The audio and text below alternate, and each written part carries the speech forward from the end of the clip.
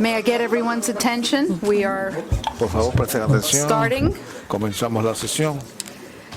So, this morning we resume. Esta We're happy to mañana, have everyone here again. We resume resumiremos lo que with the hicimos ayer presentations con today. las And presentaciones de hoy. the first speaker Y is el primer Professor orador es el Robert profesor Bartholomew, Robert Department of Bartholomew, del Psychological Departamento Medicine, de University of Medicina Psicológica Auckland, de la Universidad de Auckland, New Auckland, Zealand. en Nueva Zelanda. Thank you very much. Muchísimas gracias.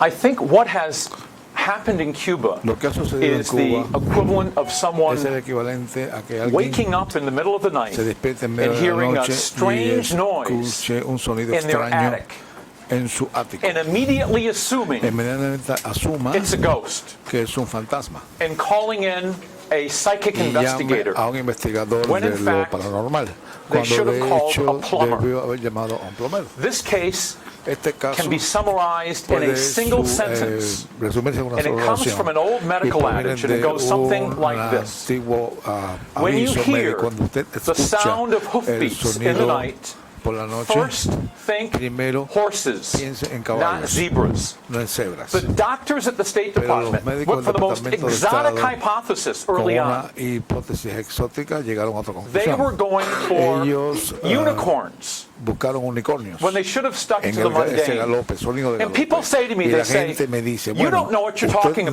about. sabe de qué está White hablando. matter tract changes, concussion-like Que symptoms, cambian porque los hearing síntomas, loss.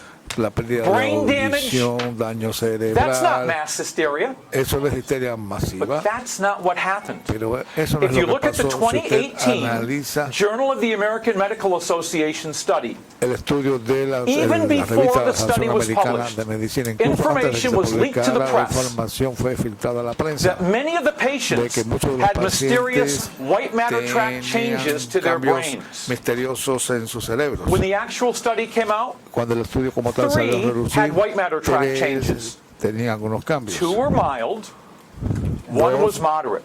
moderados y If otros you menos go to the moderados. streets Si of usted Havana va this morning a las calles de and La Habana esta randomly mañana pick y 21 al people, azar escoge a you'll have a 21 similar personas, breakdown. tendrá un Because white resultado matter similar tract changes are porque common in estos everything cambios son from comunes, depression incluyen la to depresión y van desde la dementia depresión a la demencia to normal aging.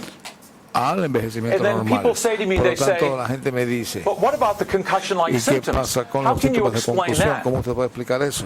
The concussion-like symptoms are Los síntomas unrevealing in parecidos this a la instance concusión because when you look son closely at the relacionados scans por cuando from the usted 2018 article, ve el artículo there were no structural de esa changes to the publicación, brain. no hay cambios estructurales ocurridos And then en el people say, cerebro. okay, y entonces la gente dice, But what about the hearing loss? ¿qué How pasa can you con la explain pérdida de that? audición? ¿Cómo puede explicar eso? The hearing loss La pérdida de is in audición reference es en to the referencia so-called University of Miami study from según el December estudio de la of Universidad de 2018. Miami de diciembre Even del before that 19, study was incluso published, antes de la publicación de ese information estudio, la was leaked to the información press. fue Are we seeing a filtrada a pattern la here? prensa como algo That about a patrón third of the aquí, patients que had hearing aproximadamente loss. la tercera parte de los When the pacientes tenían actual pérdida de study came audición out cuando and subió they el did the estudio hearing tests, y se hicieron las 2 pruebas de audición. patients Dos had hearing pacientes loss, tenían pérdida de audición. both of whom Ambos had pre-existing tenían hearing loss pérdidas de before they audición went to Cuba. anteriores antes de ir a Cuba. But that's not what you see in the Pero media. eso no es lo What que you see in usted the ve en media los is medios. Lo que usted ve white matter tract changes, es que hay grandes concussion-like cambios, symptoms, síntomas de hearing confusión, loss, pérdida de brain audición, damage. daño The cerebral. perception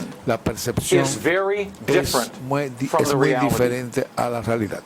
I think it's important Creo que to es note importante that decir early on, que one antes, of the early victims una de las of the primeras so-called víctimas sonic de attack estos recorded her attack, and it was llamados taken by the State ataques sónicos Department, fue and it was tomado being por el played Departamento back de Estado, for new se staff going over grabó to Cuba. y esto And they were fue saying things presentado like, al personal this que is iba what a a sonic Cuba attack y se sounds dijo, like. estos son If you're los on the ataques X, sónicos. Si usted get off the reacciona X. así, The salga del X lugar. being wherever you're eje standing o el área at any es given time. el área que usted esté en un determinado momento. So Por lo that's tanto, very important eso because es that muy recording importante porque was esa later grabación posteriormente analyzed fue and analizada shown to have been the y mating call mostrada of the Indies short-tailed cricket. a muchas personas. FBI El FBI also took también about a dozen recordings and took them to one Alan Sanborn, one of the foremost entomologists or bug experts on the Caribbean. And they asked him to y le pidieron audially assess them. que And evaluara his assessment was there were definitely insects, auditivamente most likely que son cicadas. insectos. Another set of Normalmente, recordings were y taken estas by the grabaciones Cubans, fueron given to tomadas por them los cubanos, by the trajeron a él Americans, por los and they analyzed them, y las and they found them analizaron to y be descubrieron cricket sounds. que eran sonidos de It grillos. appears to me A that mí the me United parece States que government el has gobierno de spent los the better Estados part of the Unidos ha last 3 dedicado la mayor years parte de los últimos 3 getting people años a needlessly hacer que la gente concerned, necesariamente se preocupe, spending millions in dedicando taxpayer dollars millones de dólares a and los costing the Cuban contribuyentes government y costos al potentially gobierno cubano millions of para dollars especialmente millones de in tourist dólares revenue, en estos all ingresos because of solo the mating call debido of the a Indian una short-tailed llamada cricket, the de- Jamaican o field al cricket, sonido de un and the grillo Caribbean cicada. que es típico del Caribe.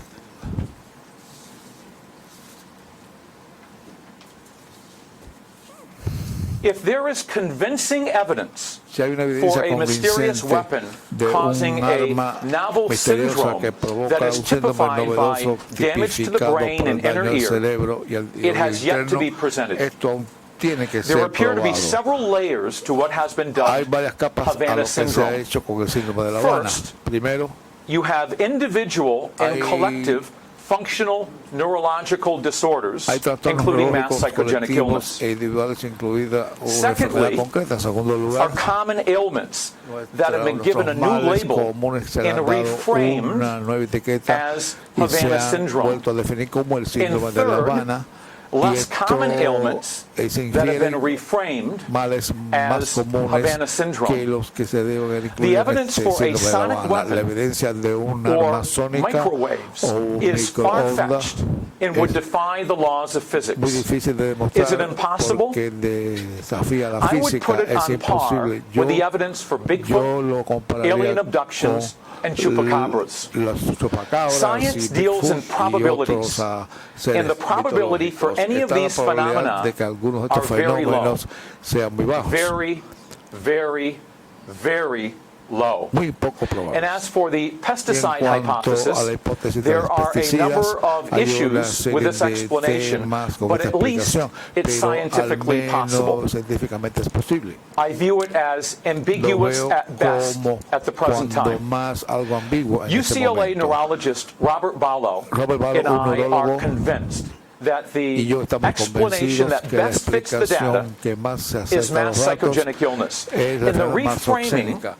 of an array of common La complaints reformulación de within a estas convenient unitary quejas heading con called un Havana syndrome. título que es el síndrome de La Habana. así lo Back han in the definido. 1950s, En los años an 50, American anthropologist un traveled to the antropólogo americano Congo viajó and al encountered a Congo group of y pygmies. vio a un grupo de pigmeos. One day, Un día, an elder tribesman pointed to a anciano cloud de la of tribu billowing dust in the distance vio and began un to shout polvo en la excitedly, distancia y empezó a "Look, gritar y decir, giant dragonflies, mire, giant dragonflies." hay un dragón As the gigante dust volando. cloud got A closer, medida que se acercaba el the polvo, anthropologist el could clearly see the antropólogo outline vio of stampeding elephants.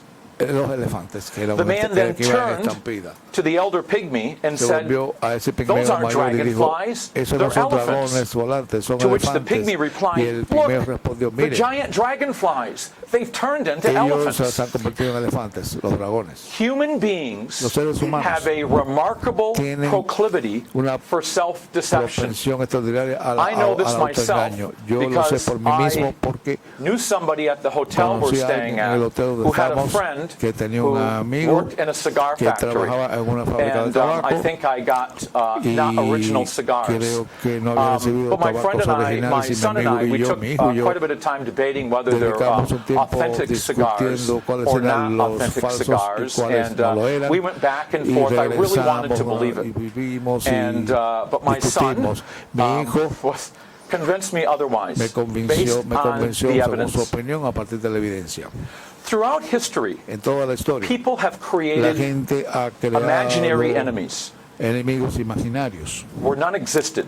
que no han Enemies that existido, reflected enemigos prevailing fears and beliefs, que reflejaban from the witch las hunts of the creencias latter Middle e Ages ideas to the prevalecentes persecution of de Jews la in persecución de Nazi los Germany. judíos en la Alemania Humans nazi y pasando also por el have a medioevo. tendency También to hay look la for tendencia order and see a patterns buscar and meaning orden y where none exist. patrones y significados que no existen. In 1977, En in Lake Arthur, 1977, New Mexico, en Nuevo Maria México, Rubio, María a devout Rubio, Catholic, una burned a católica tortilla devota, while cooking compró una and was tortilla convinced y it was estaba the face of convencida Jesus. que era la cara de Jesús. Tens of thousands of people Decenas de miles flocked de to her house personas fueron a to su see casa para what was ver believed to be lo que se pensó a miracle. era un milagro.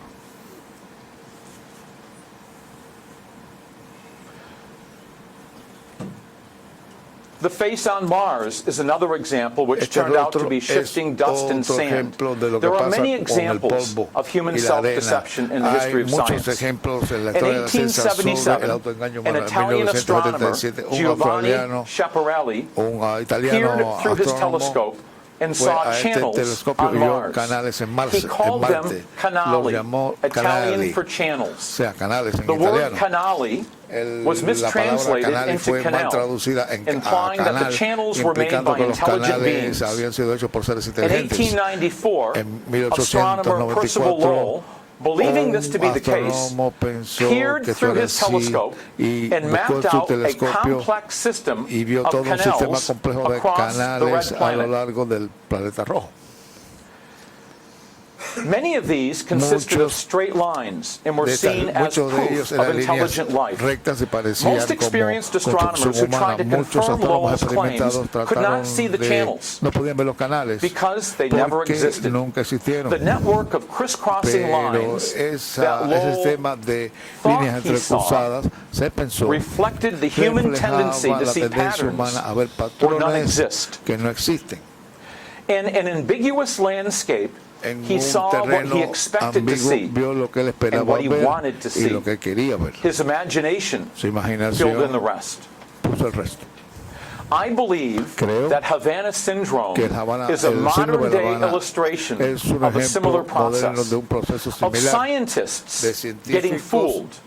And in the case of the 3 American patient studies, seeing what they expected to see and wanted to see, which just so happened to confirm the opinions of the people who they wanted to please, the people who gave them the data, the United States government. I believe that Havana syndrome will be taught to medical students for decades to come as a case study in what can happen when politics is mixed with science.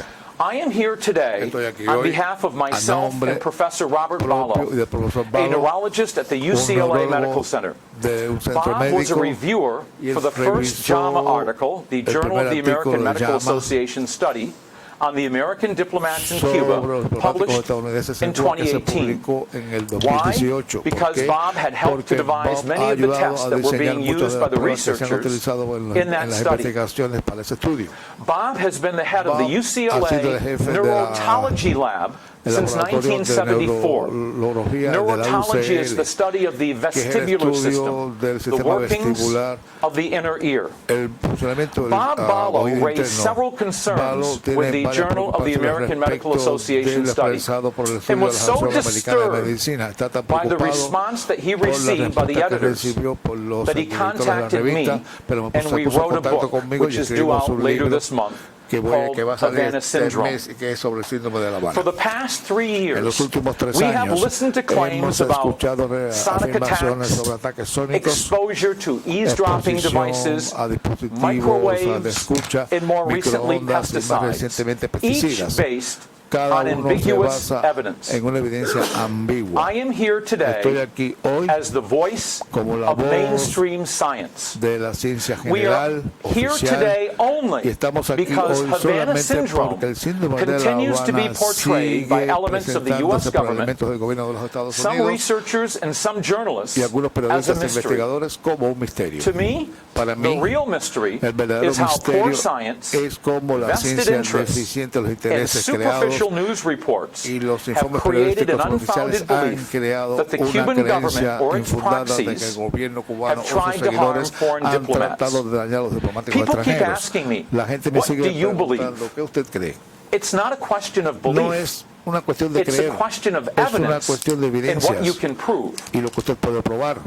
A key factor Un driving factor this case esencial que lleva and adelante making este it very caso, challenging esta for argumentación journalists que and es all muy difícil involved para los periodistas y is that todos los most people participantes es que la are not mayoría de las experts personas no on son acoustical expertas weapons en las armas or acústicas microwaves o las or microondas o los pesticides pesticidas or neurology o la or neurología insects o or los the physiology of insectos o the la inner ear fisiología del or oído Cuban interno American o politics de la política or mass cubanoamericana psychogenic illness. o las enfermedades As a masogénicas. result, Como many resultado, people muchos don't know what to no believe saben qué creer because they are seeing porque conflicting claims ven by afirmaciones scientists. contradictorias entre los I científicos. also want to También acknowledge that there quiero has been some reconocer que ha important habido investigative journalism algún done by periodismo Dan investigador Vergano at importante por BuzzFeed Vergano News, who has fought que and is continuing to ha fight to luchado y sigue obtain luchando para Freedom of Information obtener Act documents that documentos have sobre la helped to ley fill de in libertad de important pieces información to this para jigsaw obtener ideas puzzle. importantes sobre I todo think it's este important to rompecabezas. very briefly recount Creo que es what importante happened. brevemente decir qué es lo que ha In late pasado. 2016, En a U.S. finales del agents in Cuba 16, began hearing strange una sounds. agencia There are americana de always Cuba going to comenzó a be escuchar unfamiliar sonidos sounds in any extraños o poco environment, especially familiares a en new un one. entorno So to be nuevo. more accurate,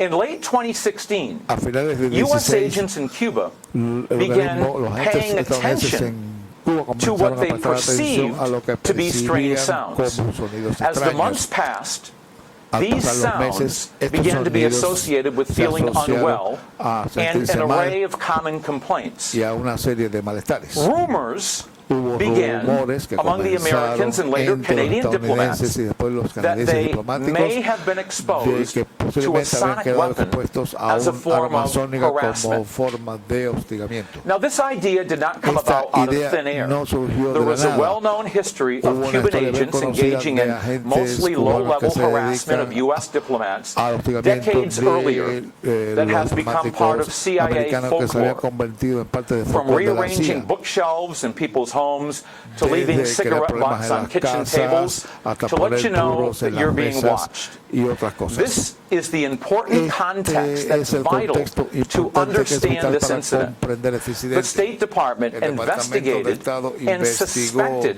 the diplomats were suffering from exposure y to a sospechó sonic device que había and consulted with a diplomáticos a un specialist dispositivo in sónico acoustical injuries. y que había This was a daños monumental acústicos. assumption Esto fue and un was not supuesto warranted monumental y by the no estaba experiences of the apoyado por las diplomats experiencias de los or the diplomáticos evidence. o la evidencia.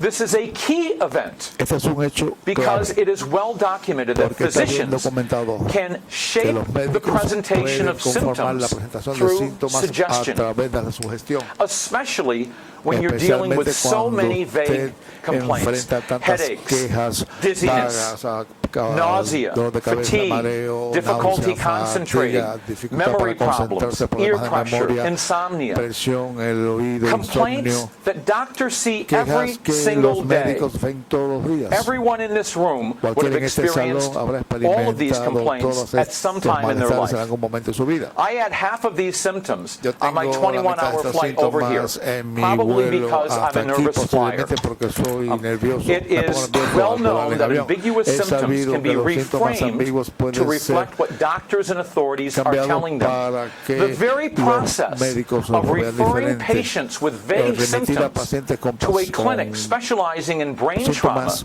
can shape the vagos symptoms puede dar into lugar a specific a pattern. conformar una idea de los If síntomas you put según these un patrón. patients Si in usted a headache pone clinic, estos there's a pacientes strong en una likelihood clínica, es that they would be probable diagnosed as que se tension or les migraine headaches. diagnostique como que tienen The problemas key de tensión, phrase here etcétera. La is frase esencial aquí vague symptoms. síntomas vagos. The same is true of Lo an mismo anxiety clinic. reza para la This clínica is de la why the ansiedad. State Es por Department's eso actions que were so las acciones pivotal. del Departamento de Their Estado fueron tan first port of call esenciales was a specialist on acoustical injury, and this was done with no concrete evidence of such an injury. It is not surprising then that's what they found.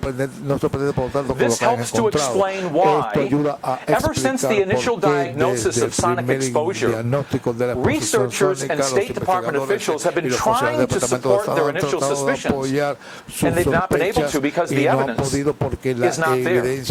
Despite this, the U.S. State Department today, as I am speaking, has a level 2 travel advisory for Americans going to Cuba. And due to, according to the website, embassy staff and their family members who have, quote, been severely and permanently damaged. Let's look at the patient studies. The first JAMA study was in February of 2018. It should, in my opinion, never have been published. As Sergio Della Sala has noted, the threshold for impairment was not only way off, it was way off. They also conflate collusion with malingering and mass hysteria. The Journal of the American Medical Association study authors dismissed mass psychogenic illness on the grounds that the patients were cooperative and showed no evidence of malingering, which is the faking of illness or injury. One of the study authors later told the JAMA News Network that they discounted mass hysteria because there was no evidence that the patients were in collusion together to make sure all of their symptoms match. They are clearly claiming that this is a conscious effort to deceive. This statement is wrong. It shows a fundamental lack of understanding of the literature on mass psychogenic illness. What is so extraordinary is that there were no less than 10 authors of the 2018 JAMA study, and not one picked up on this or the impairment threshold. I ask, how is that possible?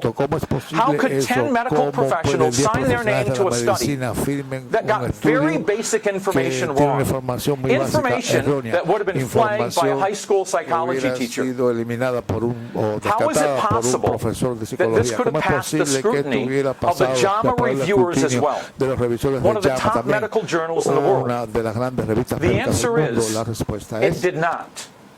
My colleague, Bob Ballo at UCLA, was asked to review the study as he created some of the tests that the researchers had used. He rejected the study and pointed out that their discussion of mass hysteria was factually inaccurate, wrong, incorrect. Not only was the article accepted, the erroneous information about mass psychogenic illness was never corrected. This is the real mystery. It's how this article ever passed peer review. And look, occasionally a reviewer might get overruled. But here is where this case is so unusual. Here is a leading neurologist who noted that not only were there serious problems with the study, the information on mass psychogenic illness was wrong, and the authors of the article were not instructed to change it. Furthermore, the authors showed bias. On the first page of the study, they make it sound like it was a fact that there was an unknown energy source causing people to get sick. They wrote that the study's purpose was to, quote, describe the neurological manifestations that followed exposure to an unknown energy source. What they should have said and made reference to was the alleged exposure to an unknown energy source. The authors also failed to share their data, claiming military secrecy. Science doesn't work like this, especially on controversial topics. Remember, this is the same group of authors who used a dubious impairment threshold, grossly misrepresented the concept of mass hysteria, and show a clear bias. And they are asking us to trust them on the data. There are also serious credibility issues with this study. Only 2 of the many authors had access to all of the data. At least 3 of the researchers who were originally involved in the study had no access to any of the data, none. And they were allowed when they tried to have input in the study, they were told, no, you can't. How is this possible? How can you be asked to sign your name to be part of a study on such a contested subject when you have not seen any of the data? That is why 3 of the original authors of the 2018 JAMA study had their names removed from the study at the very last minute. Drs. Balaban, Hoffer, and Levin. Dr. Balaban even filed an academic misconduct complaint about the with the University of Pittsburgh about the study. I would tell you about that complaint, but neither he nor his university will release it to me. Then there's the second JAMA study of July 2019. That study, the authors write about the mysterious brain anomalies they found. Here is all you need to know from the 2019 JAMA study.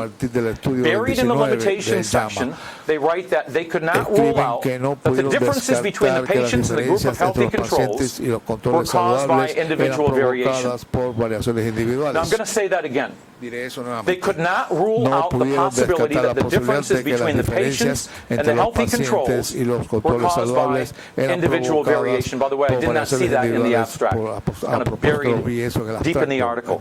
What's more, 12 of the patients had pre-existing histories of concussion compared to none in the healthy controls. Now, yes, it's true. The brain scans found an array of anomalies. But these were not normal MRIs. These MRIs were so advanced that their use is usually reserved for scientific research, and they can only be interpreted using complex computer programs that have notoriously high rates of false positives. How high? As high as 70%.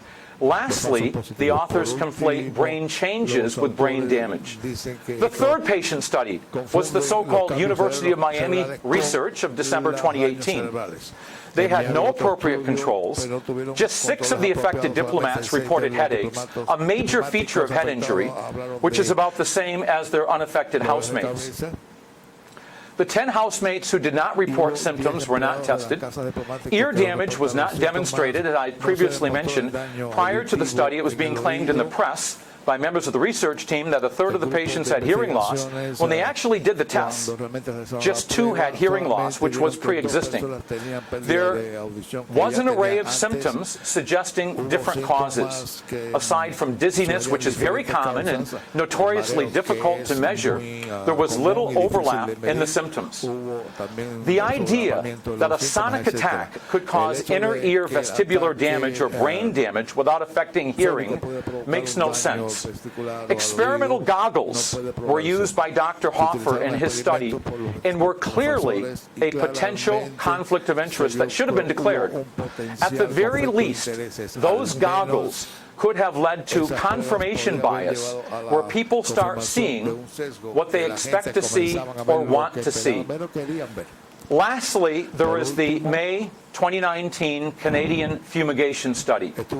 They are going to present later today, so hopefully they can address some of the concerns I'm going to raise today. And look, we're here in the spirit of understanding and comradeship, and I'm going to offer these constructive criticisms. The study is speculative and preliminary, and I think they admit that. It does not explain that the Chinese, what happened with the Chinese embassy attacks. Why hasn't there been an epidemic of concussion-like symptoms across Cuba? These sprays are used around the world. Why hasn't there been a global epidemic of concussion-like symptoms? How can they explain why non-diplomats working in or visiting the affected areas were not affected? I have serious concerns with their treatment of the literature on mass psychogenic illness, as they have made several statements that are inaccurate. During the December 2019 National Academy of Sciences meeting, one of the authors remarked that they didn't see signs of mass hysteria because everyone was calm. This statement shows a lack of understanding of the literature on mass psychogenic illness.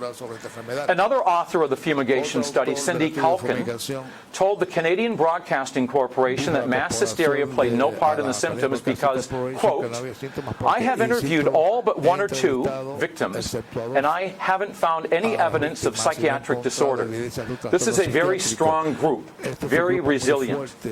This statement shows a lack of understanding of the literature. Mass psychogenic illness is not a mental disorder. It does not target weak-minded people. It is a collective stress response that occurs overwhelmingly in normal people. It is spread by the power of belief, framing, context. As a result, everybody here is susceptible. Part of the problem is that the media can look at this and say, oh, these experts have different interpretations of the evidence.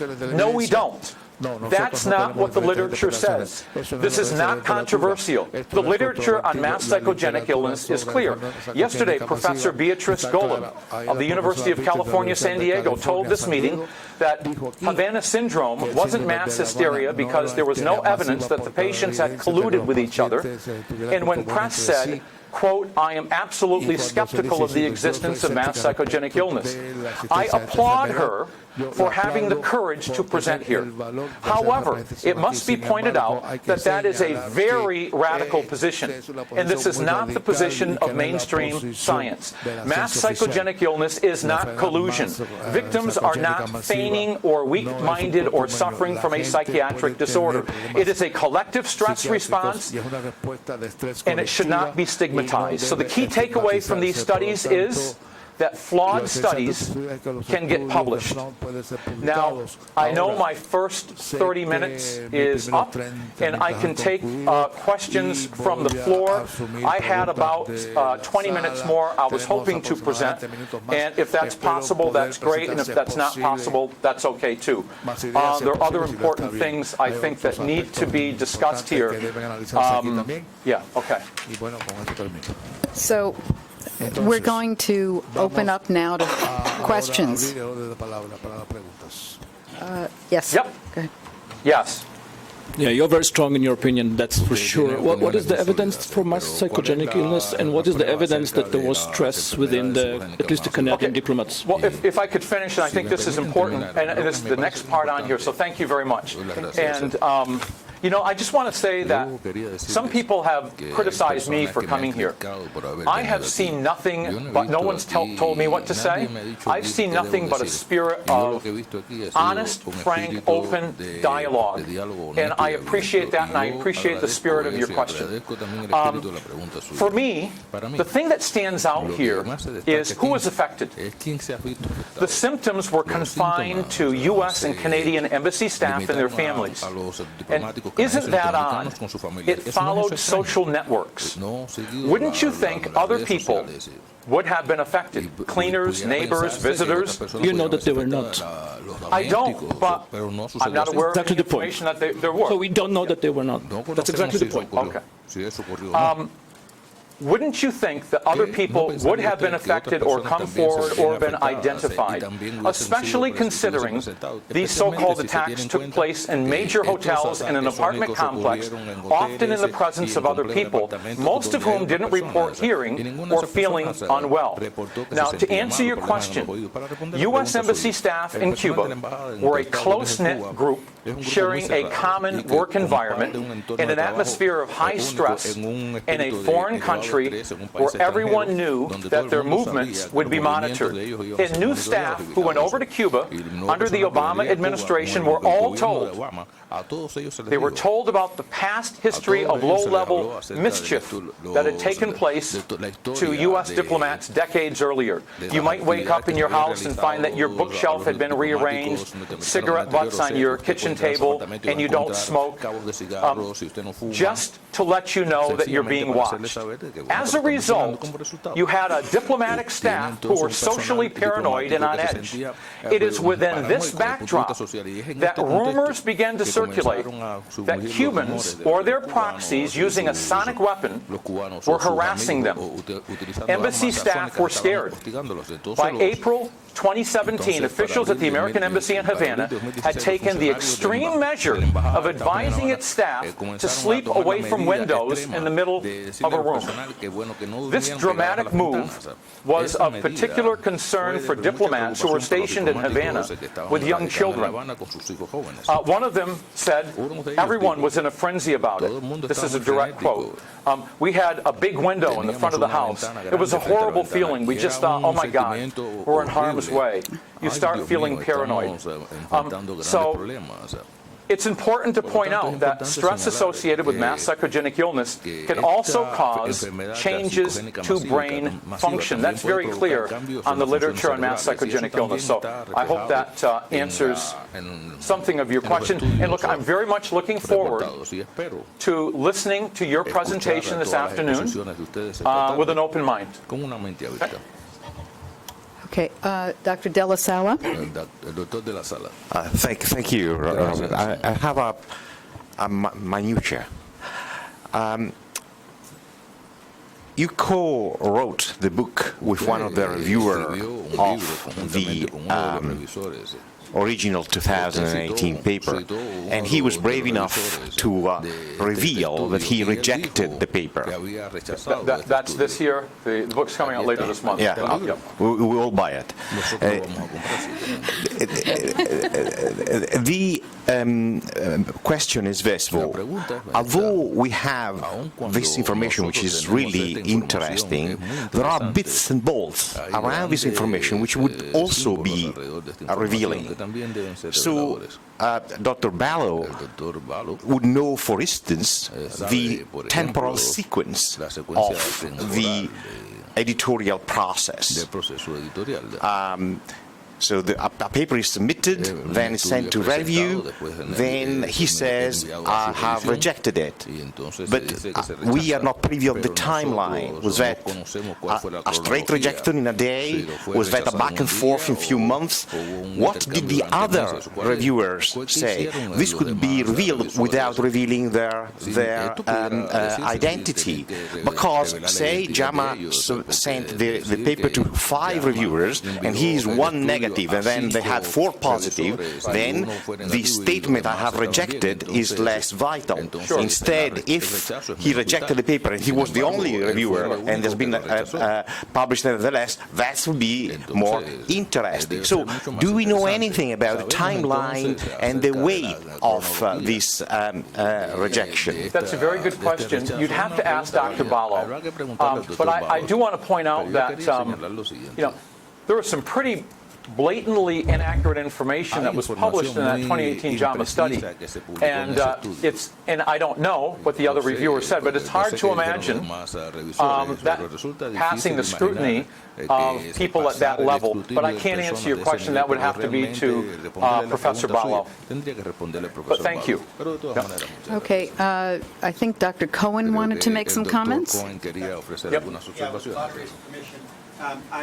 I wanted to just offer a little bit of comment. Go ahead.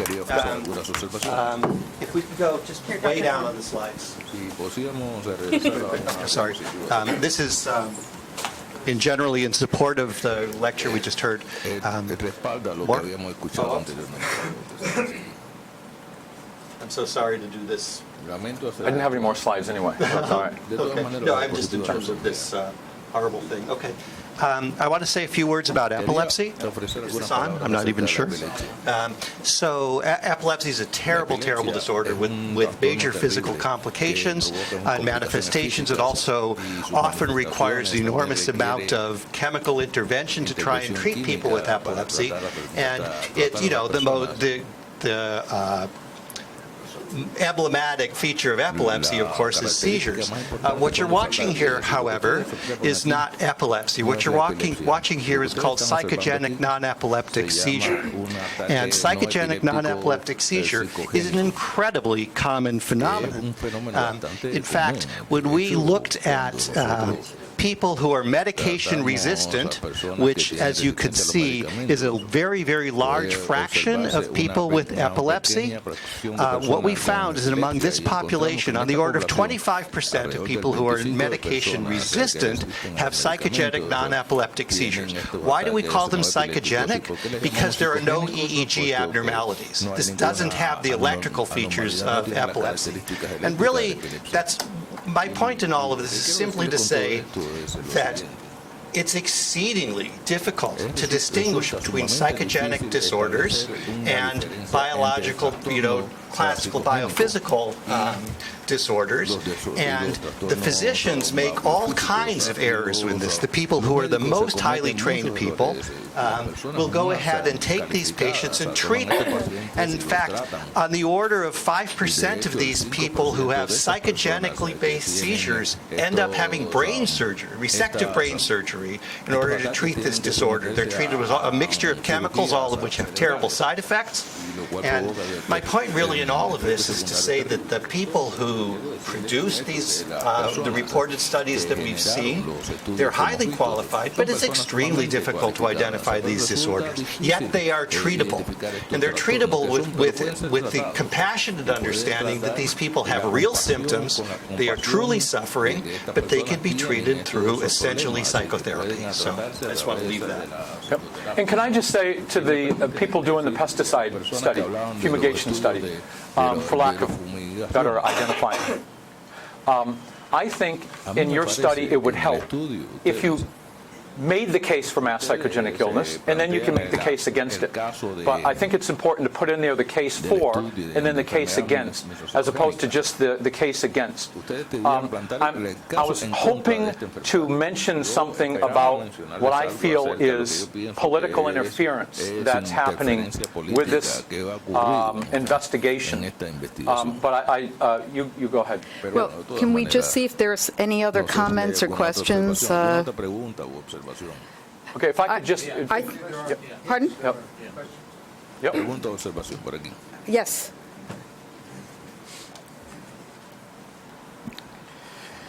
Good morning, everybody. I'm very happy to stay today here. My name is Alexis Lorenzo Ruiz. I am psychologist, president of the Cuban Society of Psychology, and my commentary in Spanish. Okay. Nosotros...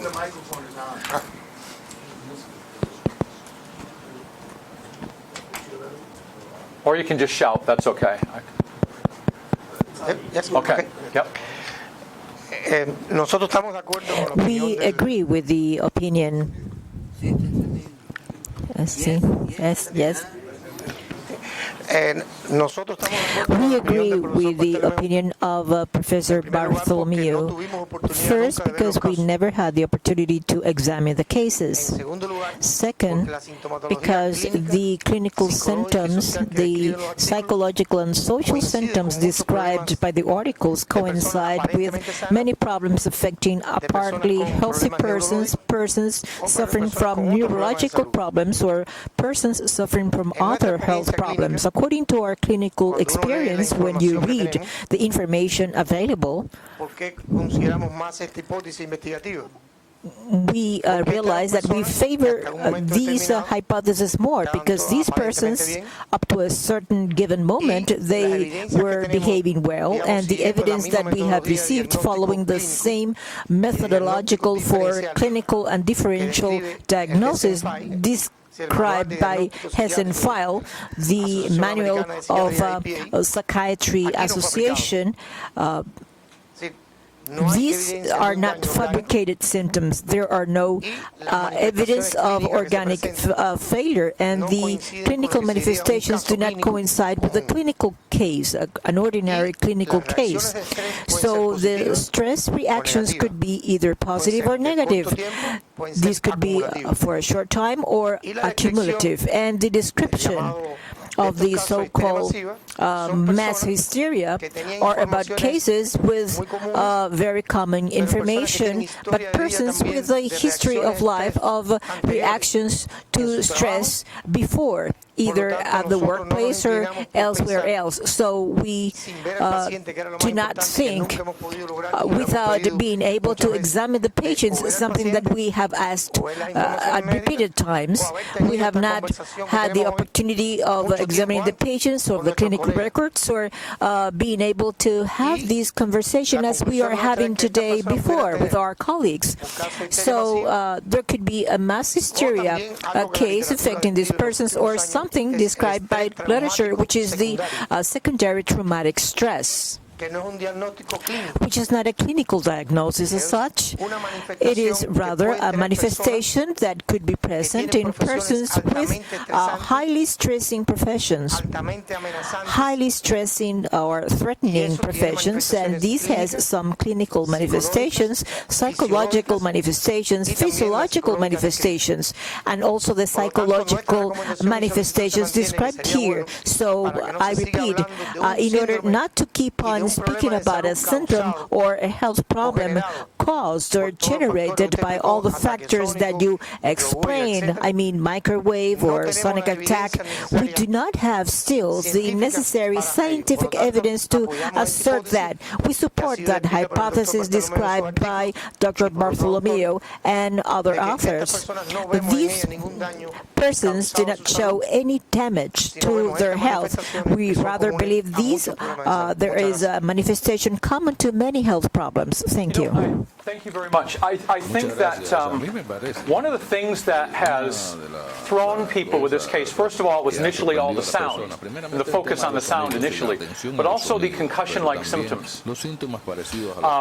And Professor Ballo and I started looking at this, and we looked for a case similar to Havana syndrome, and we found this case from World War I. And the signature symptom was concussion-like symptoms. And if you look at the literature, they were writing things back in World War I with shell shock. They were saying things like, it's a concussion without a concussion. When shell shock was first identified in World War I, it was assumed to have been caused by the shock wave from exploding artillery ordnance causing brain damage.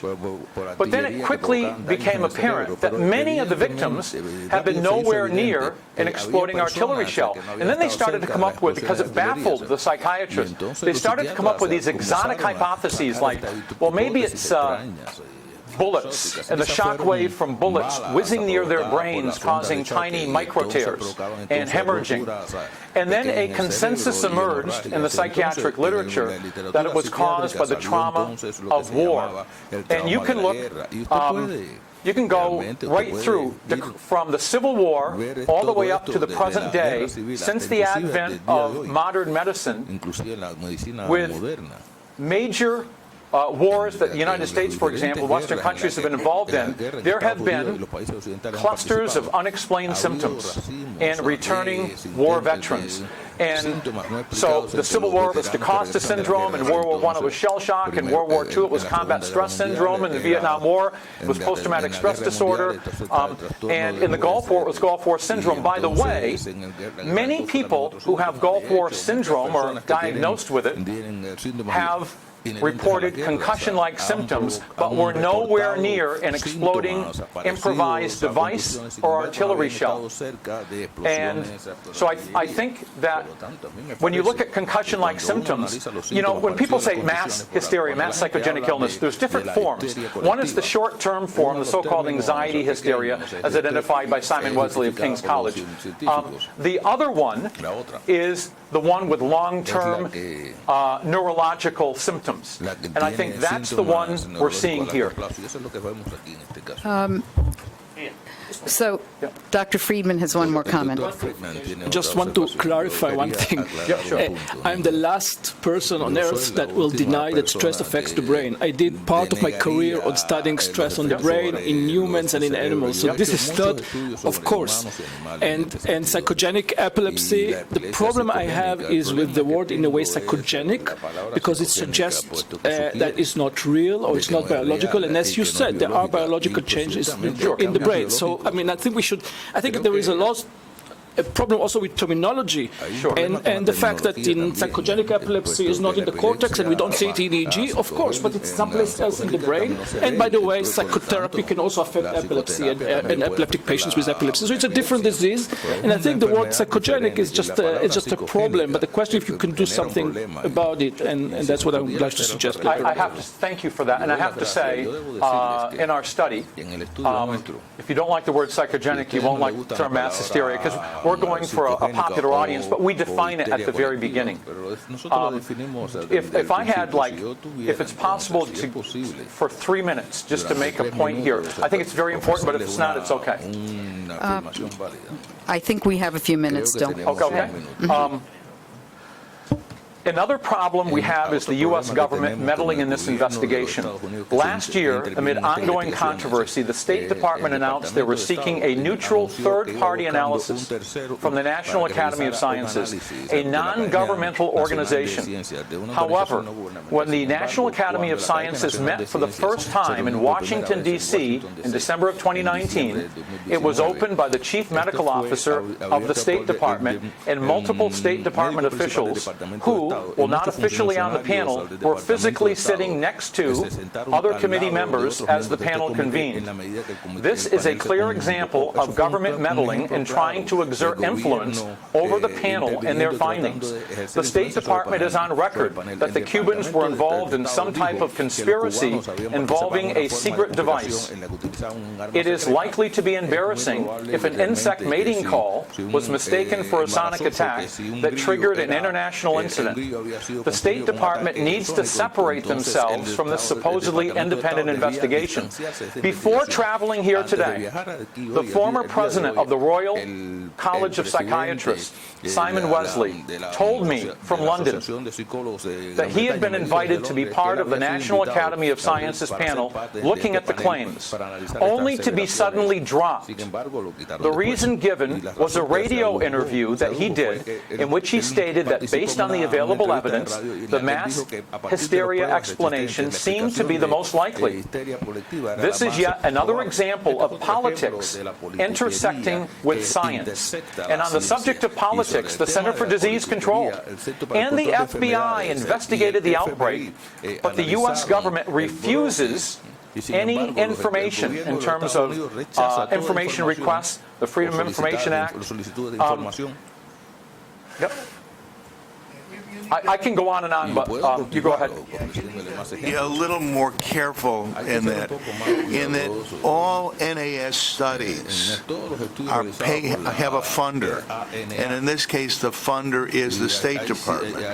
So whereas I understand that and makes it de facto not completely impartial, it doesn't constitute meddling per se. So I think we need, in a sensitive area like this, we need to be careful with the statements we make. I think if they want objectivity, that they should just do the study. Any NAS study, the NAS claims is objective and the payers aren't involved. Now you can say, well, they were in the room, that could constitute a problem, but I just think it's more important to be very straight on it and say, this is the study, they paid for it, and I wish they hadn't been in the room, but okay, fair enough. Point taken. Yep. Thank you, Dr. Reznik. Dr. Friedman? I just want to mention that I was offered to be part of this committee as well, and my name was dropped off because they also said because I have an opinion and I already expressed my opinion. So they tried, at least officially, to take people who never interviewed and never to be as objective as possible. At least that's the formal. Thank you. Dr. Valdez-Sosa. Okay, so I'd like to, I'm going to say some of the things I was going to say later, because my only point was to keep not only psychogenic, let's say mass hysteria as an explanation, but something that's related but is not exactly the same, which is functional neurological disorders. Now, why is the reason that I'm interested in this? It's because I come from a background, I'm a methods guy and a theory guy. And I've worked in functional connectivity, I've worked with Bayesian analysis, and particularly I've worked for many decades with Carl Friston, who now has been spearheading the idea that the brain works in a Bayesian fashion, therefore that expectations set perception. And in fact, he has a paper with Mark Edwards in Brain, which is a Bayesian explanation of hysteria.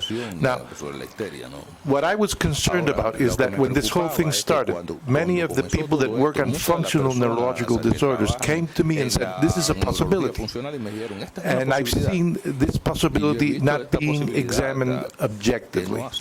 And that's what I would like to happen, and I'm not saying that's what's happened. As a contributing factor, I don't think we have the facts. I think what we have to do is to look at all the explanations. Now, the fact that there may be a component, because what I've read, and here there are more experts, what I've read is that these functional neurological disorders have a basis. Maybe in some symptom or something, there's a positive feedback, and there's actually alterations of brain imaging. In fact, my next-door neighbor in China is Ben Becker. He would have liked to be here because of the coronavirus. He didn't come. And he's been studying cases, for example, psychic blindness, with changes of fMRI in visual cortex. So I just wanted to add this component in. First, that some of the people that are studying functional neurological disorders, first, it's based on the individual. There is factors that come in, and then something is established, circuits are altered. There are many reviews on this, and I don't think that this should be dropped. It should be one of the things. I don't think it excludes. I don't think there's a single explanation. In fact, I think this fits in. There might be, let's say, social synchronization. When I look at the models for this, if an external factor, there could be some sort of social networking. So I'm not an expert in this. I'm a theorist. I think that we could improve if we had access to the data, the analysis. We have to go towards causal modeling. I think this is important at the end. There's a lot of work that's been done in causal modeling recently that has been reestablished as a scientific query, where you get rid of confounders, where you look at mediators. There's a lot of stuff on that, and I've been working on that with Janina, for example. Now, what I do want to stress is that we don't have here some of the people that have been strongly giving these opinions. And in fact, when the JAMA article was released, there was a John Stone and a number of Poprikov. They actually presented a letter that was signed by 30 specialists. I have it here. Mark Edwards sent it to me. This letter did not, it's 30 people from neurological societies, and what are they concerned about? That this factor of functional neurological disorder shouldn't be simply dismissed, it should be examined. Why are they concerned? Because they state, and that's what I've looked at, it's much more frequent, as Mark was saying, than it's considered. But there's a problem that there's a stigma with all of this, and that's what I'm worried about. In fact, I don't like the term hysteria because of all the connotations it has. And then that places people know they're, So I think that we have a problem of terminology that has to be done carefully, which may cloud the issue if we're not careful. I think we're thinking along similar lines, but I would just like to request, I haven't analyzed the data, okay? I just wanted this perspective, since neither John Stone nor other people that have given me books and stuff, and I'm really worried that this is a perspective that has to be analyzed calmly, use terminology that would not put the patients or anybody on the defensive, and try to get to the bottom of it. It may be, from what I'm seeing of all this discussion, there may be an external agent, but it's certainly not a, let's say, a UFO weapon or something strange. I don't believe that. It's very low probability. There may be other things. I always saw let's say the pesticide hypothesis, call it some way. At least I said, finally, somebody's looking at this from a public health point of view. Okay, be it true, be it not true, but it's something something that can be examined. But then I would not discount, and I would try to reconcile, because I haven't seen much work, and that may be my ignorance. What is all the literature that there is on functional neurological? There's even a complete book of the Handbook of Neurology on this topic. And you can see there many of the things, and I'm not saying that's it. I'm just saying this should be considered. So, again, thank you. I actually, before you spoke, just to take a couple of minutes as moderator, I'll take the floor for a second. I actually had written the word stigma. I think that there is indeed a reason that this possibility really has been probably the most under-considered or the most controversial. And in fact, you know, the World Psychiatric Association, World Health Organization, all recognize that this particular diagnosis comes with a large amount of stigma globally.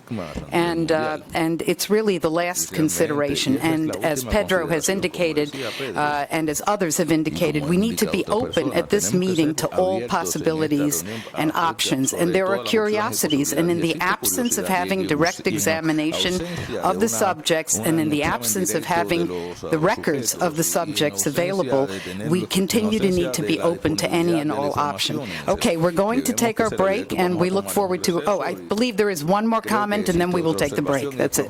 Morning. My name is Dionisio Saldivar. I is a clinical psychologist. I want to speak in Spanish. Estamos de acuerdo. We agree. We agree with the theory of Dr. Bartholomew. We have already exchanged. We believe that whenever we are faced with situations like this, with a variety of situations, there is a need to deepen on the psychogenic hypothesis. We have to make emphasis on that. We already heard an explanation about the situation these citizens were in, and we know that it is quite possible to come up with this psychogenic hypothesis. If a person, for example, comes up with any given symptom, a headache or any other, the rest, as a result of contagion, could also refer to the same symptoms. There are several examples, like those raised by Charcot, Freud, Cannon, showing the possibility whereby stress situations could lead to these symptoms. So I don't think that we could disregard the psychogenic hypothesis. Thank you for those comments. Yes. Gracias. Thank you. I would like to congratulate you on this most interesting presentation, and so is the case for the rest of the colleagues here with us. And just like Dr. Friedman and others, we have devoted ourselves to study the brain and many problems affecting the brain, and basically those related to the movement disturbances. Functional problems are becoming ever more significant today in the field of neurosciences, not only because they cannot become objective when you study them from the point of view of objective methods in an attempt to quantify them, not only based on what the patients preferred, because you find evident alterations, and we have been studying for more than 20 years some neurodegenerating diseases capable of causing gating disturbances, dystonic disturbances, and it is very difficult not to think about an organic substrate or locomotive disturbances, not to speak about the non-specific alterations occurring surrounding these situations. When you make these functional imaging studies, you can identify these alterations. we cannot ignore any hypothesis or any other analysis regarding the etiology of this phenomenon that we are analyzing today as good scientists, as persons who are trying to find somehow a solution to a problem that is affecting people's persons, because this has an ethical, scientific impact, and it is up to us to live up to our universal responsibility over and above any political or ideological questions. I wanted to emphasize this because there is an objective basis to all of that, and in fact, this is like a new specialization within neurology. I mean, neurophysiological important changes, not only from the biochemical language, I mean, changes that leave some imprints in the brain. Thank you. We are going to end in 1 minute. Dr. Bartholomew has a few short words. Two short points. One is, that's a very good point about psychogenic mass hysteria. Probably the best term is collective stress response. But a lot of people don't recognize that, and there's that common usage out there, even in journals. They still use that term, many journals. The second thing is, I think what we're seeing right now is a case of too much politics and not enough science. And I would call on the American government, if they have nothing to hide, to just release the Freedom of Information Act documents, release the CDC report, release the FBI report. Right now, it's like getting hen's teeth. You can't get the documents. So I would call, in the spirit of openness and cooperation, release the documents. I'm sure they're listening to us. Thank you very much for a very stimulating discussion. We will reconvene in half an hour. Thank you. I wanted to give that to you. That's the proof copy. That's yours. Okay, sure. Good. Thank you.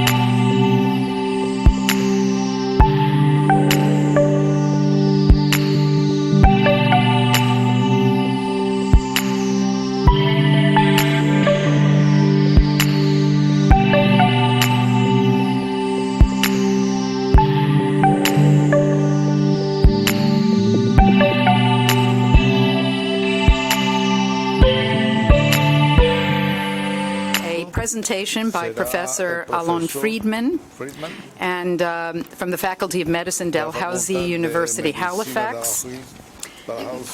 And we are waiting a couple of minutes just to correct some microphone issues.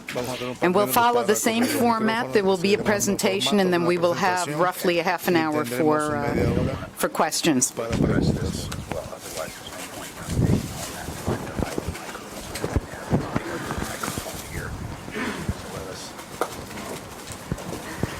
Two people addressing you at once. Thank you.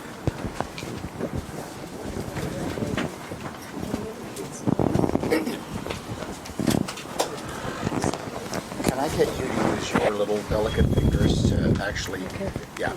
Are we just about ready? That looks hideously ugly, but. Sure. Okay. Sorry for that, but it's a bit better. I didn't ask for it. Okay. We're good, right? Okay. We're good. So, you're good as well. Okay, thank you. So good afternoon. Thank you for inviting. Thank you for this interesting meeting. A few words to start with. First of all, unlike what it sounds, we are not. Thank you. We are not. We have no ideology. When we started the project, we came up a bunch of researchers and clinicians, and we wanted to know what happened. We didn't have any presumed or hypothesis that we started with. Actually, to the hypothesis that you know that we came to, it took us 6 months of investigation to start thinking about this process, this idea, the new idea that we are going to describe to you. Second, as I mentioned yesterday, we didn't want to publish that the way it was published. As I said yesterday, I mean, the first thing that happened, the first thing when we got to the conclusion and we collected some evidence was to go to the Canadian government, to Global Affairs Canada Foreign Office, and said, listen, we have find something, we think, we have a hypothesis, now we can do something about it. And you'll hear later, but first of all, stop fumigating your houses. And then we see what happens. The second thing that we did is coming here to Havana and telling our friends and colleagues that we have some ideas. We're not very strong about it. It's not ideology. It's not. and let's do something to test the hypothesis. And I'll try to take you through how we got into this, really kind of historical way, how we got into it, and try to just convince you that there's a lot to do to test the hypothesis. As I mentioned, this is a teamwork. Many investigators were involved. We have one Dropbox. Everybody can access the data. We don't hide the data from everyone, for anyone. And the data is available. And we keep on working on the data. We started, like, as you know, we started around August. I think it was August 2018. And when we started, there was actually one paper. There was lots of media, but there was only one paper, the paper that we were all talking about and knowing about. And we came from, I have to say, we came from a presumption of brain injury. And actually, the connection between us and the Global Affairs Canada was because I'm interested in brain injury and I'm working for many years in developing new methods to quantify and to look at functional brain disorders following brain injury. So that's how the contact came, and that's why Global Affairs Canada came to us.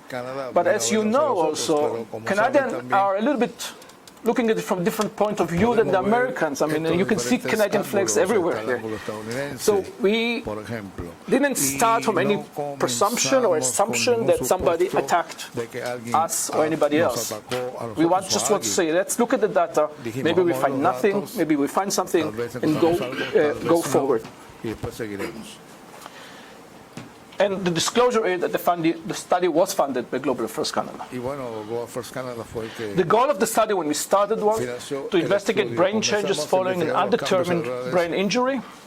And our assumption was being in Havana. So and you'll see it, not all of the people we tested were actually patients. So if you were in Havana, we tested you, or at least if Global Affairs Canada brought it, if you were available. The key questions were, is there evidence for brain injury? What are the brain mechanisms underlying the symptoms? And what is the course and natural history of the disease, if there is one? And what is the cause? Yes, we kind of, but when we talk between ourselves, we say, well, we are not weapon experts. We are not actually looking at the cause, but if we find some clue, we will go and test it. The specific aims that we have is to identify evidence for brain injury, where and if it exists, where in the brain. And we wanted, and the way we are doing, like any other research that we are doing, is not the only study that we are doing on brain injury that is objective and quantitative, that is indicative of the extent and localization of the damage, what kind of brain networks are involved, to allow follow-up of damage. So we want quantitative measures that we can follow up the individuals over time. One of the things that really bothered them, and there were questions about whether I'm going to be healthy in the future. What's happening with my brain? Okay, I'm sick now. Will it be better in 6 months? And maybe we can provide even clues for the cause. As you know, informed consent, all the individuals that we tested were consented. We cannot, of course, supply any individual information, but we are obliged to give scientific reporting and to give all the raw data. And in our ethics, we are allowed to give all the raw data as required. And as you noticed, I think it's a little bit different than the Americans. Another difference between the Americans than when I wrote in the group, who wants to come to Cuba for a meeting, so many wanted to come. Canadians, so I will share the presentation, and I think Dr. Kalkin Cindy will you give a little bit about the clinical and what we did. You can use that maybe? Does that work? Or you can, from where you start, whatever you want. Yeah.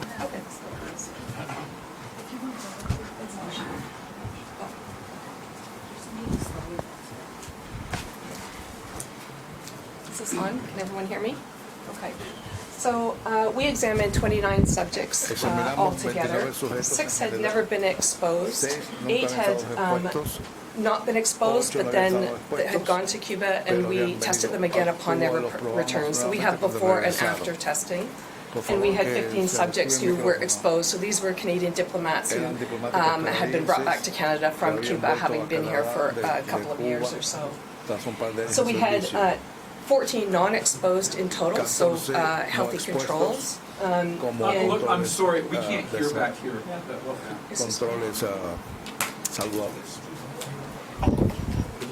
Why don't I just talk to this? We could talk to this. Use this. This works from here. Yeah, and so out of the 23 exposed subjects, we had 11 whom we investigated within a month of their return to Canada, and we refer to these as recently exposed. We have 12 who we examined between 1 and 19 months after they had returned to Canada, and we refer to these as remotely exposed. And then we had 4 who had been tested both within a month and then retested within that 1 to 19 month time frame. So these are subjects who had some abnormalities in testing that we were following up over time.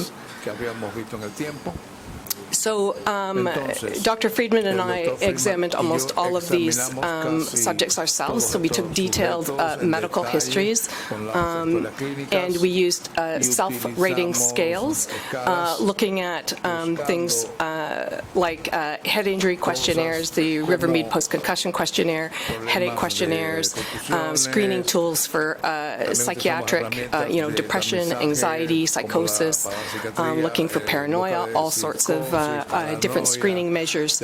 So we have scores, so we could at least quantify symptoms. We did cognitive testing using the CANTAB battery, testing 5 different domains, so very sort of broad testing. We did basic laboratory testing looking at kidney and liver functions, thyroid testing, looking at metabolic dysregulation, insulin resistance, things like this. We did anthropometric measures, blood pressure, heart rate, height, weight, waist circumference, body mass index calculations. We had a neurologist see the first 8 or 9 patients, nothing found on neurological exam. We had vision testing, audiovestibular testing, MRI, and magnetoencephalography testing.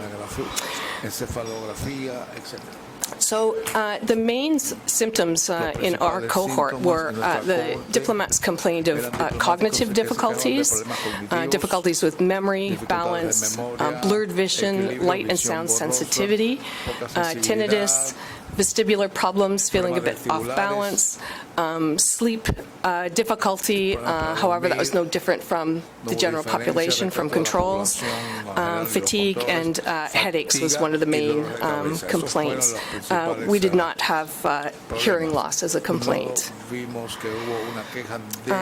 In terms of results, post-concussion syndrome was the most predominant finding on the questionnaires, as well as positive findings on the headache questionnaires.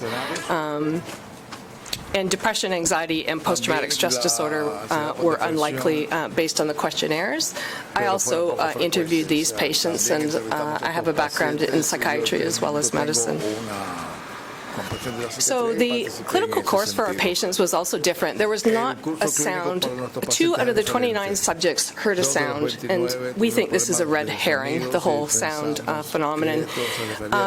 This is a timeline of 2 different subjects that we just sort of chose. The top one, where we have the little lightning bolt under 2017, they heard a sound at that time point. But you can see that the gradual onset of symptoms began after they had been in Cuba for some time. And so the blue bar are post-concussion syndrome symptoms. Then the peach is the audiovestibular symptoms in this subject, and then visual symptoms. And so you can see the time course. The gold bar is when they're outside of Cuba. And so we see a gradual resolution of symptoms or decrease in symptoms when subjects are outside of Cuba, and then upon returning to Cuba, the symptoms start to come back again. The second subject down below, again, had gradual onset of symptoms, no sound experience whatsoever, as with 27 of our 29 subjects. And again, this waxing and waning of symptoms that occurs depending on whether they're in Cuba or whether they have left Cuba. In terms of cognitive assessment, as we spoke of some yesterday, the only real finding was the spatial working memory, and the other testing did not show any real difference. We had 35 controls, and so what we did for controls is the research assistants were flown to Ottawa, and we did CANTAB cognitive batteries on diplomats, so people with similar education backgrounds, similar levels of stress in their lives, and so I think it's a fairly, as best as we could to match controls. They were also matched for age and sex. Dr. Noyes? Dr. Greg Noyes is our vestibular auditory expert, audiovestibular expert. Thank you. So, sorry, Cindy. As Dr. Calkin had mentioned, our cohort may be a little bit different because, as she had said, there was only 2 that had experienced any sound that we know of. And for hearing loss, this keeps coming up a lot. But in our cohort, we had 3 with pre-existing hearing loss, and they were taken out of the analysis for the auditory evaluation. So the individuals and the data here represent normal hearing thresholds for both our control control group and the recent and the remote, and so nobody had hearing thresholds any greater than 25 decibels. So the first figure A represents an auditory brainstem response, so a method to be able to evaluate how the hearing nerve up to the brainstem responds to sounds. The top one is from a female non-exposed, and the bottom is one from an exposed, and you can see they're slightly shifted. So what we were finding is that there were subtle differences in the brainstem processing of individuals in both the recent and the exposed group. As you can see from, just go back. If you go back to the bar graph in B, timing is important for the auditory system, so the time that it takes from going to wave 1 to 3 to 5 really shows conduction from the peripheral mechanism up to the central mechanism. What we see in our study group that differs from the control group is that the absolute latencies from 1 to 3 to 5 were different, but the interpeaks, which is generally what we take to be true measure of conduction time, were not as significant. Okay. For the vestibular system, as you can see there, the consistent finding for our group in this regard was the finding of low threshold, high amplitude responses from two particular tests of otolith function, okay, in the saccule and utricle to be specific. This is quite interesting. We didn't have any individual that had an absence of response. They were all a large response, a very large response. And sometimes we saw it on one ear, one test. Sometimes we saw it on 2 ears for both tests. Why? Well, there could be a number of reasons. It could be false positive. It could be related to some other conditions, like superior canal dehiscence or large vestibular aqueduct, which would require further radiological investigation, or it could blend into our theory that you're going to hear Dr. Friedman talk about. We did we did MRI, as we will shortly discuss. It's very similar to the Americans. If you do anatomical MRI, T1, T2, whatever Mark mentioned yesterday, we didn't find anything remarkable, as expected actually for many types of brain injuries. The next set of MRI studies was fiber tracking, and Gunnar, please go ahead. Can you hear me? Okay. Hi everyone, I'm Guillermo, and I'm going to talk to you about the diffusion results that we got, or diffusion analysis. You can talk in Spanish. No, I feel more comfortable. Maybe for the discussion part.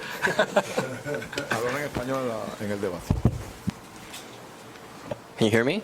Yeah. Perfect. All right. So for the diffusion analysis, we used MRGX3 and pixel-based analysis, which is a diffusion analysis method, a very novel one, which is sensible to white matter integrity, and more specifically to fiber density. So we set out to look for differences in white matter integrity for people who have been exposed versus people who were unexposed. So here's the breakdown of the subject pools. So we got 26 diplomats, and we included 40 healthy controls into the analysis, with a final breakdown of is the pointer? Yeah. With a final breakdown of 48 unexposed cohort and 18 subjects in the exposed cohort.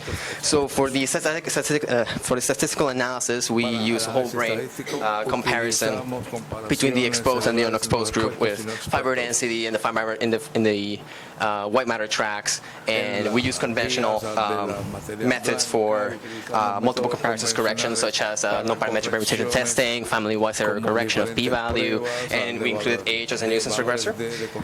So this is our first result. So as you can see, we're seeing some tracks here. These tracks belong to the fornix and the splenium region of the corpus callosum. So what this is showing you is that people who have been exposed to Havana show a decrease in fiber density in these two regions. In this next slide, I can show you more quantitatively what this is actually looking like. So we actually separated the two regions, and we got the fiber density metric for both, and we're plotting it here. So we can see that there's a huge difference in and the fiber density of both regions between the exposed and the unexposed group. And we can also see the breakdown of the different cohorts between the diplomats and our healthy controls, where we're seeing that the unexposed diplomats and our healthy controls had very similar fiber density, whereas for the exposed cohorts, both recent and remotely exposed, we're seeing huge decrease in fiber density. In fact, we also saw that for one region in specific, for the fornix and more or less for the splenium, we're seeing significant relationship where the the more time they spend in Havana, we're seeing more decrease in fiber density. Next, we tried to see if we could find whether these diffusion metrics would corroborate for different symptoms that these diplomats presented. And so here we have the list of symptoms. And we tried to see for the different regions whether the fornix would, indicate whether participants with for example, in this case, for the for memory, if they had like symptoms with memory, we will see whether the fornix or the splenium will be able to describe the diffusion of those two regions, will be able to describe or predict that symptom. So I'll show you, that graph is not there. But okay, so the most significant result that we found is that the fornix was able to corroborate mostly the tinnitus symptom for these diplomats. And also for the splenium region, we saw that the fiber density of the splenium would corroborate with the headache symptom, as well as the sound sensitivity and the fatigue, quite significantly. And this is also yeah, of course. So here we did the receiving operating characteristics, so ROC curves, and here I'm displaying the area under the curve value, and next to it is the p-value. Maybe we should probably leave the discussions for later. I really appreciate it. It's not a strong prediction, but it's... And this is a new analysis that we did very recently, in which we actually did structural whole brain connectivities in connectomics to see whether structural connectivity will be different between the exposed groups. And we used NBS, which is a conventional toolbox used for comparing structural connectomes. We're using default parameters, and once again comparing for multiple comparisons of the p-value. And we compared whether we tried to see if the exposed cohort will have decrease in structural connectivity, and what we found actually was three different networks in which the exposed cohort showed structural decrement in structural connectivity, and regions that showed up which overlap with work that you're going to see with the blood-brain barrier include the basal forebrain, the ventral anterior insula, as well as the brainstem, which also corroborates with the vestibular findings. And that's it. Thank you. So we'll go back next to the blood-brain barrier. This is a dynamic contrast-enhanced imaging. That the idea is to look for leaky vessels in the brain in any types of brain injury. There is a tendency for microvasculature in the brain to be injured. We are doing it for many, many years now.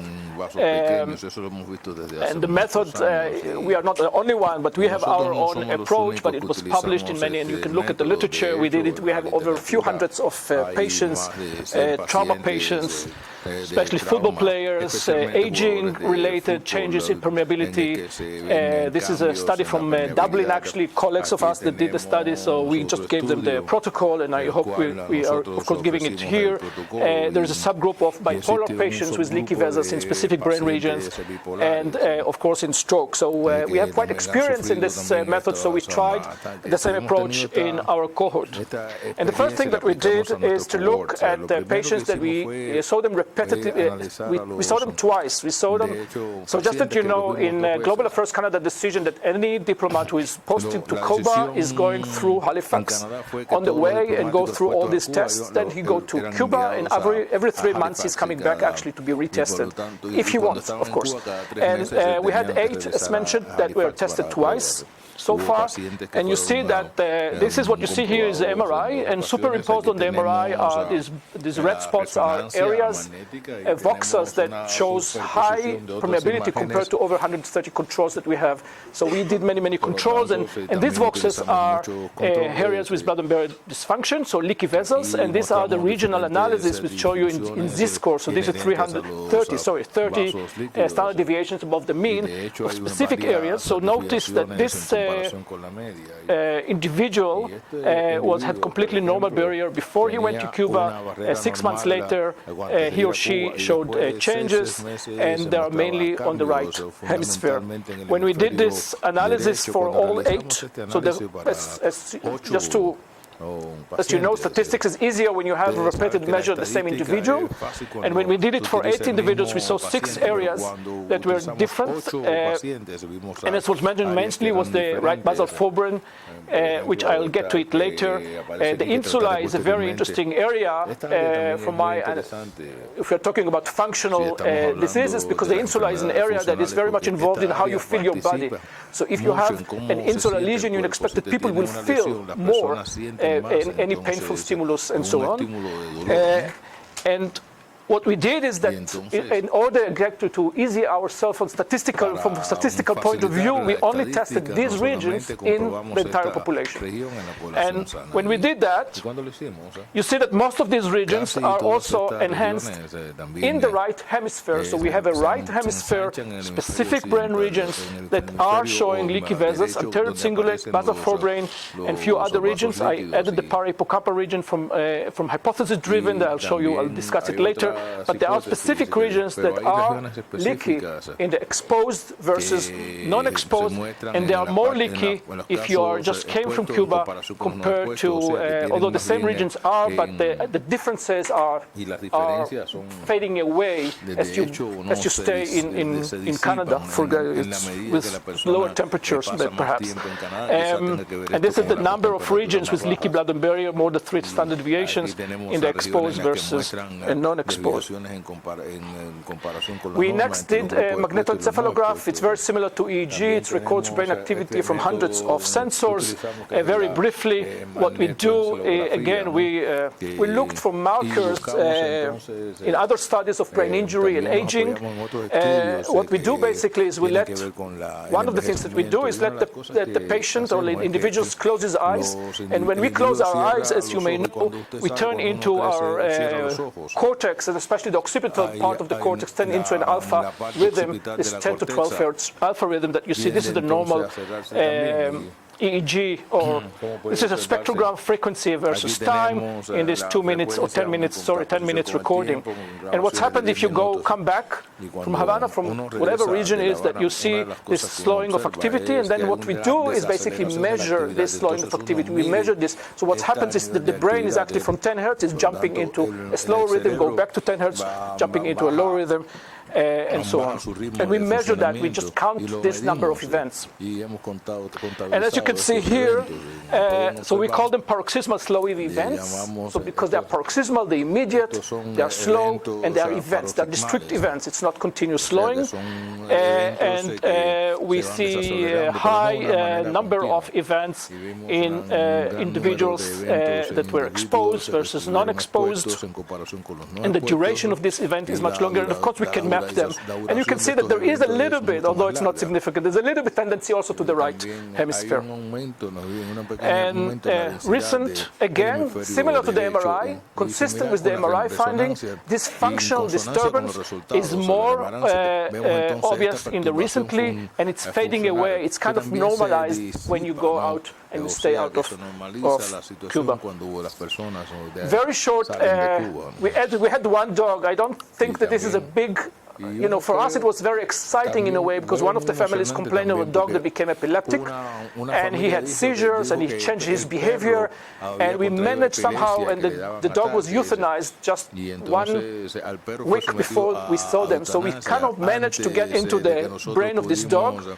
It's one case. I don't want to make a big big deal out of it, but I want us to think about it as, again, as a future collaborations. If there is something environmental, your small animals tend to be more affected than human beings because they're smaller. So I think that's something, but what's interesting is that this dog has a brainstem lesion and had gliosis, so reactive astrocytes, and a leaky blood-brain barrier. So what you see here, this is a vessel in this dog, so this is a microcirculation, and that, by the way, done by a neuropathologists, not done by us. We send the brain into to a neuropathologist who is actually, his expertise is canine pathology, is working on dogs all his life.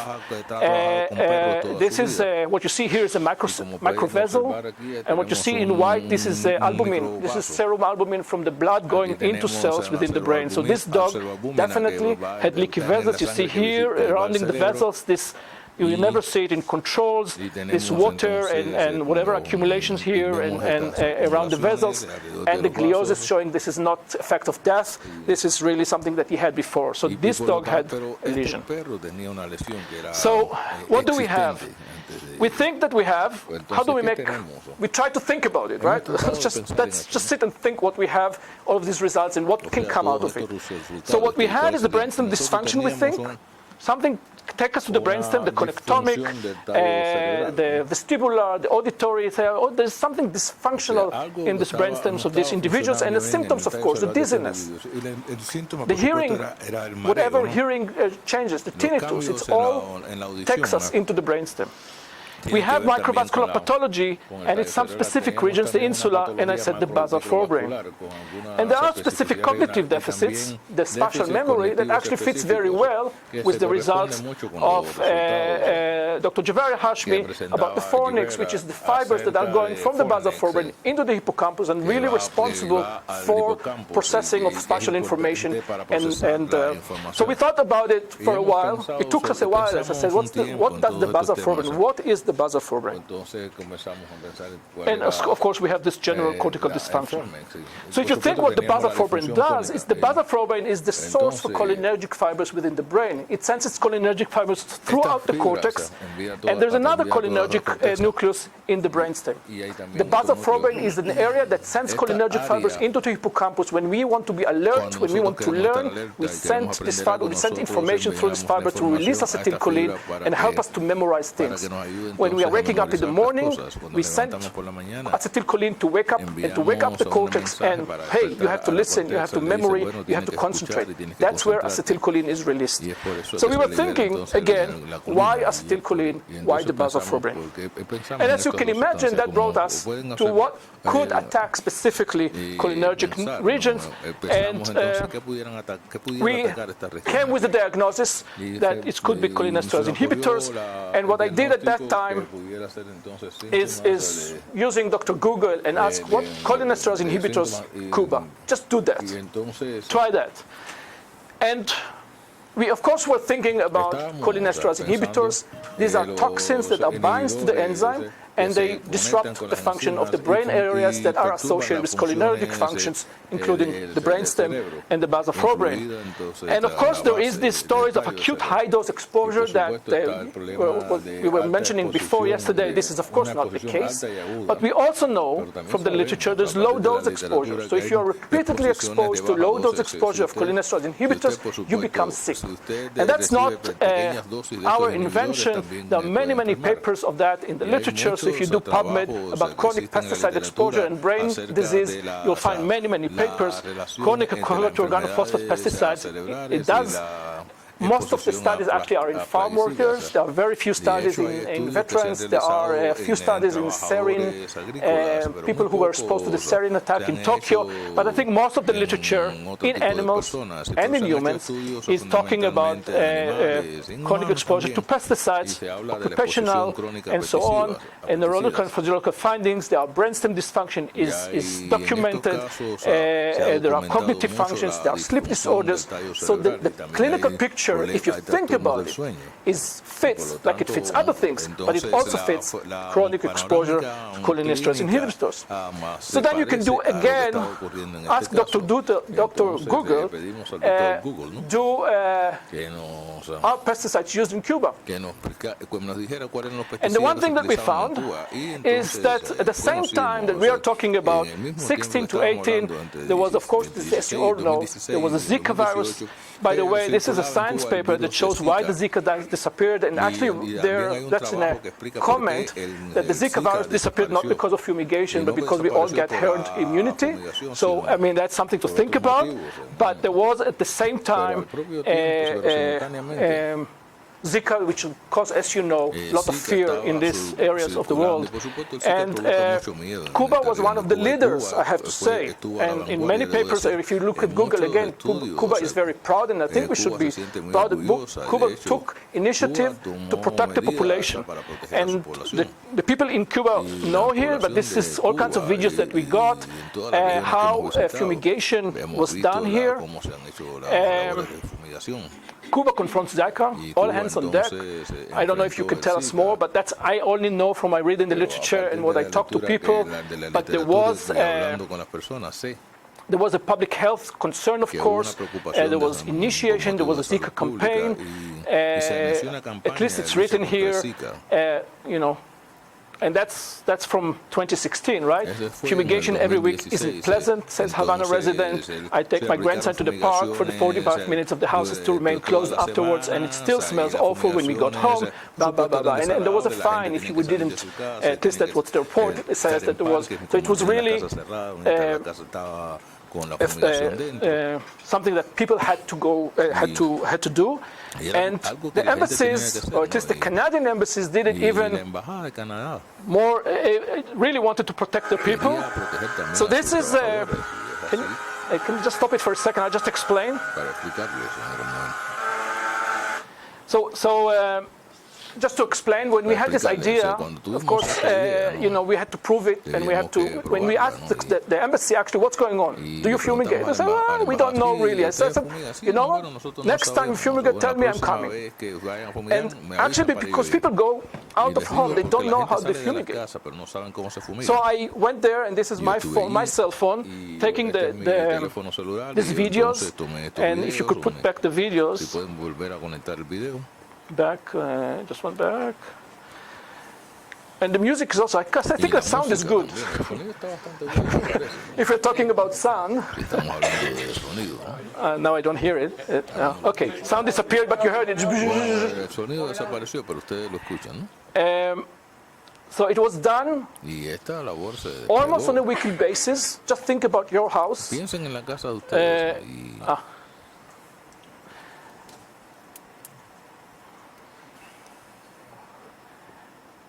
It was done partly by the government, partly by the Cuban embassy, not always inside, but even if you do it outside, I can tell you that it comes from the air conditioning, it's coming into the house. It's very, very clear. And hours after that, you can still feel the smell. And 2 months later, and I can tell you that for sure, that 2 months later, the chemicals are still in the house. So it is chronic exposure, for no doubt. And one more thing, this is the 2016. This is the number of fumigations. So I looked at all the records at the embassy. So the embassy kept records of any fumigation they had to sign.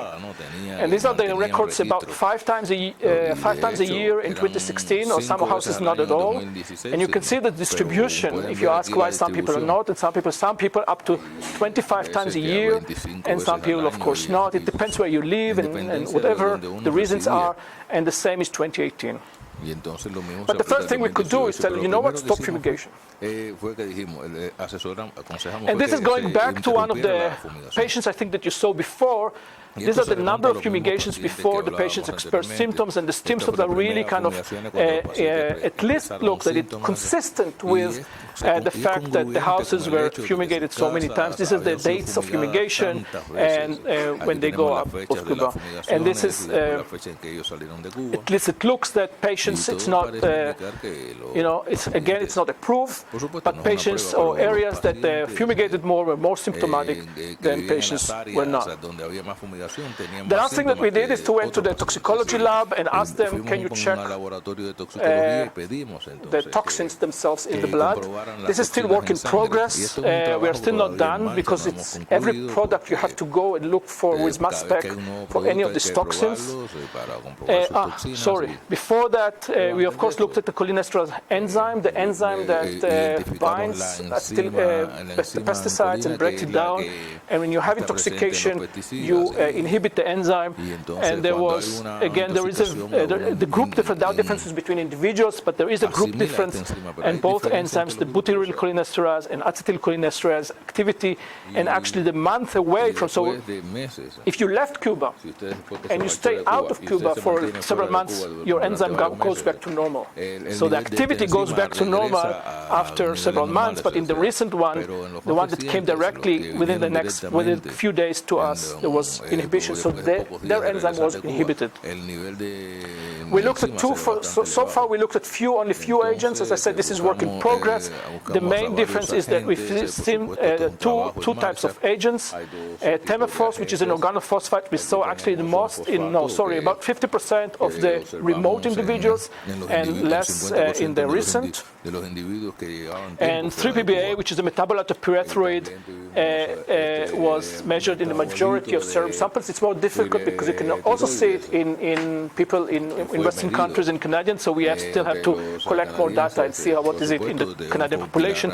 But these people were exposed to both, at least both toxins. And by the way, I know that pyrethroids are not cholinesterase inhibitors, but there are papers that shows that by binary combination, if you combine organophosphates with pyrethroids, actually you enhance the work of one of the other. So I think the combination of different agents is very, very important than a single agent. And the reason that we trusted Temefos is because you have wonderful research groups here who are working on Temefos all the time. And that's how we got to Temefos. When again, Google Temefos resistance, there are a lot of stories about Temefos resistance in Cuba, and there are beautiful papers and very important papers, I think, but it just shows that it's even in 2019, this is the last paper that came up of Havana, but this is, I think it's a very important issue that also the mosquitoes become resistant to Temefos. And many chemicals in the embassy that we could find, many chemicals. I can tell you for sure, and this I tell you with completely confident, that all these agents are used in Havana in the same place at the same time. So even if one agent is not toxic, the combination of different agents, it should get at least an alarm. It should raise a red flag. Different organophosphates, different pyrethroids, carbamates, organochlorines, and not all of them are working on the same mechanism, but all of them, or most of them, are neurotoxic. 2 more minutes. I only have 1 hour.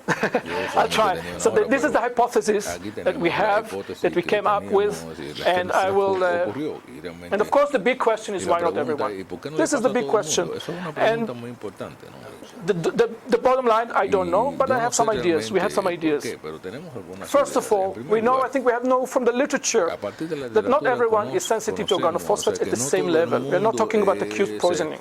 And if you were in Africa and you used these calabar beans, this is they generate physostigmine, they generate organophosphates. And what they use it to give it in trial to people, the witches use it to give it to trial. If you get it and you died, you're guilty. If you didn't die, you're innocent. Different sensitivities. And now we know much more about this, and we know that there's epigenetic causes. That we have an enzyme in the body that hydrolyzes, that actually protects us for organophosphates.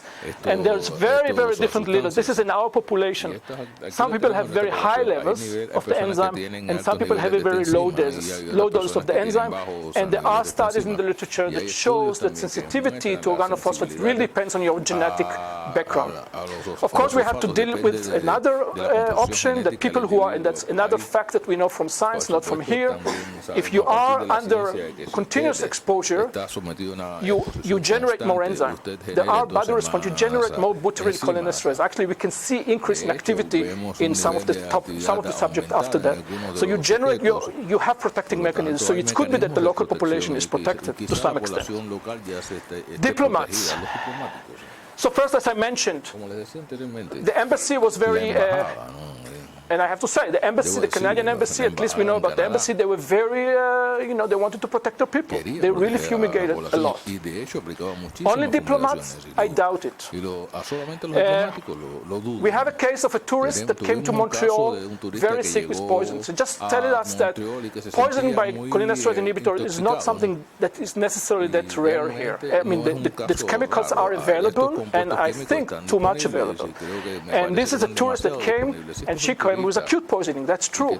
So, but they didn't get, actually, they never thought about it in Canada. You don't think about it. But by chance, the neurologist was a student of mine, and he knew that I do something in Cuba. He said, she came from Cuba. I said, check cholinesterase inhibitors.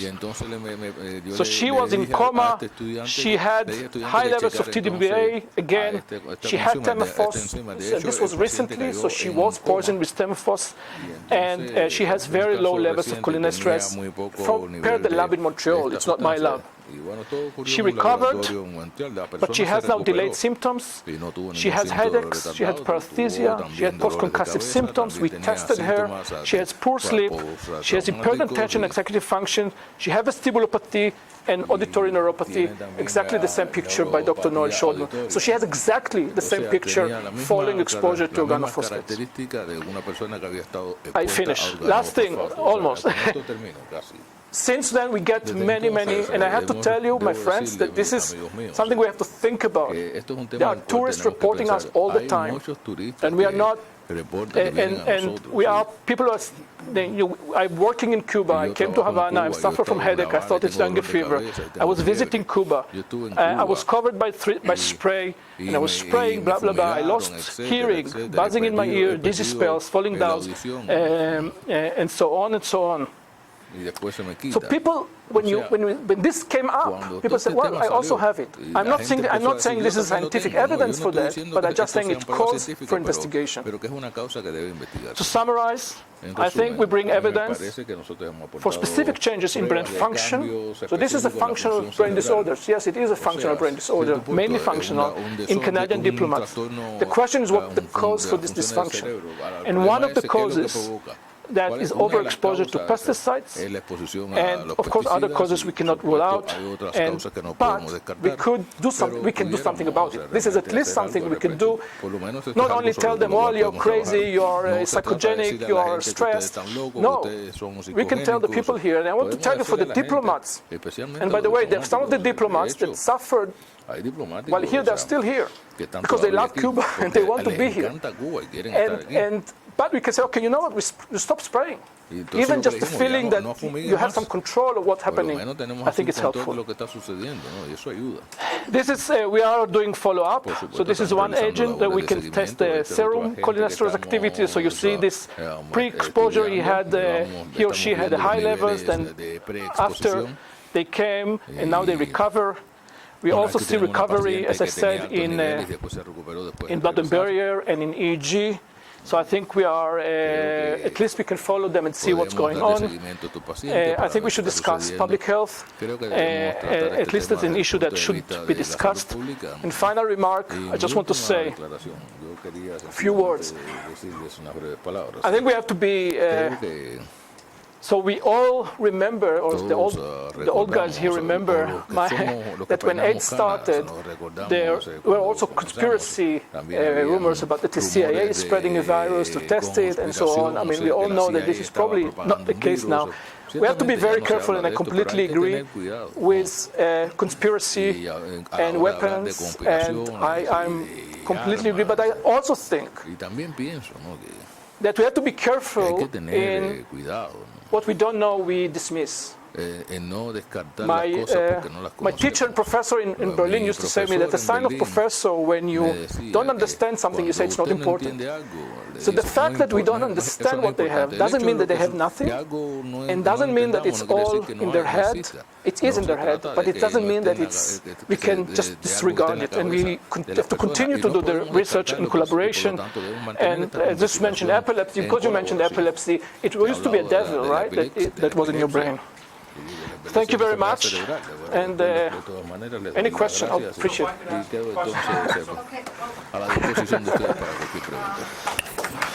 Thank you. Okay, the planned agenda today is that we have a presentation that was scheduled to be immediately after this one. I'm thinking that maybe what we need to do is to split up the discussion at this point. I hope that's okay. And so we will open the floor for questions. Dr. Della. Oh, okay, yes. Okay, thank you. Go ahead. Thank you for your presentation. It's very interesting. I'm going to make a statement. I'm going to make a statement, and I just want you to react to it. Many of the Americans got supposedly attacked at these two major hotels. So what's your reaction to that in terms of, in comparison with the Canadians? How would you explain that? Or how would you explain the American situation? I don't like to explain American situation because I've never tested them and I never, part of the thing is that we have to carefully talk to the patients. And the fact that we found, also the patients immediate, some of our patients say, yeah, there was attack, and by the way, don't get me wrong, our diplomats, some of them really are against our theory. We are almost, because, we were attacked. So some Canadian diplomats also feel that, not all of them, of course, but some of them. But only when you really talk to them very carefully and ask them to write, you see that actually the symptoms started before, as Dr. Kalk showed you. So I don't want to comment if I don't talk to the patient. I don't like to do diagnosis without talking to patients. That's the first thing I learned in medical school. So I think we have to be very careful about it. I can tell you that there were Canadian tourists in a hotel in one night and came up very sick home without being attacked, just by spraying. And that's a Canadian tourist. And there were Canadian tourists in other South American countries who were dead, were found dead in the morning because it's toxic. So whether you can be attacked in a hotel room, of course you can. If it's sprayed enough, yes. But I don't know if this is the case, of course. Yes. Maybe I'll close the... Yeah. Muchas gracias por su exposición. Thank you very much for your most interesting presentation. As you might remember, I am a toxicologist by profession. I work at the National Toxicology Center of Cuba. I have been working for 35 years on clinical toxicology, watching patients. First, neurotoxicity by chronic exposure to organophosphorates pesticides is totally demonstrated. This is a fact. You yourself are exposed to organic phosphorate pesticides at low dosages for a long time, a very long time, 3, 4, 5 or more years, and you can develop some neurotoxicity. And you can also develop neurotoxicity if you have an acute exposure. We, in our practice, the cases we see the most of neurotoxicity of this product are acute intoxication for exposure to high dosages due to suicidal attempts or among agricultural workers who do not observe the protection measures and get intoxicated. I cannot tell you if they have had damages at the level of neuroimages because we have not made that study. We should. But what I want to emphasize is that these hypotheses of neurotoxicity of organic phosphorate pesticides is valid because it has been well described. I have several questions, though. We in toxicology have a sequence for diagnosing patients. First, epidemiological data, including the source of the toxic substance, the dosage at which patient has been exposed, the time of exposure, and of course the clinical examination and the complementary tests that could confirm, the hypothesis. We should follow a sequence so that these factors could be explained due to an interrelationship. In my case,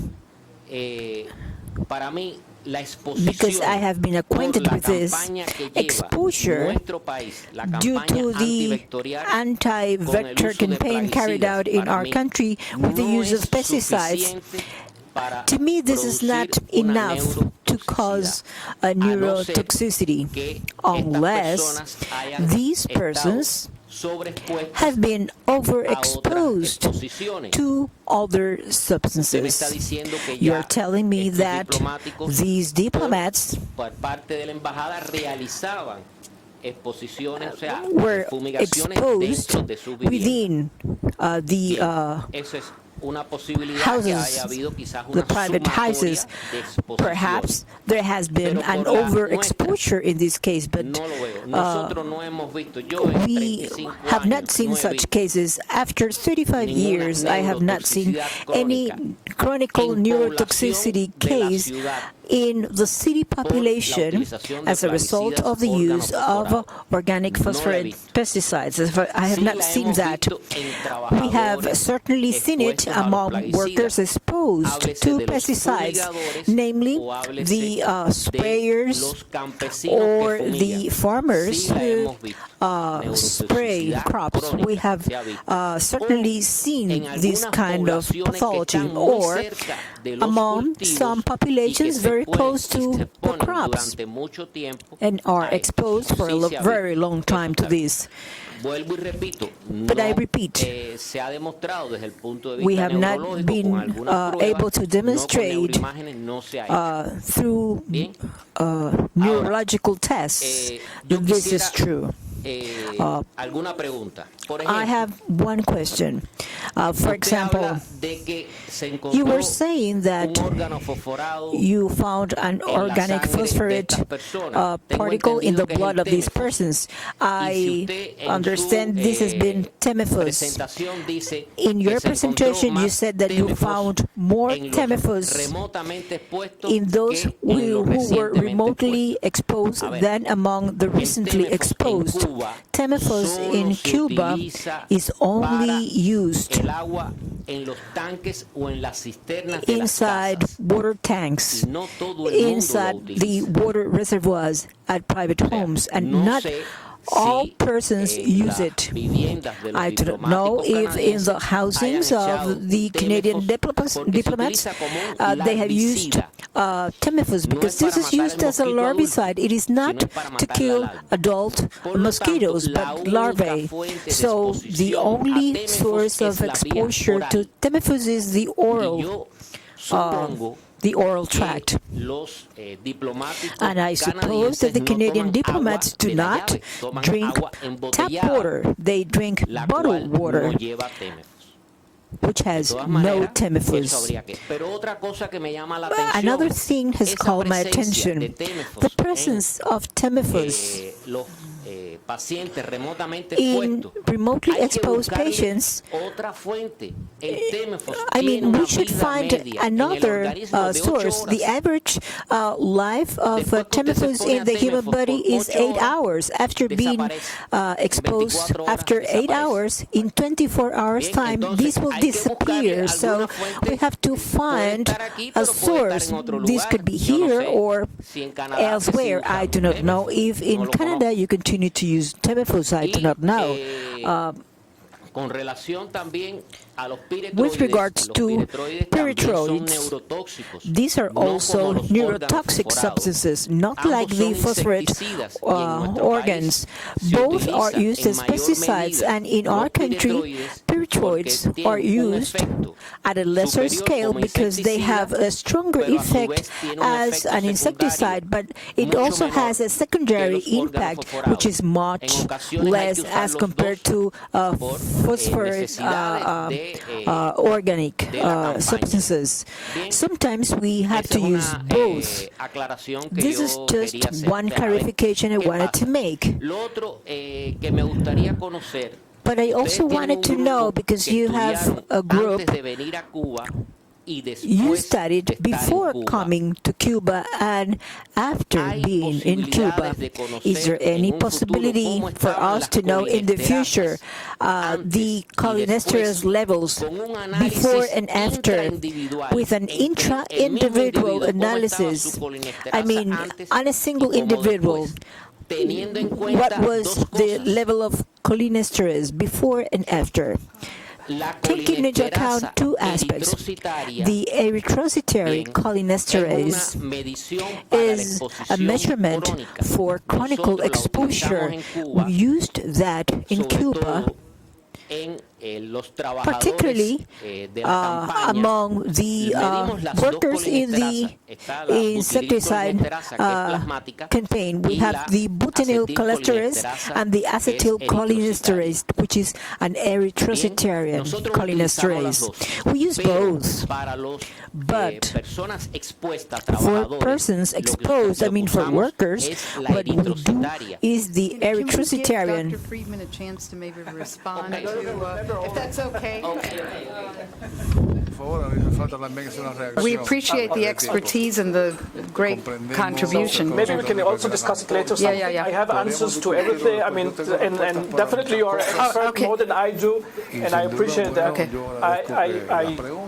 Several things are very interesting here, and the effect of, for example, temefos in the blood is very, very interesting. Nobody reported it before. It's definitely not coming from Canada. I can assure you that. You just can't find temefos in Canada. The theory that we have, but we have to test it, but that's a theory, not only mine, but toxicologists around the globe that I talk to them, is that the temefos goes to the fatty tissue. It's accumulated. We know it from other agents. I don't know it specifically if it was shown in temefos, I think not, but it was shown in other lipophilic agents. They go to the fat tissue, and then they are slowly released to the blood, and then they use, you're right, it's a short half-life time, but it continues to blood. So in a way, it's a chronic exposure if you want it or not. And that's actually what worried me, that these people are continue to be exposed, and maybe that's why they continue to suffer actually from symptoms. To the source of temefos, you are right also about the thing. I have to say we don't have a water sample, so they don't get the bottles from the shop. They get water from the embassy. We don't, and some of them drink tap water as well. We don't have water samples from the time, but I can tell you that for sure that the water system was replaced after the whole this event started, and maybe that's why we don't see it in the recently exposed. I don't know other specific questions, but we can discuss it also, of course, later. I'm going to get into the mixture. So I've seen one analysis there where you have time of exposure against one of the outcome measures. Cholinesterase activity. You have one. But what I don't see is that. Okay. The thing is that, I've seen the data analyzed in different ways. But sometimes it's discretized groups, and sometimes you show a relation between time of exposure and the level of cholinesterase. Now, what might be very interesting here is a mediation analysis. So you have time of exposure versus, but discretized against the neuroimaging, right? And then you have this intermediate thing. So you can see that what you want to do is see whether the acetylcholinesterase is a mediator no, between time of exposure and the neuroimaging. Right. And of course, you have something very interesting here, which is, well, as you say, the longitudinal studies. There's probably going to be missing data, but I think it's very interesting, Dave, the data that's there. Agree, help us. Are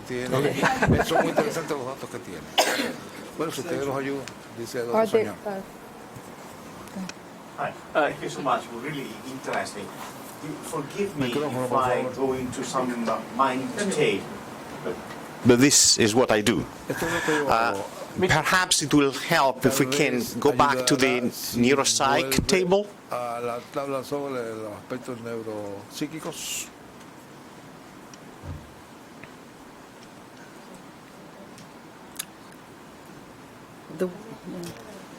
the working memory finding? Yeah. Here. You just passed it.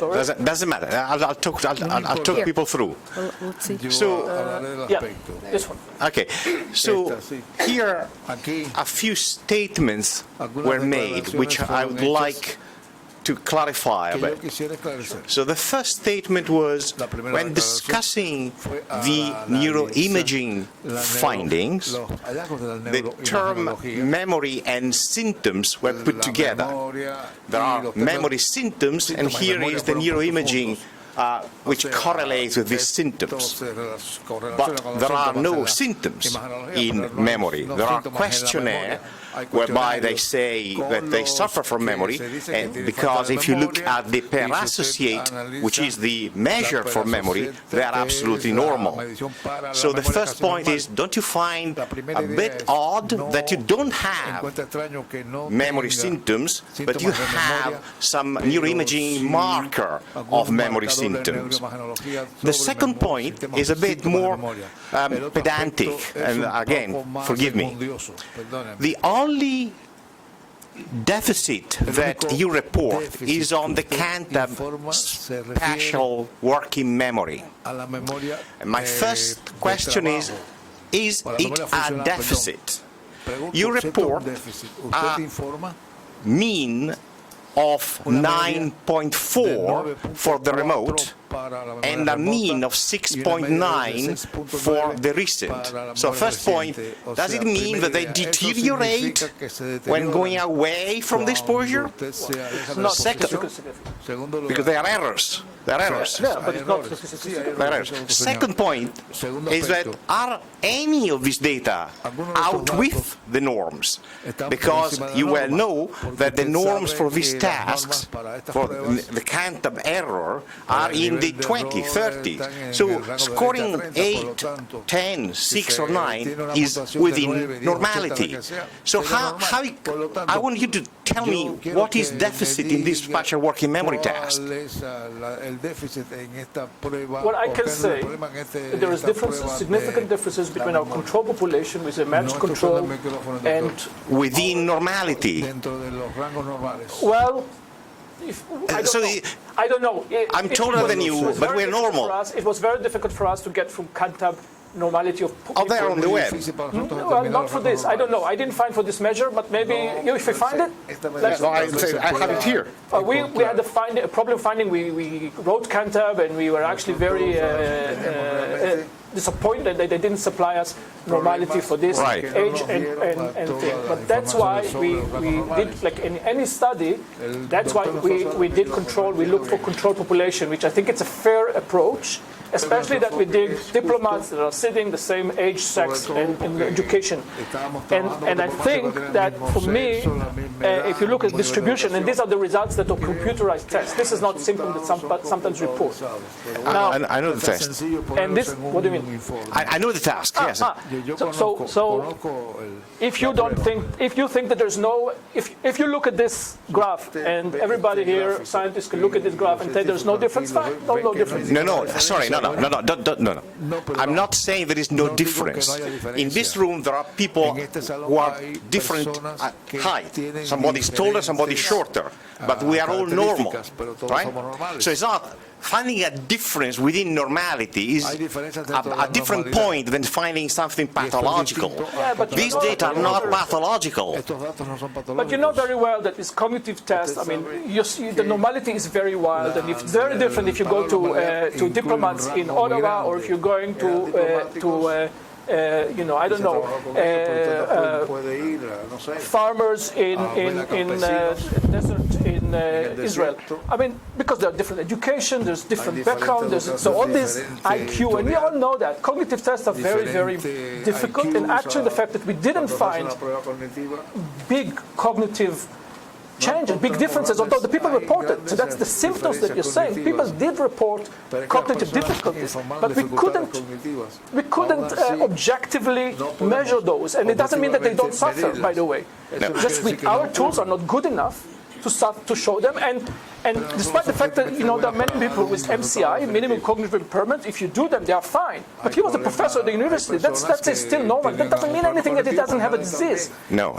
So I'm very careful about interpretation, and I'm open to any interpretation of this graph. But No. And if you want to say that it's not normal, it's just different between the groups, that's also fine.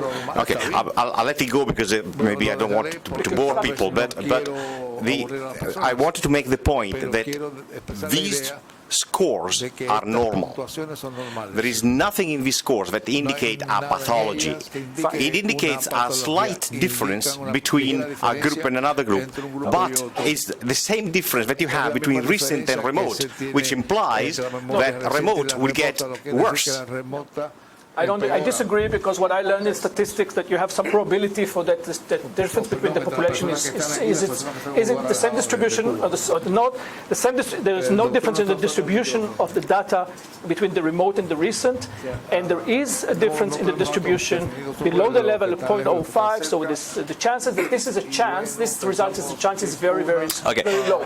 If it's a normal or not, you know what? I may take back my if I did say that it's not normal, I'm taking back. Okay, that's right. But what about the correlation between the memory tract? So you have a memory mark for in neuroimaging without a memory problem. How can that happen? So my explanation would be for that. So that was the symptoms, right? That's what they reported. So actually, I mean, there is a big debate in the field. What is more important, what the patient reported or the objective finding?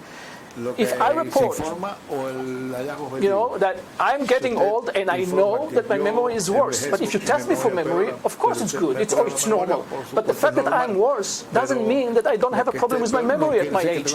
Now, the correlation with the MRI could be, despite that, it could be that what we report is actually more reflecting the truth that what you see in this objective measure. Not that I don't think that objective measures are important, and interpretation is important, but I think also what the patients report is very, very important. Okay, thank you. Mark? Yeah, I'd like to comment. That was a beautiful report. Yeah. Thank you. And I think that strength of confirmatory data you have here is very strong. I'm impressed that the many methods you have were showing, you know, trends that were interesting. A little surprised that it was so much at variance with the other imaging papers that we've seen. And I actually kind of want to respond to Dr. De La Sala's comment just about the imaging. There is no imaging marker for memory problems. Okay, I mean, I don't want you to get confused about that. We have areas of the brain associated with memory. They can be different among different people. That is not a marker for a memory problem. And I wouldn't assume from an MR image that I'm going to see a memory problem, ever, especially if I'm looking at something like fibrotractography. I agree with you. Yeah, and by the way, I didn't mention that we didn't see the volume changes that were reported by the JAMA, the second JAMA paper. We didn't find it in our cohort. Again, nor did you see the same tract changes, right? Nor did you see the same connectomics changes. No, it's correct. We saw something very, very specific, which we, and Dr. Hashmi will later on give some. Yeah, so I'd just like to make one comment in response to Mark's comment here. There's a difference between the JAMA paper's population and our population. A huge difference, in fact. They were pre-selecting individuals who heard a sound, 1. 2, most of their group consists of people who were remotely exposed, meaning that they were scanned after a long latency latency period from the time of exposure, whereas we have a mixed population, and then we're also demonstrating the comparison between people who had early exposure and late exposure. That's one factor. The other factor is that in Guillermo's analysis, he has a larger control group. So that is another factor that allows us. And then the third reason is we have that slide that we used a method, diffusion method, which is relatively new, and it's claimed to be by the makers of this tool, MR-Trix, that it's an improvement on the standard functional anisotropy methodology. And we did run the fractional anisotropy analysis, and we did see the same regions pop up, but they did not survive correction for multiple comparisons. So what I have to say, when we were talking between us, and we went once every few weeks to discuss it, and we were actually surprised. So as I said, the data was available to everyone, but we didn't, I didn't tell her, look for these places. I mean, we were completely surprised at how fits. It's right side, you find right, I find right, completely different methods. And completely different, I mean, the DTI has nothing to do with the blood-brain barrier. It's completely different approach, and we come up to the same areas in the brain. So, I mean, how chance can it be? And that's something else for the explanation. Yes. I have some concerns of the vestibular. I have many concerns. I have some concerns and comments about the vestibular functional tests. First, that I think that it will be very good to have much more data. I mean, only a few subjects were studied. It is very difficult to make any assumptions based on that. Also, the gold test for analyzing that would be video nystagmography. That allows you in a dynamic and a resting state to analyze that. But there is a finding that I think is very, very exciting. Correct me if I'm wrong, but I think that you report that you find in some patients increase rather than decrease VEM responses. CVEM responses increase. Okay, that's very significant. I have tested hundreds of patients and normal people with CVEMs and OVEMs. I've never seen that. I know it is described that can be linked to superior canal dehiscence, which is also very strange, very rare.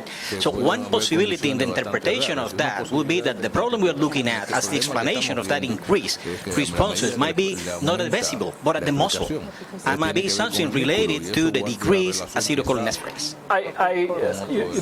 I'm completely with you. About the numbers is correct.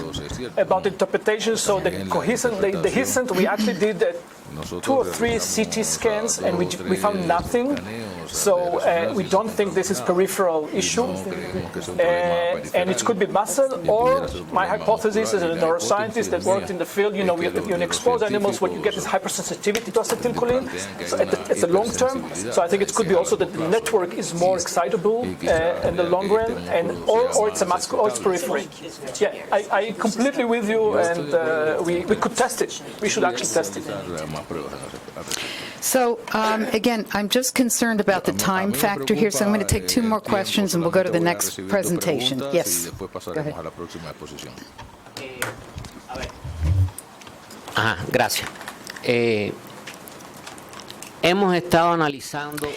We have been analyzing these cases according to certain groups of cases. It would be worthwhile, perhaps you have done it, it would be worthwhile to analyze case after case, taking all the variables, time of exposure in Cuba, time of exposure to sprayings, fumigations, clinical manifestations, neurological manifestations, neuroimaging, data about the toxicology, biological toxicology, I mean, on a case-by-case basis, trying to find some kind of correlation.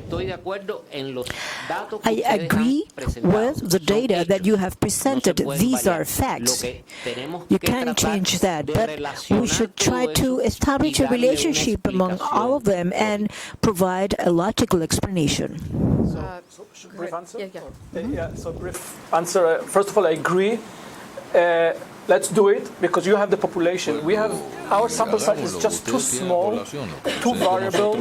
We don't have all the numbers of exposure from the environment here, so we don't, maybe you have a documentation how much exposure was in the area, in the neighborhood of where they live. We only have what the embassy did, but different people, we have to remember, different people are staying different times, it's so many variables in such a small population, so I doubt, unfortunately, but I think you have large population, people who are working, people who are not working.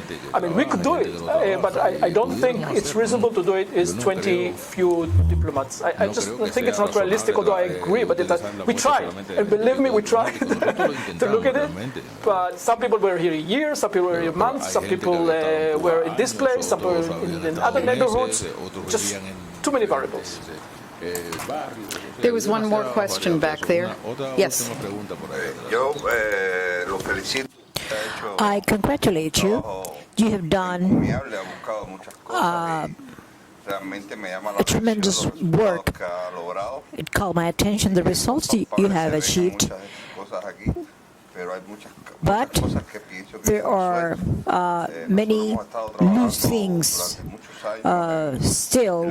For many years, we have been working on a campaign to control vectors in Cuba.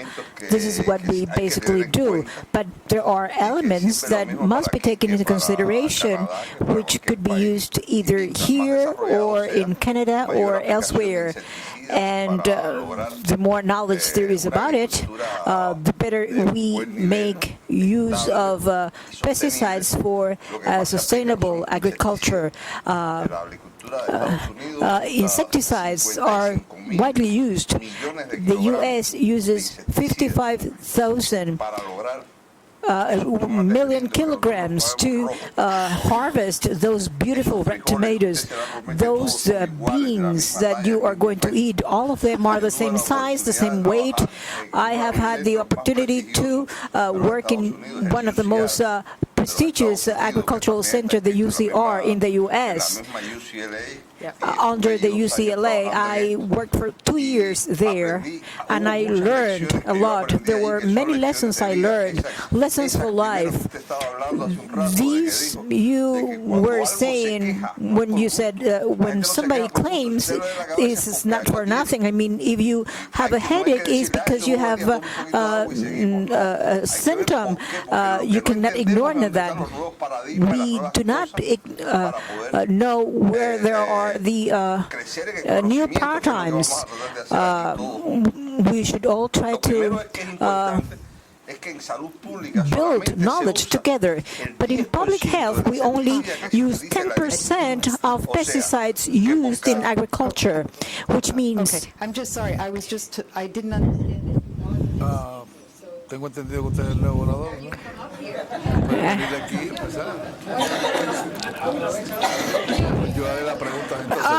I think we can maybe continue because we still have a slide from the Canada group that is going to be presented as well. But can you, okay, so our next speaker, why don't we, Dr. Friedman, if you're okay, I think we'll see where the questions go at the end here.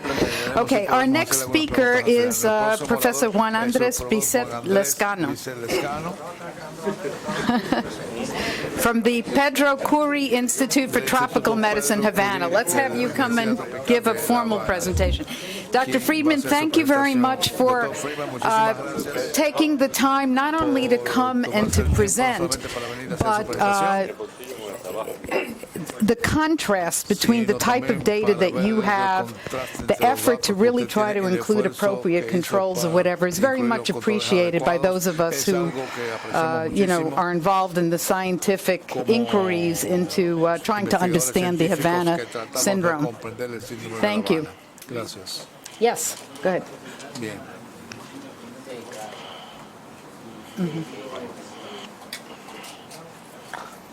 Bueno, primero que todo, quisiera darle las gracias por haberme. Well, first of all, I want to thank you for inviting me to make a presentation here. I think it has been a very interesting debate. It seems that different things are very well related, and they are of great interest. I'm Juan Bisset.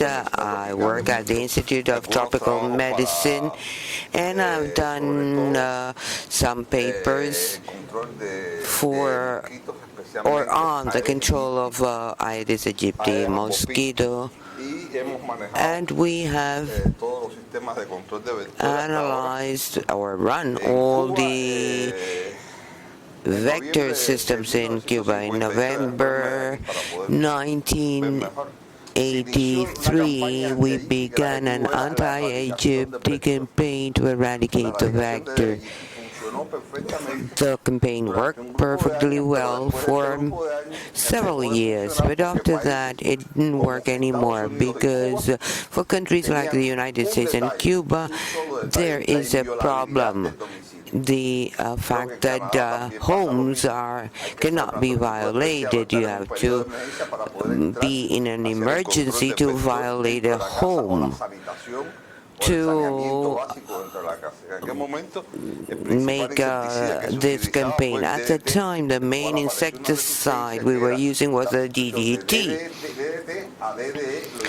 And then we converted this into DDE with water, and this was going to be a magic bullet to control malaria. Countries like China and India that had 10 million cases were able to reduce it to 10,000. So it was really a boom what we had worldwide.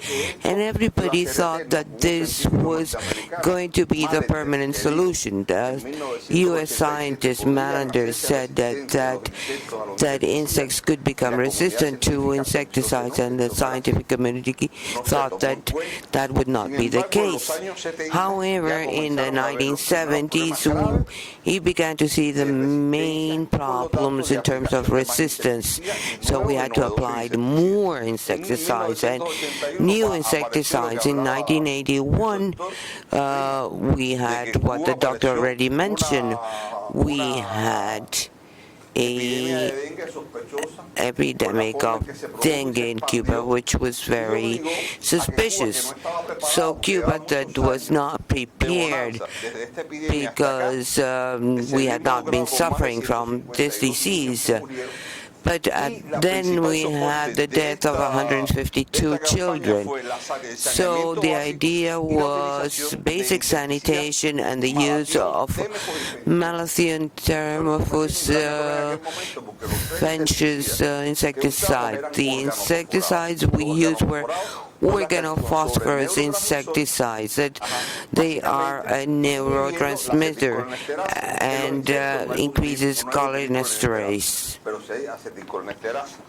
So then in 2007, we again adopted a new program on a sustainable basis and with the participation of the community. And we introduced cypermethrin, which he already mentioned in his presentation, Dr. Frieden mentioned, because it has a metabolite that you can find in blood. And then after 2013, we began a large campaign. Cuba is one of the few countries that monitors all the products that enter the country, because like the FDA in the United States, we have a system so that every time a new insecticide molecule is to be introduced or you're going to work with it, you have to make a test. We make agricultural and health tests, and then we make a registration of that molecule. This is not done only through the active ingredient, but also the name of the molecule with which it will be registered, because sometimes they are less toxic, and we need to know both things. The National Vector Control Program since 2007 includes control of these two mosquitoes, rodent control, and all these actions that appear in the slide. One of the most flourishing activities in recent years is the attention or care of facilities in tourist spots. There were many people from the United States and Canada were coming as tourists from the United States till recently, when the President of the United States decided they should not continue coming to Cuba.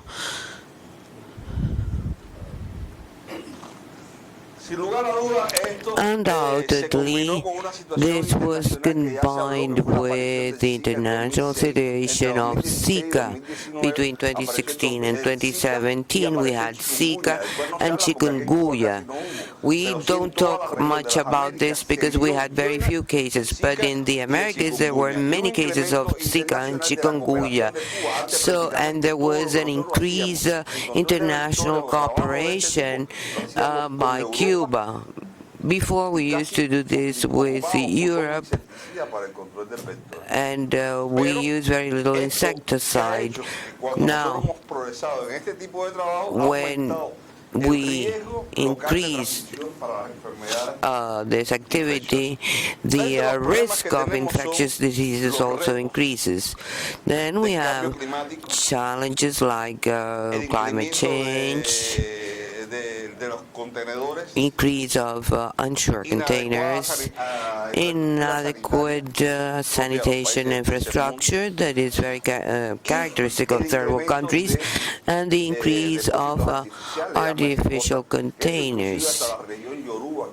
Even the Yoruba religion, African religion uses these types of containers.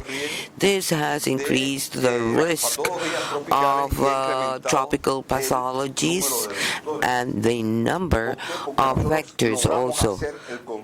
We carry out a control, but this vector has a characteristic, and it is that during the dry season, from one rainy season to another rainy season, they lay low.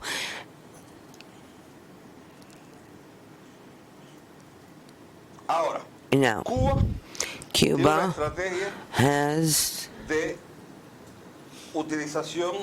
strategy of primary health care. It is a preventive system to control the vector. We have what we call the family doctor that, like in England and other countries, a doctor takes care of from 150 to 300 persons. And this is associated to operators in the field. So besides the diagnosis by the doctor, the doctor has to take care of the appearance of any symptoms related to these diseases. This program is a universal program. That means that 100% of the homes are visited. If there are vectors in those homes, then we spray in radio, and that is what you mentioned in your presentation. And this is permanent.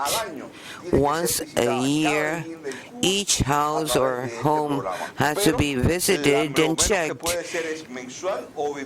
And then we have monthly or 2 months, on visits every 2 months. The result of this is that it has improved vector control operations, the training of the personnel or staff. It has have increased qualified staff. We also have medical entomology, and we have strengthened the service with primary health care to surveil or monitor the environment, the family, and the system as a whole. And then there is also a blood test to the workers every 6 months to know their health conditions. Because though now we are using pyrethroids, insecticides, in some areas we continue using Tamiflu as the main agent for sanitation of water, because it has been registered by the World Health Organization for water. And that is what we are using, and we are complying with international regulations. Every worker has these 3 manuals that regulates each and every actions in the field, as well as the different types of activities. It could be inspection, surveillance, monitoring, the manual of the operator, and they have to be re-evaluated to see if they know all these regulations. What has been happening of late? Well, there are jobs better remunerated, and people who used to work and were highly trained, they have moved to other sectors, like tourism, for example, and now we have less persons available for this type of activity. The program, as you can see, is stratified.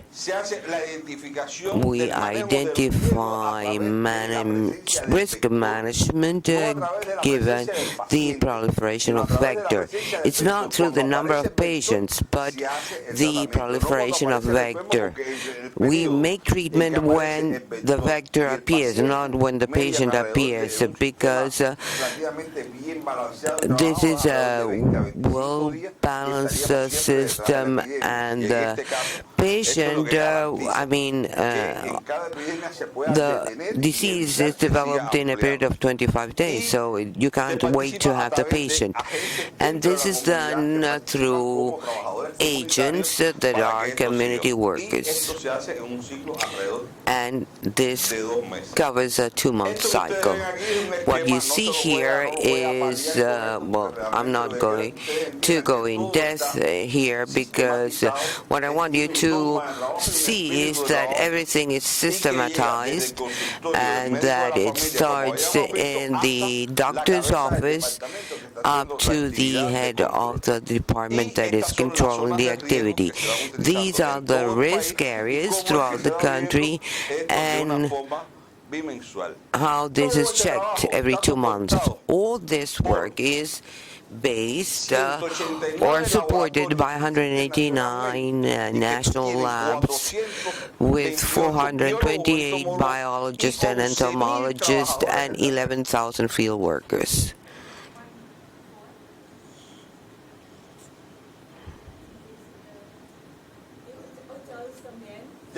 Hotels also?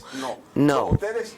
Hotels have a person who is in charge of reporting the situation, because this is a PCO. What do you know as a PCO?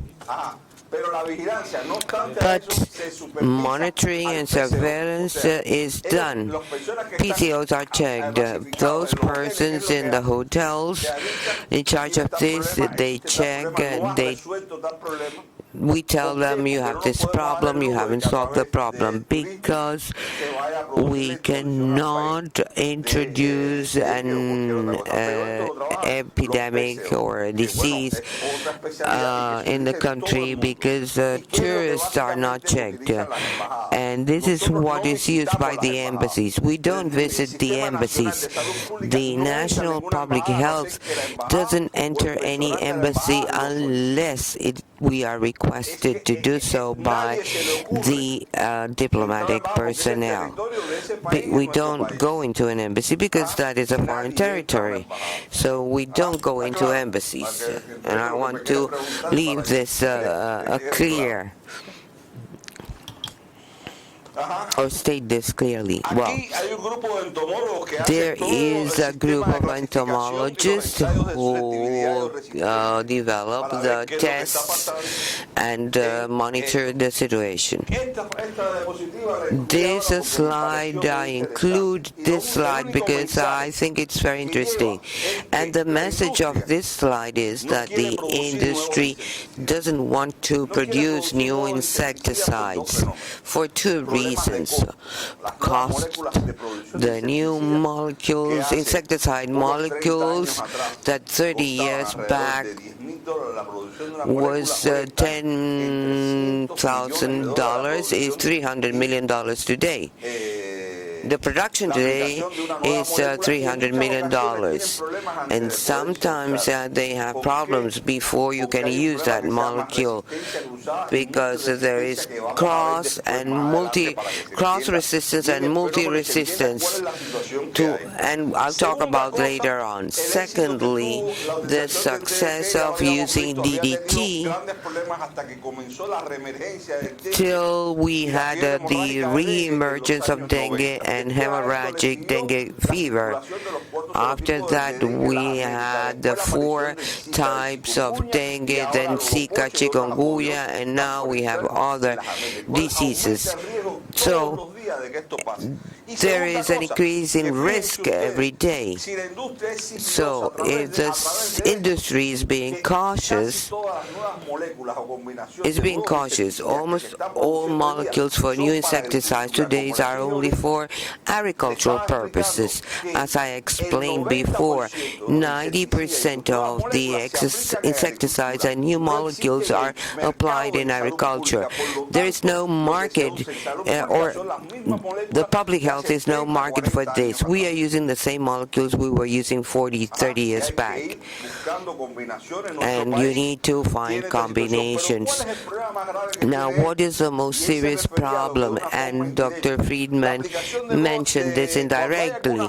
When there is a fault in the application of insecticides, decision makers have 2 choices. First, to reapply insecticide because they think it was an application mistake or error. And the second choice is to change the insecticide and increase the dose. And each insecticide is more toxic than the previous one. If you use 8 centiliters per liter, it is a high combination. Organophosphorus compounds are less toxic. And molecules can even be drank, though I don't advise you to do it. In Cuba, we have a vector control system that follows international standards. Since 1986, the main goals are to detect insecticide resistance at the early stage and to determine or to establish a rotation strategy as well as bioassays to see the effectiveness of the products that are being used, and together with the toxicology system know what is the impact on men and on the environment. This said, I must say that the message here is that the sentinel of our national program is the field operator. They are the ones who are exposed to insecticide. When there is inadequate management for any reason, it's the first person to be poisoned or contaminated with these molecules. This is a well-developed system to avoid all this. What do we do in Cuba? We have selected, this Temephus molecule, we've made a selection throughout 14 generations. Why? Well, to know the exposition dose, and this mosquito has been 1,600 times resistant with Temafus malaton, and all these molecules that appear in the slide. These are the pesticides and insecticides that we continuously evaluate for our national vector control program. Insecticides that can, or the ones we are using and the alternative ones. These are for, we use DDT, Lindano, use of this, the latter one is prohibited, but we are evaluating it because there is a possibility of a new molecule. This is the leader in Cuba among pyrethroids, but we also use all these that appear in the slide. These are used by the PC2. 5 minutes? I only have 5 minutes left? Okay.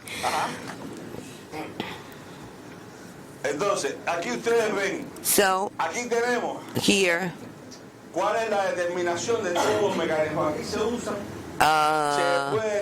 as you can see, Cuba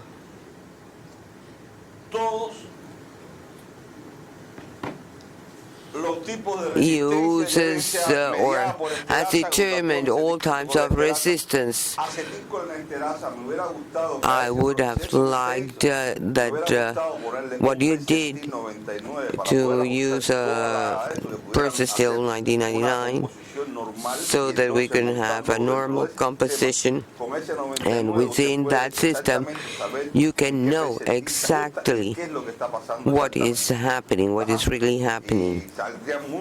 And I think that would be a very good work, and we would like to collaborate with you on that because it would be very interesting with us. We did this with Temafus recently, but what happens with a genetic mutation and increase of the copies of a gene? It is very economic for the species to increase the copies of a genes, but it's very difficult to make a mutation because the cost is extremely high. So it's very difficult to achieve this. And this is the selection. This is related to what you mentioned. When the selection with malathion reaches a certain level, there is resistance to deltametrine, which is one of the products, or one of the products mostly used in the world, and to which Canada and the European Union are chained to. I don't know why, but you use that a lot.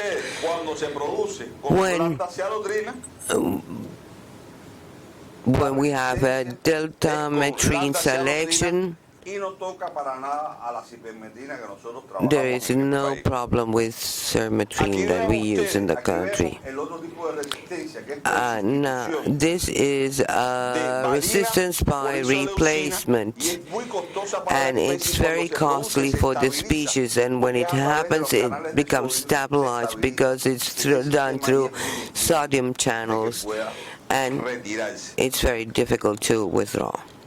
And all the products that we are using here in the city of Havana, they are all sensible, there are no problems. This is the other interesting product. We have another organophosphorus compounds. We don't use any other type because there is a cross-reference, and this is the explanation of what I already mentioned. And that is the situation. Don't think this is only a problem in Cuba. This is what we have done in Latin America. Many of these works have been done in collaboration with Latin American countries and even with the U.S. universities, with which we have very close cooperation and would like to have that same cooperation with Canada.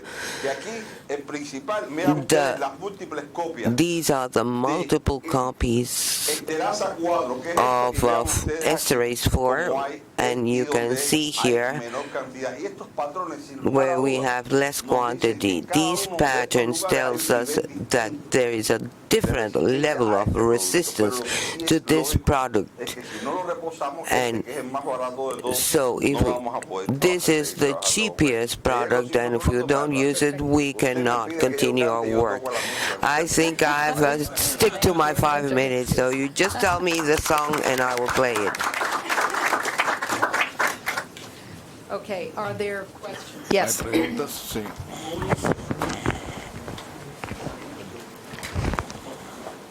No es exactamente una pregunta, sino Well, it's not a question. I just wanted to make a reflection.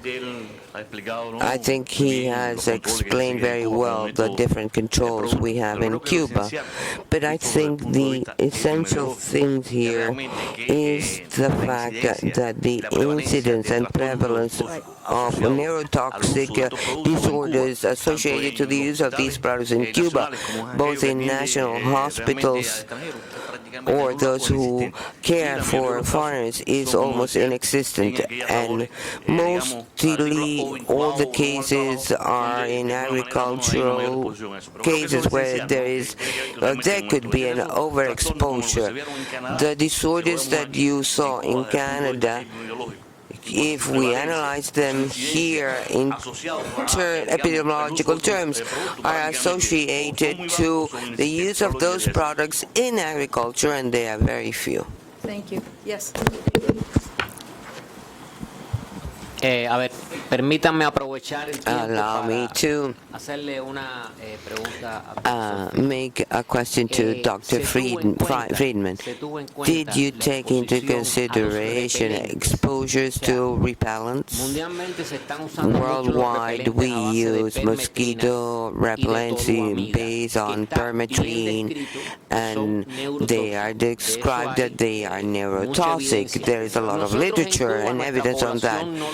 Our population doesn't use this because we don't have it, but I don't know if the Canadian diplomats had access to these repellents. Thank you. It's a very good question. Actually, I didn't think about it, but I have to say, one of the diplomats, when we mentioned that, one of the diplomats said, what about the repellents that I'm using so much? and we will, so I'm happy that you raise it. I mean, it's part of our working program to test this in blood as well. And as I said, I think the combination is very interesting, and we are looking into it. It's very difficult to know how much people really use. So I think we have to measure it in blood, and that's the only way to go for it. But we are doing that. May I have a reflection also? Yes, go ahead. For the speaker. So thank you very much. I just want to make a kind of, I think, a general comment and about the way I see it. I mean, I definitely didn't come to Cuba to tell what to do or to I completely understand the challenges, and the challenges are huge. And I think what you show, and we know it from reading the literature, that Cuba is doing a lot to confront and to deal with the problem. And as you noticed, I also not hesitating to say that it could be partly is the responsibility of our government and what we do. I mean, that's the fact is a fact, and we have to recognize, or at least to check all possibilities. And so I'm not trying to put any fault. I just think that there is not enough awareness to the problem, to the potential. These are neurotoxins, these are toxins, and they kill mosquitoes, but they also, of course, attach to our enzymes and in our brain. They get in our brain, and they can cause neurotoxicity. And the problem is, and the fact that there is no awareness, this is not a Cuban problem. I mean, it's amazing that they tested the diplomats, they do MRI, they do all these complicated tests, but nobody took blood tests at the right time, at the real time, and save it, including us, by the way. The first, we didn't start with testing that. We were lucky that we kept some samples frozen in the freezer, but the Americans didn't do it, for example. That's something so trivial. So people didn't do it because there's no, I think there's not only because they wanted to think that there's an attack, but also because might be, that's one reason, but also they didn't think about it. That just people don't think about it. And I think if we could, for example, one other problem is that there are no norms for blood levels of chemicals or other kind of fats. There's now no norms. Nobody knows what is a toxic level and what's not. So what we found is, yes, they were exposed, but we don't know actually if it's a toxic or not. And especially there's no awareness to chronic illnesses. There are studies on Alzheimer's disease, so we have to remember this cholinergic system is one of the systems that is accused in early Alzheimer's. You have loss of cholinergic neurons. And so we have, and people raise actually the hypothesis, but nobody really tested it in a very rigid scientific way. So I think what we can, to finalize, I don't know if we will solve the problem of the diplomats, American diplomats, but if we can, we have an essay that in translation to English, if we turn spikes to honey, I don't know if you said that in English, but or in Spanish, but if we can make of this miserable and thing into something good, I think there is a chance that there are millions of Canadian tourists are coming every year. I think there is a good reason that the Canadian government will support research like that, and we can do it only here, basically. Thank you. We have another slide that. It's not a slide. No, it's 20 minutes of a presentation. Can you shrink it down a little bit? I've already shrunk it as much as I could. Okay. This is like from an hour to 20 minutes is enough. Yeah, I don't. I'm just worried about the time. We're very delayed already. Whatever Pedro says. Anyway, I believe it is as soon as you was talking, we realized that we are more step for conjunction that we are previously thinking about that. Okay, so I was told it's 20 minutes. That's why I'm saying 20 minutes. Okay, no, I understand, but it's not going to work right now. Let's wait. Yeah, we have some other questions here. Go ahead. I don't know what brain is, but I know that brain is much more than cholinergic system. Have you thought about other components or participants in it? Yeah, well, I agree. The brain is more than cholinergic system. The cholinergic system is very spread in the brain, so it's a neurotransmitter system that is everywhere in the brain, almost everywhere, practically everywhere, and I think it's very important. And of course, it's not necessarily only. It's just we started from there. We have a hypothesis. We still have to work on proving it. My question was for you. Oh, pues yo voy a hacer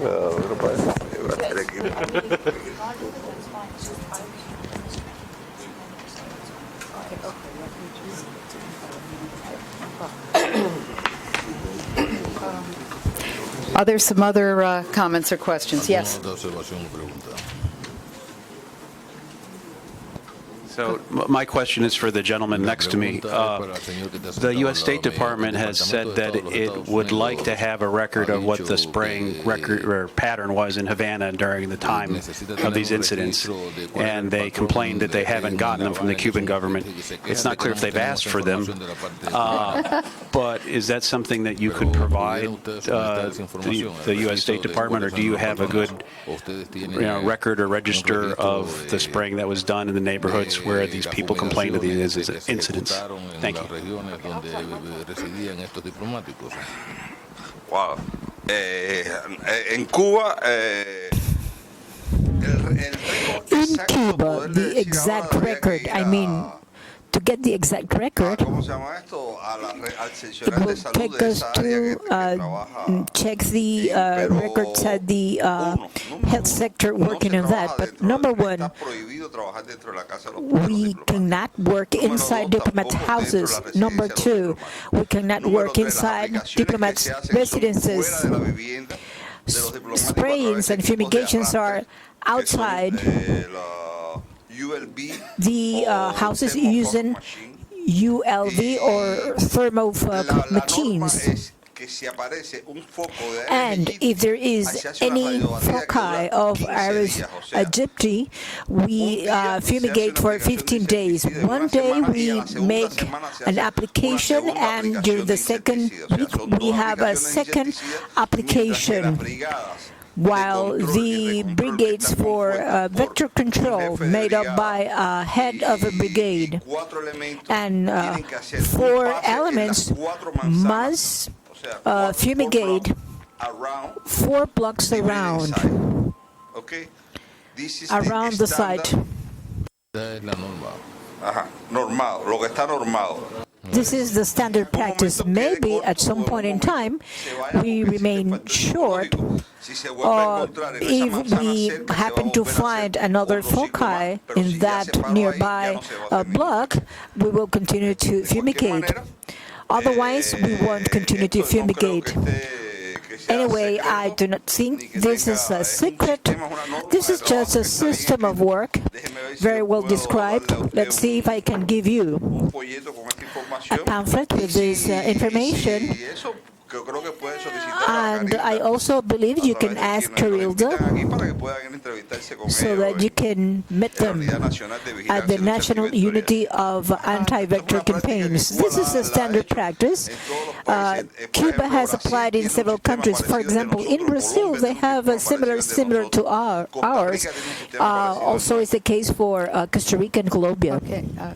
Thank you very much. We have a brief comment by Dr. I don't know if there's anybody from the Cuban government here, but I would suggest the Cuban government will ask the State Department to report what happens in the embassy and in the houses of the American diplomats. Well, I think, unfortunately, I think we've gotten the very clear information that that's off limits.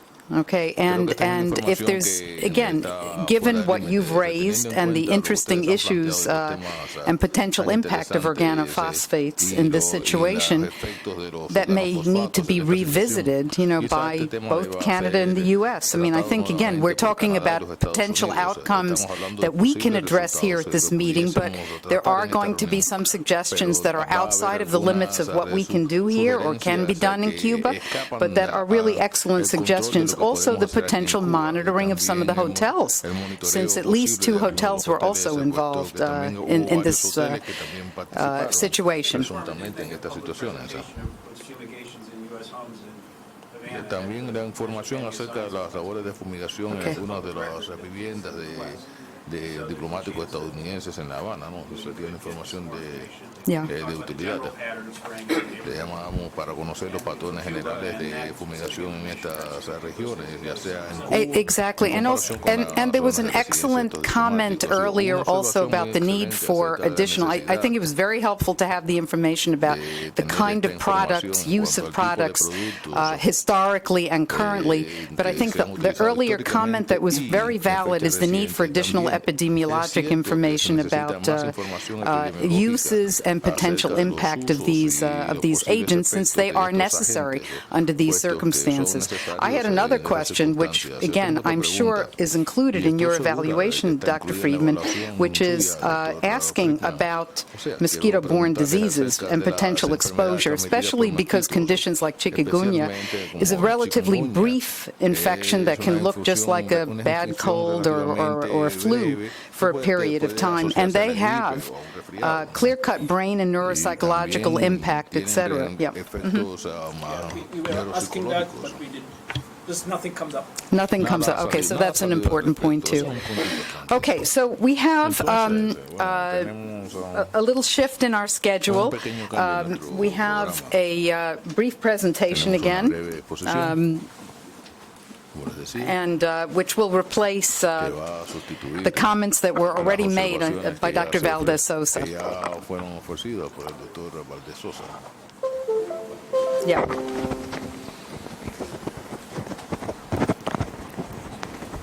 So, Cuba, the one at the bottom. Yeah.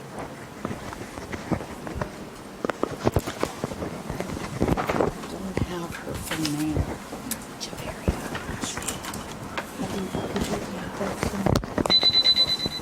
And she's also from your So, Can everyone hear me? Okay, so we have Dr. Hashmi will speak for about 20 minutes, and then we'll have a few minutes of questions. Yeah. So thank you. It's a pleasure being here, and thank you, Pedro and the speaker, for allowing me to share some ideas that I think will be very useful for bridging together the two disparate streams that we are seeing about the psychological or psychogenic illness and cognitive neuroscience. And how threat processing and how it works in the brain can be understood using functional MRI, cognitive tasks. That's one thing that I will talk about very, very quickly. And another thing I will touch upon is that because I've studied chronic pain and pain mechanisms for the past 20 years, I've actually worked 7 years in the United States before coming to Canada. And so I would like to bring attention to the fact that chronic disorders, or what we've been referring to as psychogenic illness, doesn't just happen out of the blue. There are triggering factors, and there's an acute, subacute phase that transforms into a chronic phase that leads to all of these dissociations between these symptoms that these people are experiencing and absence of any physical symptoms. So I prepared this in the last 30 minutes, so please bear with me if there's any mistakes or anything. Anyways, so let's go back to the very basic, simple assumption about what is perception. This is a basic definition, right? So perception is the process of selecting and organizing and interpreting sensory inputs. The sense datum that is entering into our body has to be organized in some form, and there are top-down influences. There are top-down influences such as learning, attention, and expectations that are going to have an impact on the sensory inputs. So if we just look at the simple example, you see these letters? They read the cat. Now, if you pay attention, the middle letter in both cases is exactly the same. Similarly, over here, you can see this says A, B, C, this says 12, 13, 14. But if you pay attention closely, you will see that this simple flanking of surrounding information or the context alters the meaning of the sense datum or the sensory input. So we see this kind of influence of top-down factors on our perceptions clinically, and a very common example is the placebo effect. So here you see what is called the hidden versus open application. In one condition, the patient does not know that they have been administered opioids. In the other condition, they see a doctor, he's taking notes, he's signing off, and then he's turning on the infusion. And if you look at the data, the pain intensity, that's very clearly different between those two conditions. So the individuals, they will respond more to the opioid if they know that the doctor has started the treatment. So a simple, very poor man's model of how this occurs is that we have the sense datum that's going into our body from our 5 senses, and then we have latent priors. Latent priors are previous information that we have recorded in our minds through conditioning, through prior learning, and also through cognitive processes where we can generalize information from one context to the other. And so it is a continuous interaction between these factors that allows us to extract meaning and value from sense data. So we are able to interact with our environment in a more meaningful way.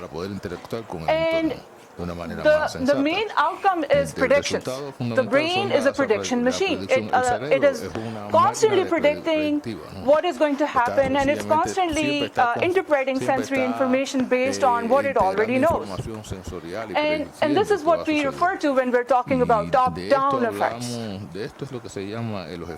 So a knife, in one context, it is a weapon. In another context, you can think of it as a tool, and it's very useful. And why we know this difference is because we can experience pain. Because we can experience pain, because we have suffered in the past, or because we have seen someone else suffering, we can tell that in this context this is safe, and in this context it's not safe.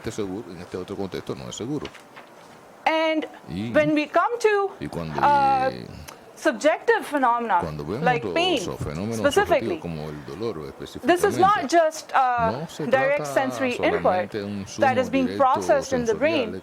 There's also top-down influences that are directly blocking pain inputs from coming into the brain.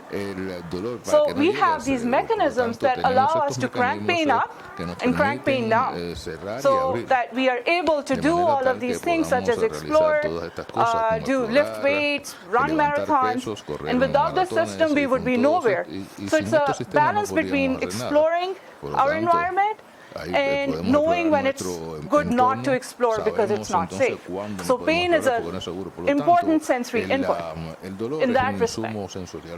And in terms of mechanisms, generally when we think about pain, we think that, oh, there's a direct input that is coming into the spinal cord, is being transferred over, and then it's going to the brain, and that's how pain is experienced. Not true. That's not how pain works. In fact, within the brainstem, there are all of these different neurotransmitter systems, and there are specific circuitries that allow us to crank pain up, crank pain down, depending on what the context is.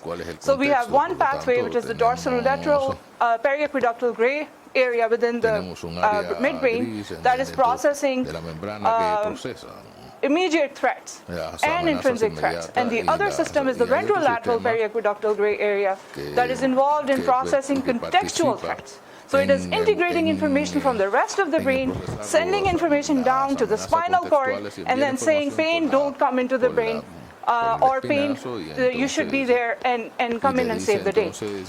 So in terms of what we know, we can categorize threats into three different categories. We have intrinsic threats, or they can be a bit quiet and simple, but generally we as human beings, we're intelligent species, so we tend to use more complicated information and have more abstract ideas about what constitutes a threat. And so this is related to how our brain processes things, right? So we have like these hierarchical processes within the brain, so we're able to put information together, categorize it into functional pieces, and then we can also generalize from one category to the other. And so the process that's on a hierarchy on a higher level is what we could refer to as conceptual processing or schemas. So that's what my lab is interested in, and that's what we're focusing on. And another thing that we're interested in is why people don't update their beliefs, why people don't update their concepts. And it is a source of bias. And it is, I think it's a cause for a lot of social problems also in the world right now, because we're so stuck with our beliefs. Even like when we talk about social contagion, I think we can also, I actually physically experienced that social contagion within this room for a brief minute. So, yeah, but very, very biased indeed. And so the model we're working with in the lab, in the experiments that I'm going to show, is that we're looking at pain from a top-down and bottom-up. We're trying to see what the balance is. So where is our sensory decision about pain on a scale? Is it biased towards top-down or expectation? Or is it actually aligned with the sensory evidence that we're receiving from the pain pathways? So that's what we want to model and look at. So when we talk about it, top-down, for example, would be expectations for prior learning, right? In this case, I will give you an example where we've used schemas for top-down expectations, and the bottom-up is sensory evidence, which is the stimulus temperature that we're applying a heat pain stimulus to the body. And we're varying these two things in different conditions, and then we can contrast what's happening in the brain and we can also evaluate how that affects their pain perception. So another thing we're looking at is the idea that there are prediction errors. So we may be expecting something, it may be correct, but there also may be that the expectation doesn't match the perception or the expectation. So for example, if we're expecting less pain, but we get more pain, right? So that's going to produce a prediction error. So that's our learning stimulus. And if we keep on ignoring these prediction errors, it results in bias. So this is the model. We had 43 healthy subjects. We're now almost completing the leg in chronic back pain patients and in fibromyalgia patients. So I'm showing you the data from the healthy controls. And what we have over here in the model is that we have a MASH condition in which the cues are showing a numerical value. Say the stimulus is going to be at its 10% of intensity. We give them a stimulus that's actually matched, and then we ask them to rate the pain. This is all happening in a scanner. And in the MASH condition, these two conditions are matched, so they are getting what they're expecting. And in the mismatched condition, the sensory evidence no longer matches what they're expecting. In fact, we modulate the values so that in one condition, the sensory evidence is not even changing anymore. It's always the heat temperature is exactly the same, but the expectation values are constantly changing. So this is what the model would look like if you would rank the cues and the temperatures in the MASH condition. You can see that there's a linear relationship between cues and temperatures over here. And in the MASH condition, you can also see these are the responses of the subjects on an average, and you can see that they've learned that every time the Q value goes up, the pain goes up. Every time the pain value goes down, pain goes down. So now this is when we start messing with them. We tell them the pain is going to be less, but we're actually giving them very high pain. In fact, the stimulus is not even changing for this entire condition. And you can see this is now, the temperature is always, the sensory evidence is always held the same. The Q values are going from 1 to 100. And this is the reference line for the MASH condition. This is what happens to the perception. So their perception updates from what they have learned in the MASH condition, but only partially updates itself. Meaning that the bias is quite strong. But having said that, in this context, we should also pay attention to the fact that there is an update. There is some update. So like the sensory evidence that we're getting from our body does play a role in what we're feeling, what we're sensing. And there is an update as the prediction error increases. So as the prediction error went up, the update went up.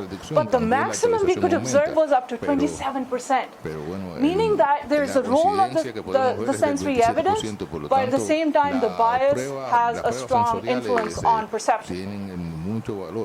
In the brain, we were able to see the regions that we were expecting to see, which is for the bottom-up system, where when we contrast these two conditions, we see that the sensory regions of the brain and the periaqueductal gray area, they're all activating more and more as they're expecting more pain, right? The stimulus is exactly the same, but their expectations are changing, the Q values are changing. With changes in Q values, these regions modulate the response and respond more and more and more when they're expecting more and more threat.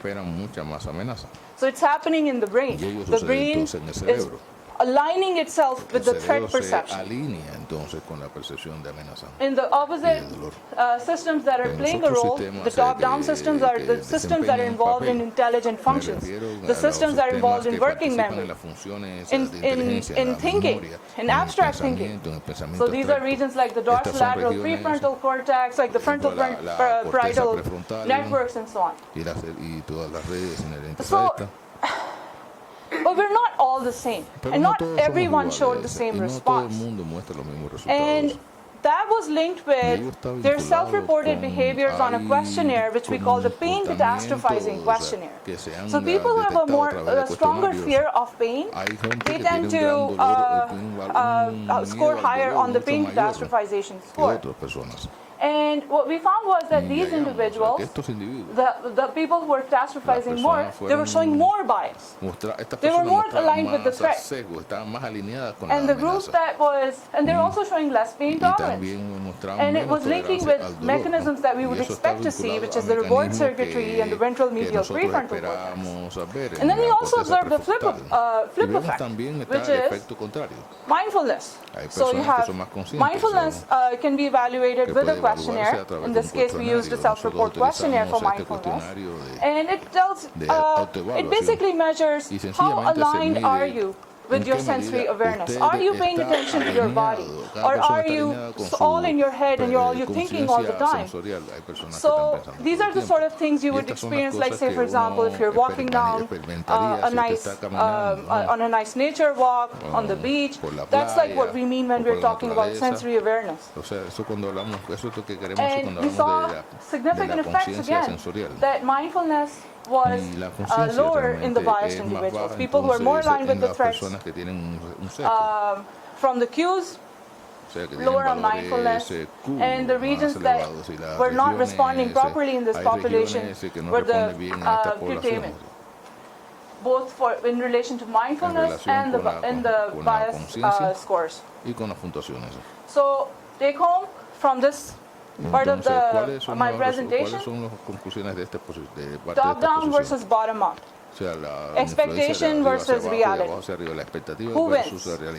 Based on our data and the evidence that we have, it's both. But in some people, these top-down effects are stronger. And what we need to do is to understand why. And it also points to the fact that what we think as our reasoning capacity or like intelligent functions such as concept building, they're not necessarily always working for us. So we're investigating that in more depth. And also this is linked with threat sensitivity, self-schemas of pain, and mindfulness. So now this brings me to some previous work that I've done with chronic pain. We studied chronic pain as it transitions, so we transitions from an acute stage to a chronic stage. And so we recruited individuals, about 127, and we followed them with neuroimaging for a period of 1 year. So we looked at how they, what were the mechanisms that were involved. And this was work I did at Northwestern, and what we found was that one group had persistent pain for the 1 year. And another group, they recovered. The people who recovered, their activations, they're disappearing, right? And initially, you can see the activations are all in the regions where you would expect them to be, which is, this is their responding to when they feel pain. In the insula and the anterior cingulate cortex, the run-of-the-mill regions for pain perception. But the people who develop chronic pain, early on their responses are in the acute pain processing systems. But over time, they shift. They shift to the amygdala, they shift to the medial prefrontal cortex. Why? I don't know. But all I can say is that there is a big difference between acute processing and chronic processing of pain. So, but this chronic pain is a very interesting and very frustrating problem to study. And there's so many things that need to be understood with relation to what some people here have been referring to as functional disorders. I think we're not giving those patients credit because these people are really suffering and they're experiencing pain on a daily basis. And it's just not correct to call them hysterical or to call them that they have some kind of psychogenic chronic illness. Instead, what we as scientists and thinkers can do is to invest our resources in understanding the key problems. We need to identify the triggering factors. Why do people develop these disorders? We have to think of them as disorders that have some causative triggering agent, triggering event that happened. A lot of people with chronic back pain, for instance, have had some kind of car accident. And another potential possibility that we could focus on is the combination of mental trauma plus stress vulnerability. So these are some possibilities. And then another thing that we need to focus on is that how does this transition happen from acute to chronic? What are the mechanisms that are responsible for the maintenance and development of these chronic symptoms? So the take-home messages of my talk are, we have both top-down and bottom-up systems. They're both contributing to perception, so we can't ignore one or the other. And it is true that top-down effects are tenacious, but this is all happening in the brain, and it's all cognitive neuroscience, and we can study this instead of just making assumptions about it that is reminiscent of the time when Charcot was coming up with the concept of neurology. I think we're way advanced in our times when we should start thinking in modern times in terms of functional disorders. We need to study the triggering factors, understand the acute and subacute phases, and see how these things develop over time, and also focus on pre-existing vulnerabilities. Because there's a possibility that in the brain, there's variations. Could be related to malnutrition, could be related to other types of psychosocial factors, but people are different, and some people are more vulnerable than others. So if we can understand that, that would be very useful for a lot of people, and we have to focus on the physical and environmental causes. The world is changing so quickly around us, and we're just not being able to keep track with all these changes that are happening in our diet, in our environment. So this is an opportunity for us to be able to understand these factors. And also, we should avoid using terms like hysteria, psychogenic. These are umbrella terms. They're not actual disorders, and they can stigmatize people. That I thank you and really appreciate giving me time to be able to speak about this.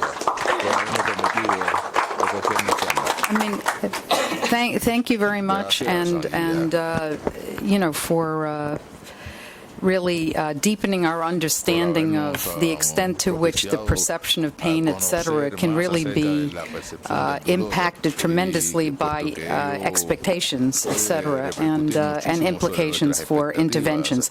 Are there any questions? Yes. Question methodological, maybe I missed something, but in the first study you responses to the people with prior mutation and with the same sensory at home, did you include a condition in which they don't have flu? Yes, we did. Yes, we did. I mean, in order to study the variability in the individuals, if the variability of the response is the same with and without Q. Yes, we did. And there were some interesting observations with that also. You can look at the paper. It just came out in Journal of Neuroscience. So there's a whole section on that topic also. What happens when you don't give people cues. Yeah. So any other comments or questions around the table here? Okay, thank you very much for your presentation. Yeah. Okay. So, you know, we're running well with time at this point. We're actually on our final presentation, which is a presentation by Professor Avilio Gonzalez Dalmau from the CNeuro.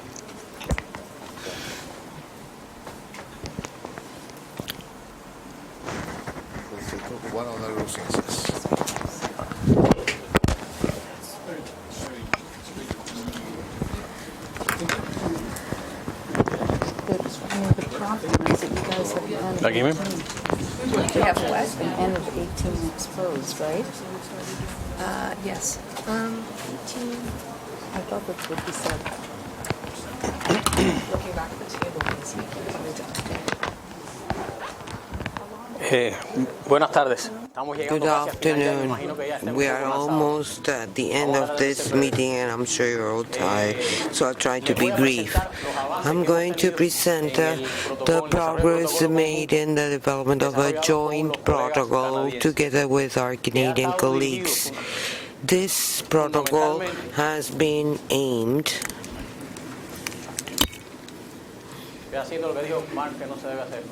I'm doing what Mark said we shouldn't do. The protocol has been made to prove the hypothesis that overexposure to agents used in the anti-mosquito campaign may have produced these health disorders we have been discussing. There are several participating institutions which are here in the slide. I must note that this is done under the ethical commissions of different Cuban institutions, and that we have the will of the informed subject that can share the data and keep them anonymous. And we are presenting a report following the suggestion made here that this should be published as an article. The design of our experiment has as its main aim to determine the probable or potential poisoning of Cuban personnel exposed to these compounds. These are the three main groups of maximum exposure that have worked in the campaign, a minimum exposure group selected in places where there has been no spraying or fumigation in the last 6 months. The Ministry of Public Health keeps all these data, and the third group is made up by persons that shared or share environments with the diplomatic personnel. So we will have 60 subjects, men and women, in this experiment. What are the tests that we are making? Well, this is done here in this center. We have a personal interview, a physical and clinical diagnosis. There is a blood test to determine. Well, we have a TCH. Then we determine the erythrocytes, and we are preserving samples to be sent to Canada. Then we have psychometric questionnaires, cognitive evaluations with Cantabed's Cuban, Spanish application. What were the inclusion criteria for this? Workers of the embassy or diplomatic homes that shared the same environment in the period of time that we are analyzing. Subjects that have been exposed for more than 6 months to fumigation. We are talking about fumigation workers and subjects with no exposure in the last 6 months. What are the exclusion criteria? Well, if they present any neurological, psychopathological manifestation before the beginning of the investigation, this is determined by the clinicians that are working with us. Regular use of statin drugs or anti-calcium drugs, entities causing inhibition, or any type of chronic or systemic infection. Of course, if anyone is pregnant or breastfeeding, they are not included. If there is any intellectual dysfunction or is not included, that is why the personal interview is so important. Then, if the patient suffers from claustrophobia, if they have metallic implants or pacemakers, they are also not included. And of course, this one, the last but not the least, the acceptance or willingness to participate in the investigation. You can abandon the investigation at any phase if you wish to do so. The test analysis was very important. You have to extract 25 milligrams of blood. One goes to determine this 7 millimeters go to CMEX, 1.5 millimeters are kept in the genetic center because they're going to travel to Canada. So we must preserve a sample here according to Cuban regulations. The sample, after being extracted, cannot reach the places where they are to be tested after 2 hours, because this could change the parameters that we are analyzing. Some preliminary results. In group 1, only one individual reported depression, suffering from depression.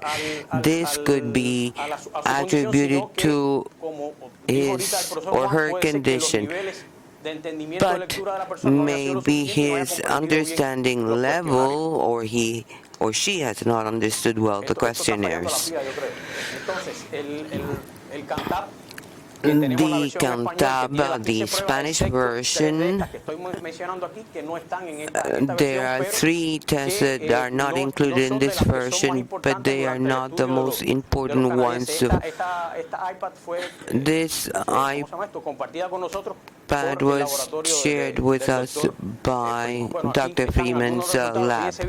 Here are some of the results. We have included 27 from group 1, 2 from group 2, 3 from group, or 1 from group 3. This is for a normative control of what we are going to measure, because we had no prior reference. We needed to know what could be normatively normal within the investigation we were carrying out. So researchers took a sample of 13 persons to have a reference as to what normality is. We have also measured through visual inspection using Cuban devices, and we will make the quantitative analysis using these programs that have been developed here. The audiovestibular preliminary results have not shown any abnormal process till now, though the data of all subjects have not been processed.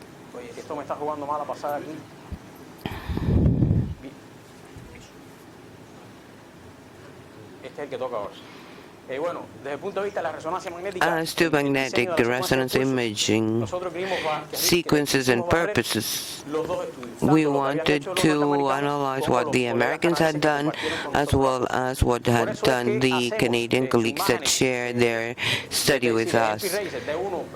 We did this high-resolution imaging before and after injecting the fluid and T2 stars for a conventional analysis of the images. To comply with this, using this injector pump that I'm showing here in the slide, we took a series of measures so as to make a quantitative measure using this test. This is a sequence. After injection, we got flash images with these sequences, and then we made the diffusion studies or analysis using an 8-channel bovine, and this is with 4 of the 8 channels.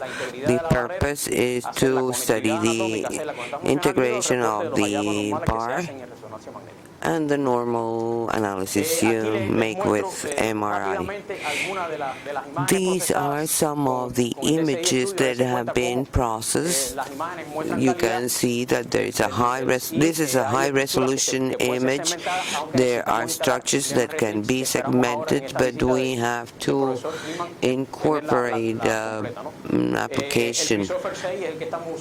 This is what the free surfer 6 is what we are using, and in the group 1 we have studied 26 subjects, 20 can be used, 7 have some findings in the MRI. 2 subjects of group 2 were claustrophobic, so they didn't want to continue with the MRI. Besides, we have studied some subjects in the control group, 4 to be exact. Well, this is one of the subjects. Here we have an intense image near the ventricle, hyper-intense here, and then there is, with the contrast, there is no highlighting. Obviously, he has a trauma in the frontal area or zone. This subject will be excluded from the study when we make a cross analysis. I want to highlight that we are in the middle of the investigation, so we will not give any findings here, because we can't say this is different from that or that there are no results at this stage. We recruited group 1, 2, and 3. Well, group 3, only 30% of recruitment. There will be no statistical results available. Once the cross-screening is done of the different tests, maybe some subjects will be excluded because they don't comply with all the criteria. And according to the measurements done, we can guarantee the anonymity, and we have seen very good qualities. I want to thank MINSAP that has sponsored this investigation, as well as the group here in Neuroscience, as well as the subjects participating in the investigation. So thank you, and if you have any question, I would be more than glad to answer.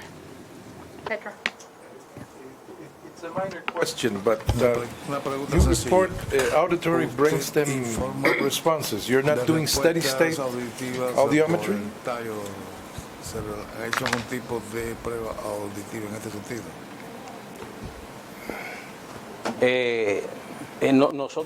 Well, we do make audiometry. Using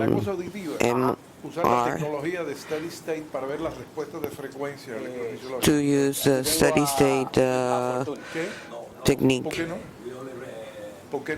No. Why?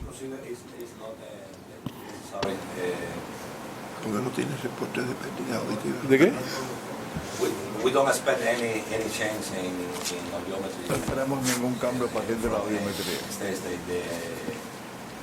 The total audiometry is normal. We consider it's not necessary. I don't agree. And I'll tell you why. I mean, it was reported in other cases. We're comparing to other cases. So I find that to use, let's say, we were the pioneers of this technique. So why not use it? Why do we have to restrict ourselves to what? Okay? Lo tendremos en cuenta. We will take it into consideration, Peter. Yes. Thank you. At the moment, I do understand that there are no definite results, but should you find results overlapping with the original Canadian study, what the conclusion would be? And should you not find a similar outcome from your data, what the outcome, what the explanation would then be, because independent of the data, you have a dichotomous prediction. So, can you spell this out?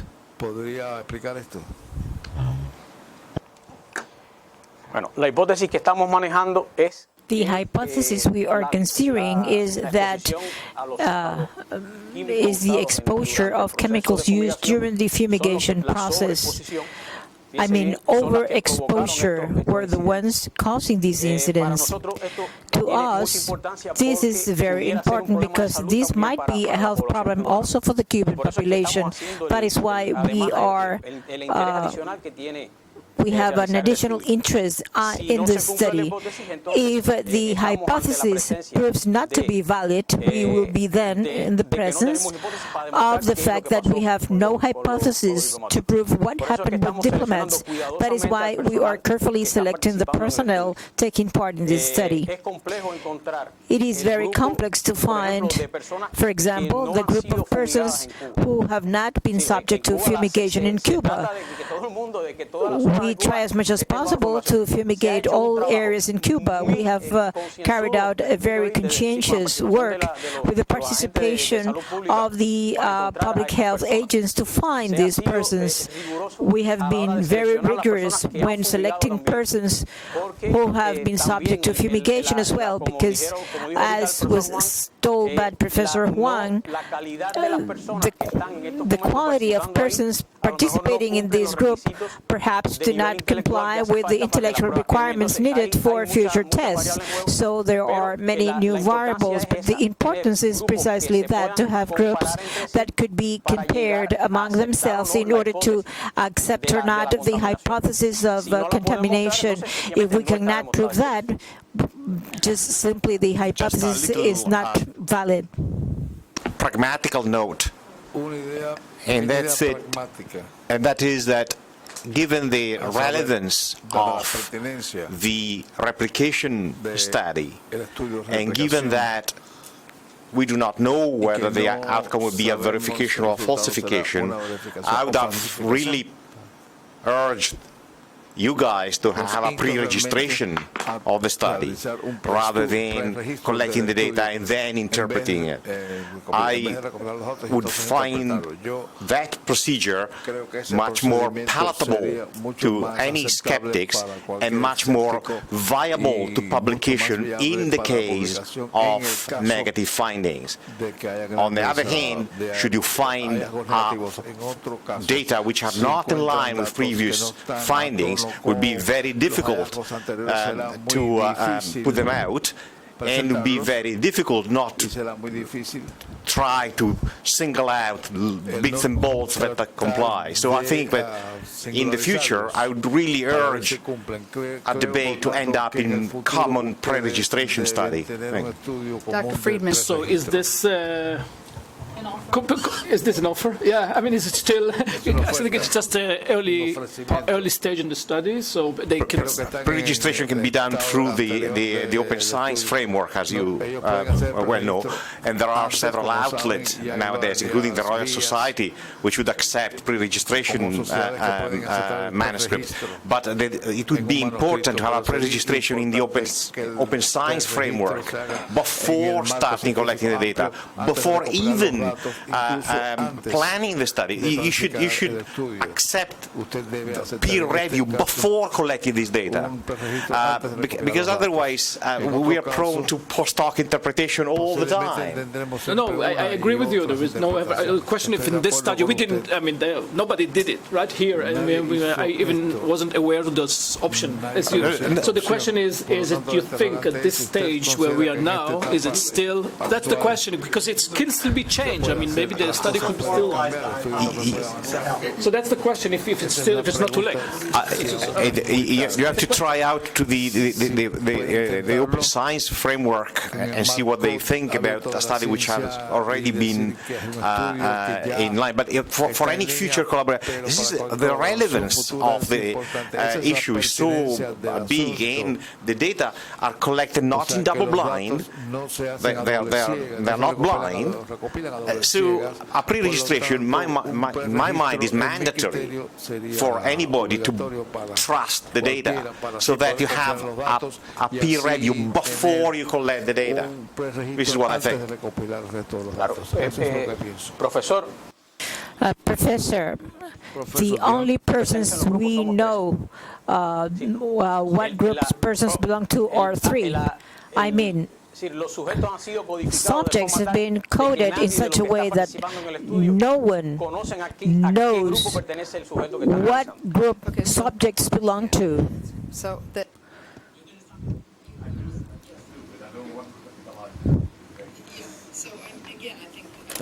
obviously, it's critically important to comply for many reasons with, issues of keeping the study double-blind, having the best design possible. I'll be happy to share some thoughts I have, too, about some of the testing, that was presented. But I think that there was a lot of question, for instance, about the Cantel, and as maybe not being the best, the best possible measure. And so just a thought. But regardless, I think that, I think the point is very well taken. I think in this day and age of open access and open science, to pre-register hypotheses, is crucially important, since we're all told we're not allowed to use the word hypothesis unless we have pre-registered. So it then becomes an observational study or survey. Any other comments? Yes. Go ahead. I have a question for the speaker. What was your TR, repetition time for the resting state fMRI? Sorry, repeat the question.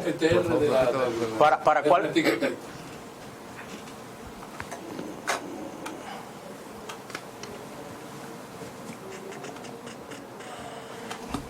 Just by looking. Just this one. Is, si mal no recuerdo.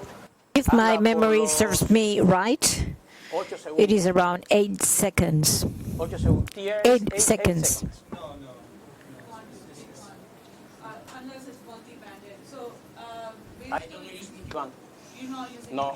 So it would probably be longer based on the value given over here, and the duration that does look shorter than what we have. And I'm also not clear on the diffusion. How many directions for the diffusion data are you guys collecting? 41. So one thing to keep in mind is that because the number of directions will be different, the B1000 or B values, they will be different. There will not be a one-to-one correspondence between our results and what you will find over here. So these are other things that should be kept in mind. Maybe we can overcome some of these issues by exchanging data down the line. But yeah.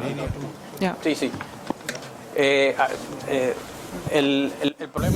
The problem is that I remember that the equipment that we have is Allegra 3 Tesla. And unfortunately, we do not have an equipment capable of processing more directions. Yours can process as many as 60 directions, I think, but I can hardly reach 60 out of technical limitations of the equipment. I remember that this was the first 3 Tesla Siemens manufactured.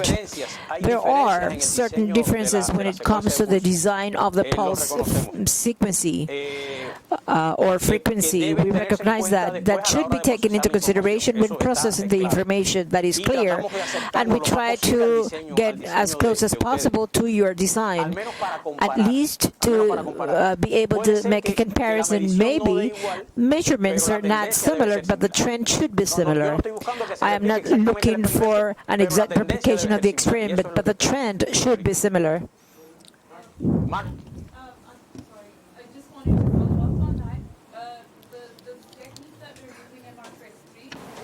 It is based on the CSV model, which is different from what has been done before. So it requires a specific B value. So it has to be ideally over 1,000. And so we should discuss, and while we're here, we should continue this discussion. Sí, Mil es el que estamos usando. Yeah, I mean, again, that is the one that we are using.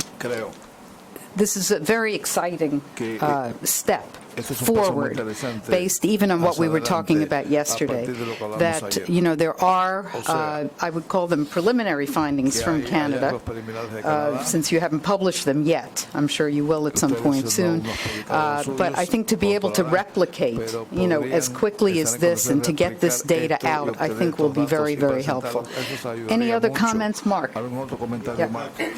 So hopefully I misunderstood a little bit about how you did the group assignments, but I'm a little concerned that by looking at the data as you have already right now, you're contaminating the data with bias. I'm seeing preliminary results, which I would have hoped would have been completely blinded, but it doesn't, you know, I'm not sure what's happened with that. And the second is that you showed us the sample size of 60 people, but we do have a considerable amount of data that's been reported by the Canadian group that would allow you to do a power analysis, and I want to know if you actually did a formal power analysis for each of the measures that you've got.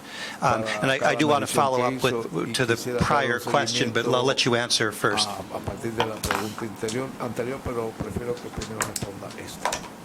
Yeah. Well, we hope to have 60 subjects in total, 20 per group. The number of subjects that shared environment with the Canadian were 20. That's different analysis. You have an effect size. You act from the other data. You also have the variance of the mean. So you have everything you need in order to estimate the number of subjects that would be required to reach an appropriate significance level. The group that can grow, we can do this, okay? It's a good suggestion. Of course. Yeah, it's a good suggestion. And in fact, I think if you submit to, you know, to open access, et cetera, you know, they will require a power analysis, and it's, yeah. And you must resist the desire to analyze the data in process while you know the group identities of the individuals, right? This is a contamination of the data from sort of a basic statistical design, and I urge you to not do any unblinded analyses at all at any point in this study. But I do want to follow on to the prior questions about the technical issues in the MRI. Okay?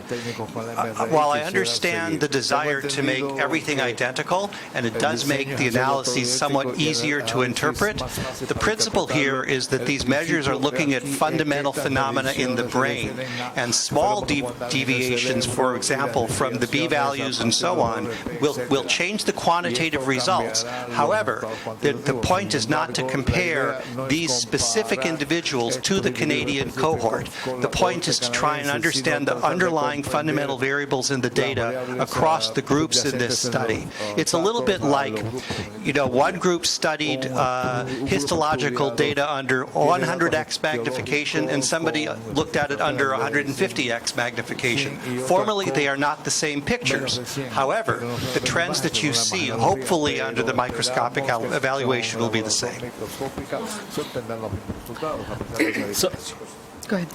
Yeah. So thank you. I think it's a great step forward, and I really happy that it's been done.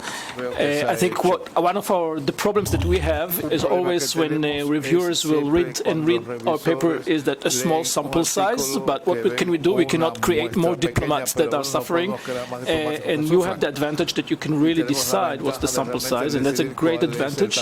I would still, to your comment, what I think we should look at it as a preliminary study that you do, because all the conditions are so different that I think you should look at it as a preliminary study that you're doing a pilot kind of, look at the variance now, and then do the power calculations according to your, because the noise will be different. I mean, you know, it's a different machine, so I think it's a great opportunity. The question that I have really is, as you said, many people here are kind of exposed. So how do you plan to really kind of measure exposure? What are you going to do it? ¿Cómo van a hacerlo tratándose de tantas personas supuestamente expuestas? Sí. Se lleva un récord. We keep a record. Public health keeps a record of the places and the frequency with which they fumigate. Professor Juan has given an explanation of how the public health mechanism works. And it could be biased, but we are certain that in that area, an area that is in the outskirts of the city, has been very little fumigation because there has not been many cases of dengue. I can't guarantee that the person who lives there may have gone to visit a relative to another place and then there was fumigation in the relative's home. But we are talking about a mean, an average, and this bias can be attenuated in this way. Yes, I agree. We really think of this as a pilot study. And it's true that there's a limit to the size of the sample of people that worked or lived around the embassy. But the number of people participating in the anti-mosquito campaign is very large. And we will not do, of course, we cannot think of doing MRI on all these subjects, but some of the other tests, like the EEG and these neuropsychological tests and other kinds of the blood test, we could do at a larger scale. In fact, people work, and we're thinking, because in addition to the importance this has related to the health incidents with the diplomats, as soon as we heard of the results from the Canadian group, we immediately thought this is a public health issue that we just have to examine. And though there is a monitoring of the health conditions of these people working in the campaign, they're using some basic measures only. So one of the motivations to further study this problem is to go a little deeper and to examine the possible implications. I think all the suggestions are very good. We'll try to do I think we should try to do the pre-registration. We'll do the power analysis based on the Canadian data, but of course we have to do with our own pilot group, our own calculations, and all these suggestions are very good, and we're very open to hear more ideas. Yes. Mark. What were the blood values and what were the valores de sangre, de los parámetros de sangre que se obtuvieron? ¿Y cómo ustedes esperan que varíen? El señor Rosado.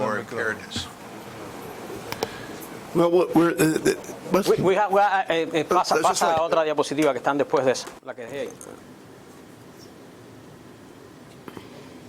Ajá. Ya, espera, a ver. Blood test. Nosotros estamos haciendo la sangre completa, el programa completo. Making a whole hemogram, all these parameters, glycemia, creatinine, all those values that you see in the slide. Of course, given the small size of the sample, there is nothing to relate with, but we are measuring the concentration, which would be one of the most important parameters to measure. And limit values have been defined for the Cuban population, for both, and that would be the blood measurements we are doing. Yeah, but what do you see? A lot of things here. What do you predict is going to be the most important, and what do you predict you might be useful as a measure? I mean, it's not going to be the whole panel unless you're planning on some really extraordinary combinatorial scheme. Well, for example, what is our expectation in the case of the group that has been exposed because they were fumigation workers? We expect to find that a percent of these subjects have cholinesterase inhibition because they have been highly exposed and because sometimes they don't use the protection gears. So we would have an extreme group that, as we already explained, we looked for a locality in Havana where very few fumigations have been made. There we hope to find, in the case of cholinesterase values, normal values in the population studied. And then there will be an intermediate group, those persons who worked in diplomatic residences or embassies that would have more or less the same levels as found in the Canadian group. That is what we expect. But we will have to see what happens, because in a study you can have an initial idea, but maybe that will not be the result. And then here we would have to see the case, to analyze on a case-by-case basis. In the case of cholinesterase inhibition, we would have to make an in-depth analysis, the time of exposure, if the person is taking a certain drug. Although this was asked in the initial interview, but then we have to make a profound study, and particularly with epidemiological data. The professor explained that there are people living in a place where there is no fumigation, but that person may work in a place that is exposed to fumigation. So we have to go on a case-by-case basis. The idea is that we are not only thinking about the group analysis. Our design is that we should have ranges within the group, not only variability within the group, but intergroup also.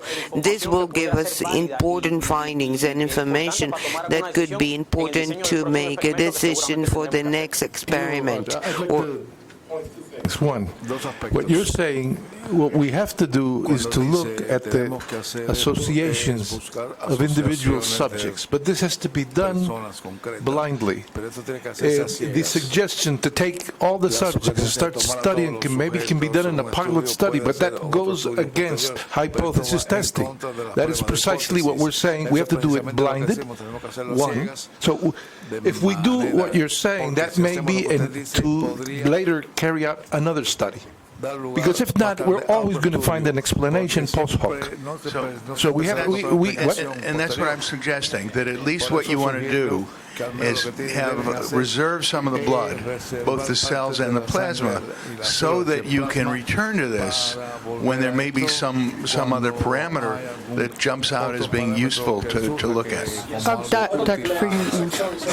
So part of the plan that was mentioned, that the blood will be kept and be sent to Canada, that we are definitely blind. And I think what will be very, very interesting, and I think original and never been done, is to measure really the levels of the toxins in the blood. Never been done. We might, or you would expect, actually the hypothesis would be that you'll actually have different levels that it doesn't affect, and there will be a threshold level, that from that level, people will start showing symptoms. You may see something in membranes that you're not seeing in plasma, and that would give you your sustained effect. Some other comments back? Sí, mire, Yeah. to make sure to clarify here that Mark's not asking a question about blinding. He's asking a question about if the preliminary analysis reveals something, it would be nice not to have to go back and re-find these subjects in order to confirm that. Yeah, so for instance, if one of your early hypotheses is that the exposure to the organophosphate is going to impact acetylcholinesterase, you need to make sure you have sufficient variability, in the individuals without creating unblinded conditions. I mean, that's a prerequisite, obviously, right? That you have sufficient variability to be able to test some of the hypotheses that you're proposing. But in any event, I think this is an exciting study. I think we all are scientists, and we have, at least those of us around both sides of the table, and I think we have a lot of ideas, and I think that, again, this is a terrific first step, to be able to address some of the missing information, that we've all been very frustrated about, the lack of any kind of information. And I think the ability to compare it with the existing and very comprehensive multidisciplinary studies of the Canadian group is helpful. The only minor suggestion that I would have is that since we've also spent a couple of days talking about a potential role of psychogenic factors, etc., that this can be very easily included in this assessment and probably should be. Because, again, I think something as simple as, and again, my neuropsychology colleague may disagree, but even including something simple like personality measures, putting in a NEO-PI3 or something like that, which, has been used in 71 countries and has been linked to trauma exposure or whatever, might give some very interesting information to those people who are susceptible to some of these other kinds of pressures and influences, and might extend, the impact of the study that's being done and not keep it so insular. Because I think those are two, at least two of the very important issues that we've talked about in the last few days, right? Good. I think it's a little bit more difficult to document mitochondria in the study, but I think we can certainly, probably easily extend that even to the, assessments that you all, are undertaking at this point. Yes. Any other? You just mentioned one of the things I was going to say, which is we've discussed now, and I think the presentation, by Hashmi is very relevant, but also I would measure in some sense the stress level of these workers. Absolutely. Yeah. So we're thinking, even maybe it won't be strong or something, but since we're into it and we've discussed a lot of possible factors, I would measure that too. Yeah. Absolutely. Yeah. Mark? Really just since there's some prospective character still to a study now that it's underway, I would just like to emphasize this is not a standard study design where we can plan things out exactly the way we'd like. We have a limited population of people who are in and around the diplomats' residences at the crucial times, and that population, to the extent that it's possible to do so, extra blood, more imaging, more in-depth tests, because you can always go back and sample your control population if there are findings within that particular affected band, and they're unusually valuable. That's where I've had discussions with my Cuban colleagues, because I was in China when I arrived. I think the scientific hypothesis has nothing to do with the diplomats. We have to do it, but this is a general thing. Their hypothesis is related to toxicity. We now have on the table personality care, stress, and also stress, and this is a general problem. So I think that maybe it's two aspects of the problem. And this other one is the one that can be relatively expanded, and it also has health implications. Any other? Yes, go ahead.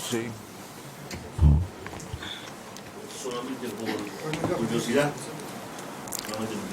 porque en la investigación ¿se oye? Just out of curiosity, because in the researchers and the background information are important, if the Canadian diplomats and their relatives who were in Cuba before, who were subject to this fumigation system in Cuba, have you seen any symptoms like this among them? So we just signed an agreement with the government of Canada to continue the study and study more diplomats that were, because we didn't study all of them, and that was one of the reasons that we asked the government to fund another study. And he was asking also about relatives and... So in this study, some of it is relative. In this study, the first study, there are some diplomats and some relatives that lived with them. So in Canada, at least we didn't find any big differences between diplomats and relatives that were with them at the same house. So that was affected diplomats and not their partners or anything like that. But one of the ways for us to increase the sample size is to call back diplomats that were in Cuba during that period and test them as well. Yeah, go ahead. Surely the Canadian diplomats, the only place they are where there's pesticides, is not Cuba. Isn't there a larger sample? Wouldn't this be relevant, let's say, in Mozambique or someplace where they use? Right? Well, you're right. So we are looking at that as well, and we even more than that. There is a big clinical study in Canada, actually, with questionnaires for people all over the Maritimes, the eastern parts of Canada, and looking at health effects. We have the data from this, and we have a website that we are going to questionnaires for rural people, because they're also farmers, by the way. The whole thing, what the toxicology started with, is farmers in Canada that are using pesticides, and we just kind of, that's why they had the methods in the toxicology unit, because they are studying that so we are going also to that population, because I think it's a global interest. It's not only Cuban. Yeah. Well, and I think, again, just 2 points from my own little island. I work in Barbados. It's an English-speaking island with a very close link to Canada, with a lot of people that are represented, and a lot of similar exposures in terms of dengue. Without going into detail of everybody's presentation, we heard some very interesting presentations in the past 2 days. I think we recognized at the outset that we are not fully represented here, and I want to reemphasize that as well. Invitations were extended to those groups that presented the JAMA paper, certainly the Miami group and the Penn group, and regretfully we don't have their direct participation here. So, this is somewhat hampered some of this discussion. But I think, again, the conclusion yesterday that we need to look forward instead of backwards of what there isn't available, but what there is that we can do right now is what needs to focus us in the next hour of our discussion. We need to think about what we can do, not what it is that we don't have in front of us.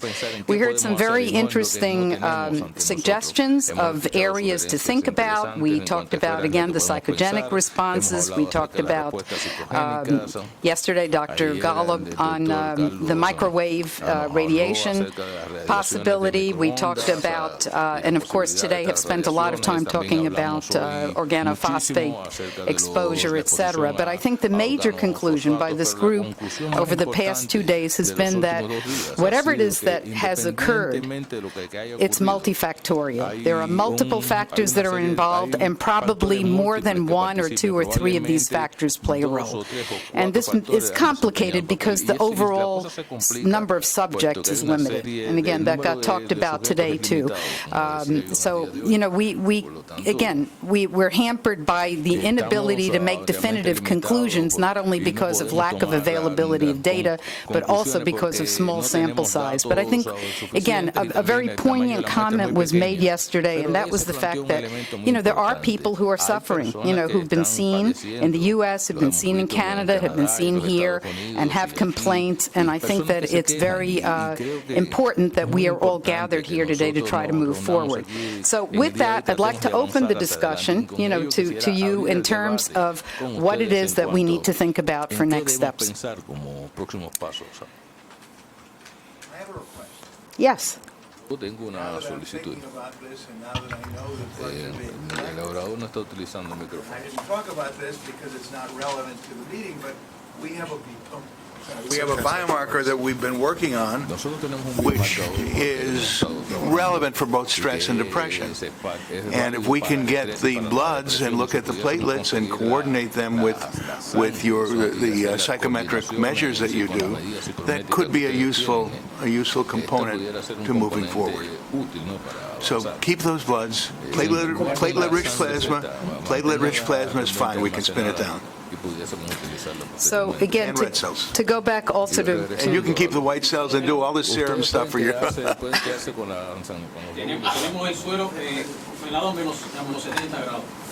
We have the serum frozen at minus 70 degrees. We have the serum frozen at minus 70 degrees. Worthwhile. It's either going to be platelets or red cells. They have red cells. No es suero lo que usted necesita. It's not the serum that you need. I mean, it's total, the whole blood.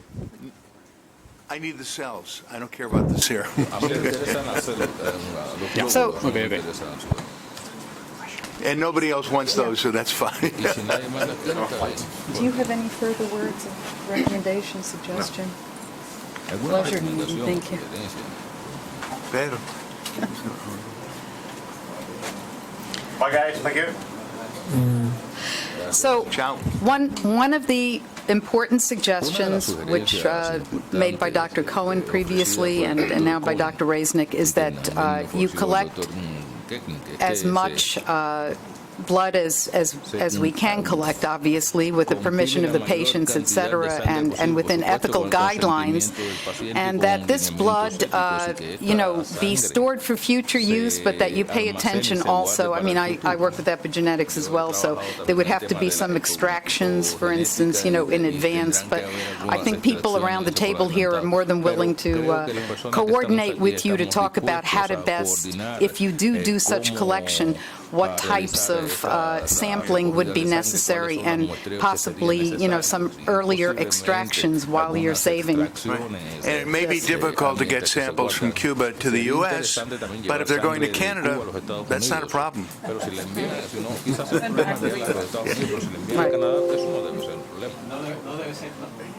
And Realmente no debe ser un problema.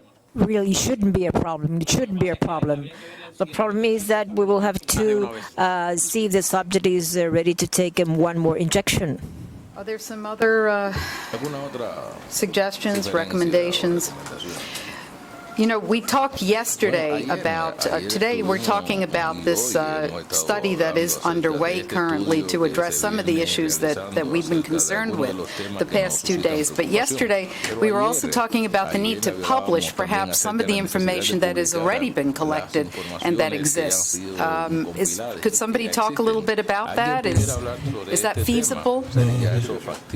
Yes, it is. And we're taking that suggestion and we're discussing it with the colleagues that did the work on the field work, examining the cases. They have the data. They haven't finished writing it up. There was one publication that, unfortunately, I think it was a description of, let's say, environmental sound contamination and radio frequency contamination that reached a negative result. They didn't find anything, but they buried it in a very obscure journal. So what we're going to do is try to review this. The Academy of Sciences, Luis can later talk about this, has also its own outlets that it can use, so that's a good idea. But if possible, I'd like to make some general comments. Now we're in the stage of the final discussion. So I think first I'd like to express the gratitude of the Cuban scientists that have been working in this topic, because we feel that this is a good this is a good opportunity to show that with a dialogue, an exchange of ideas, we don't agree in everything. There's been discussions, but this is something that could help clarify all the issues. And if we had done this, of course, I don't want to talk too much about what we didn't do, but if we had done this from the beginning and we could have had greater participation of, let's say, the U.S. colleagues, we probably would be in a better position to understand what happened.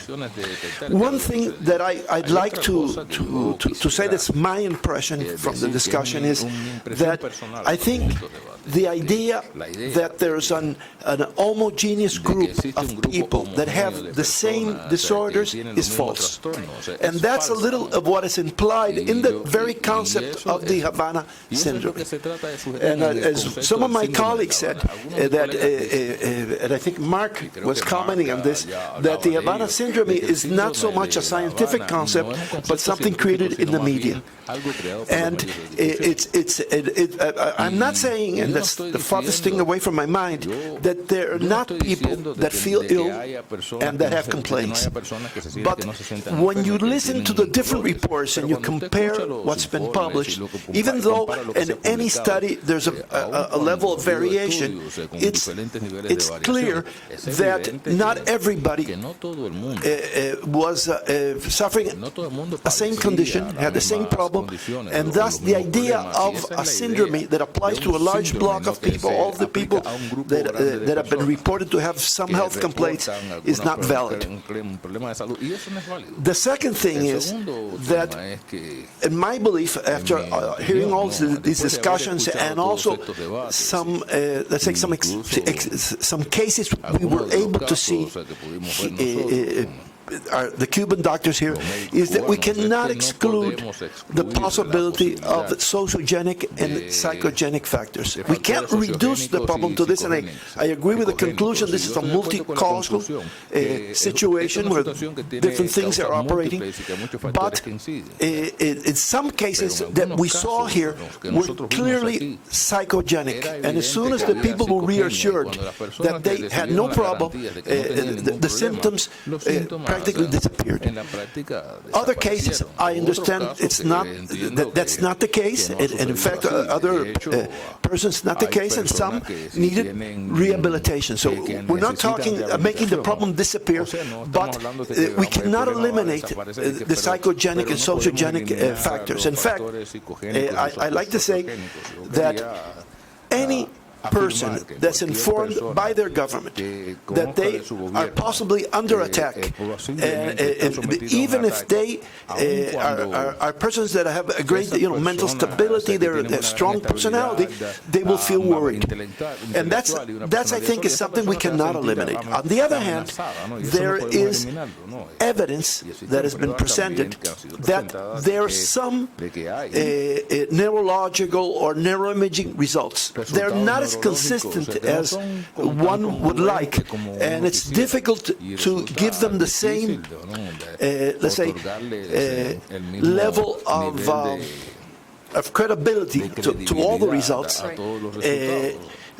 Especially because some of the findings, and I think Mark commented on this, are due to very, let's say, experimental or new techniques. But we have to take them into consideration. So this gives us, at least gives me the idea that we really have to keep on studying what other factors could have been operating. And I'd like to finish my comment by saying that the results from the Canadian group, we've considered it in Cuba very seriously because they have public health implications, as has been said, not only for Cuba, but for many other countries. And it will be a big issue in the future because the battle against mosquitoes has not been won, nor will be easy to win. And so problems with the use of insecticides will keep on, this will keep on growing. There will be a continuous use of insecticides because it's either that or accept transmission of Zika, chikungunya, dengue, and other diseases. And so this is a conflict, and we have to solve this problem. So this is the reason that the Cuban scientific organizations, the Cuban Ministry of Health, decided to follow this up. And well, I think it will be, some things will be very difficult to clarify, but we can demystify many things. I think everybody agrees that the hypothesis, and that's what I've heard from everyone here, that there was some sort of targeted attack with energy weapons, beams, is simply not sustainable. And so even though progress may be slow, I think it's worthwhile to keep this dialogue open and keep having an exchange, and maybe we will have future meetings where the colleagues from the U.S. can participate. This is our greatest desire.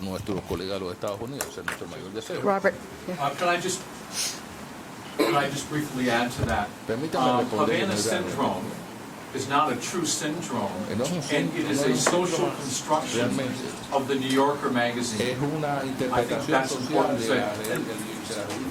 The other thing is that any hypothesis that purports to explain the Canadian experience, I think it's important to explain the American experience as well, especially at the two major hotels in the apartment complex.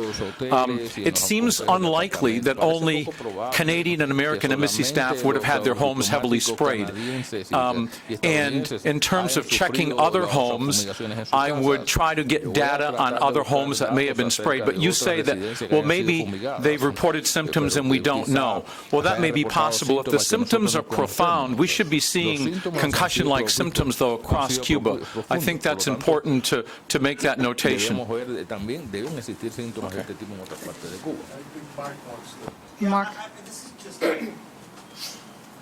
It's just some sort of a top-level commentary, but I'm extremely impressed that we were able to hear completely transparent disclosures of what pesticides were, put in various places. It's unimaginable that this could take place in the United States, where this would be, the most defensive possible position because of every lawsuit you could imagine. I mean, it was extraordinary, and I think it sort of speaks to the possibilities of doing certain kinds of research here that might be otherwise very difficult. And I did not hear a defensive posture with this, and I wanted to sort of congratulate that. I actually have a quick proposal for your consideration, which is, could we come up with an alternative name instead of Havana syndrome? Something like Havana Embassy Spectrum of Disorders, something like that? One thing to think about, and yeah, I can put that in. Maybe it's possible to transfer serum through Canada, but it's also one thing to think about is to transfer people to Canada. So I think one idea that we can consider is because I know, when I heard the Americans, part of they are. As much as it can sound strange to us, but they are afraid that when they come here, they will be attacked. So one option is to have the next meeting in Halifax, Canada. I want to support that. I had three suggestions. One, that we generate a report of this meeting. Yes. I think it should be not that long, but we should have with all the, agreements and disagreements, no? The second thing is that we report in that summary, and organize the website for open access of the data. I think that's important. It shouldn't be indiscriminate. It should be, people would have to register or something, but the fact to move this towards open access very clearly is very important. And the third thing is that I definitely think we have to have a meeting, which would be acceptable to all parts. I think that the two previous things might help to get to the third one, no? Which is to have the meeting. Okay? Yes. Gracias. Bueno. Thank you. Well, first of all, I join my colleagues Mitchell and Peter to thank all the participants and the presentations that have been made in a clear, frank manner, and which have undoubtedly been very interesting. I think it's a great step forward, and I regret that we were not able to do this before in 2017 or 2018 when the Cuban Academy of Science made this appeal to meet. But finally, I think we have been able to hold this meeting that has been so interesting. There are many elements that can be argued, but I believe that we are, this is a group of persons that have shown symptomatic manifestations from a neurological point of view with objective results tested through and evaluated through different techniques, including MRI, and studies that have not been completed, like the vestibular vestibular studies or eye motion studies. So there are still some gaps regarding all these manifestations. But I think that we must change this concept of the Havana syndrome. I don't like because I think it's an offense to something that had no scientific basis. It stemmed from what the media did with no scientific basis, and I don't know if we should call it the Havana Embassy spectrum disorder or whatever, but I do believe that we need, and the fact that it was the title of this event, if there is or not, or whether there is a Havana syndrome or not, I think it is clear that according to the current concept of a syndrome, we can't say that there is a Havana syndrome from a scientific point of view, and I think this is what should prevail. I do agree that this has been a step forward, that maybe we will be able to include the American scientists and doctors who have worked on this so that we can develop or carry out the 21st century scientists that is done through networks, and it is the universal commitment of any scientist based on the principles of ethics. And here we combine several things. Many of us are doctors, many of us are researchers, and so we have ethical, medical ethics and research ethics and scientific ethics, but I'm sure that we are committed to continue with this cooperation. I think the Cuba-Canada cooperation is an example of integration that will ultimately lead us to the best conclusions for the benefit of society, because our societies are being affected in this regard. I could say many more things, but I think to save time, this is what I wanted to say.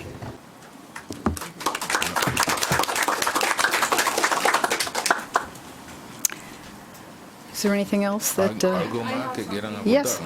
Chair, actually, I would like to share that we're studying chronic back pain and fibromyalgia, and there's a lot to be learned in terms of understanding functional disorders from those populations. So as an example, we are collecting questionnaire data, and we have about 50 questionnaires, including multiple personality questionnaires. So we have like several psychological domains, including stress, personality, lifestyle, demographics, and so on. So my question would be for Pedro then, if you have such a high-dimensional data and you have a limited population, how will they be, and you have, this is I think an ongoing issue for all of these multimodal studies, how are we to condense this information into some kind of predictive model like you were talking about, so that we have some kind of a priori clear hypothesis that we can develop from preliminary data or some... You have to use Bayesian methods. El orador no está utilizando el micrófono. Tiene el micrófono apagado. Then you have to do intensive. Sorry, you have to use Bayesian methods to put some prior structure, because if not, it's not really manageable. You have to do also then dimensionality reduction, and you have to do intensive checking. They're pretty sophisticated methods now for it's not cross-validation, it's for checking things. And I would just, data reduction techniques. Well, that's the second thing. But the third thing is that data reduction per se, when you have the large P and small n, you can get, you have to be sure of the stability of your results. And just to point out, look at the about the knockoff methods that are being developed at Stanford, which are quite interesting. No, I don't know. Mark, have you seen that? A little bit, right? I mean, that's the direction moving, no? Which is to create artificial samples that have all the internal correlation structure, which are constructed independently of your, let's say, your dependent variable, and then use these as controls. Yes. Well, yeah, I mean, it's a further extension of all these resampling methods, right? We've been working, for example, for classification and using the selection of stable biomarkers. This is something that we've used together and worked with Janina, no? So I'd say it's the three things, and very cautious because, I mean, you don't want to overgeneralize, but you know this. I mean, you've done this too. We use RedCap in Canada. And I'm wondering if the IRBs would allow us to generate those surveys so that we can share that. Well, those are great resources, but I'm happy to, after this meeting, share some of the limitations to RedCap use in these settings. So you have to pre-test, whether that works or not. But I think it would be very useful to share all of this. Can I add something? Maybe what we should do, in addition, since everybody seems so eager to keep on working, is no, really, is to create some sort of collaborative framework. No, I've done this in other things, where we have, let's say, a shared blog. I mean, use the user, and then continue. And then what we can do is discuss special issues in more detail, like this. So many of us, you and I, for example, are probably too old to understand this, but a lot of people are using Slack as a tool for this, and that would be an ideal tool. I'm on Slack. I'm referring to that sort of tool, that's becoming. That's what we use. In fact, you remember, Mark, that Aina Pusha now in OHBM is using Twitter to create Twitter meetings and things like that. That might not work, but we don't want to do that. We don't want to do that, but maybe what I'm saying is not using that particular thing, but to try to organize discussions that way. There's some of these free, let's say not Anyway, what I suggest is that we put it on the agenda, and then we have mailing lists and we discuss things. And I think along that line, I think we should put up all of the slides, all the material that was produced for this conference too. Is everybody okay with having the slides they presented here? Yeah. Okay. Those that haven't given slides, please give them in. Sure. I was just wondering, are you going to issue some type of written statement? Yeah, that's what. Yeah. Okay. I think we should have it quickly. Yeah.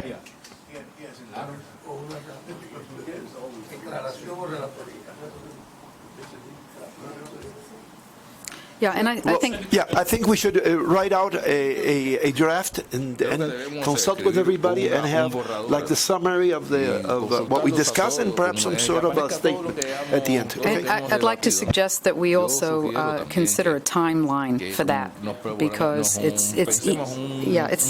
doesn't happen. Yeah.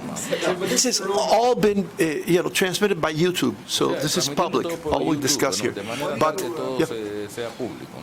So I'm just, while we're in this spirit, I've kind of taken point in the job of trying to bring the, I've kind of taken the job of trying to bring in the scientists from Miami and Penn, and I'm eager to go forward with that, but I'd really love to hear other people's ideas about what to do, because I feel like,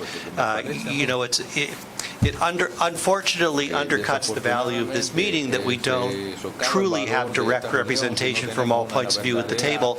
And although I did my best to try and convey their stuff, I can't answer the questions that you would have.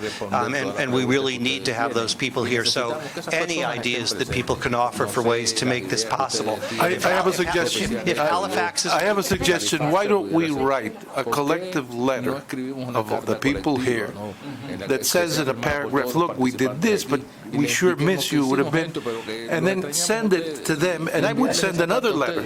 Again, I mean, you did this before, but I'd send it to them. Let's hope that in future we can exchange, and I would send an additional letter to the Committee of the National Academy of Science. We certainly can do that. The one liability of doing that is that those ultimately sort of become pressure tactics, and I want to also you have some carrot, not just all stick.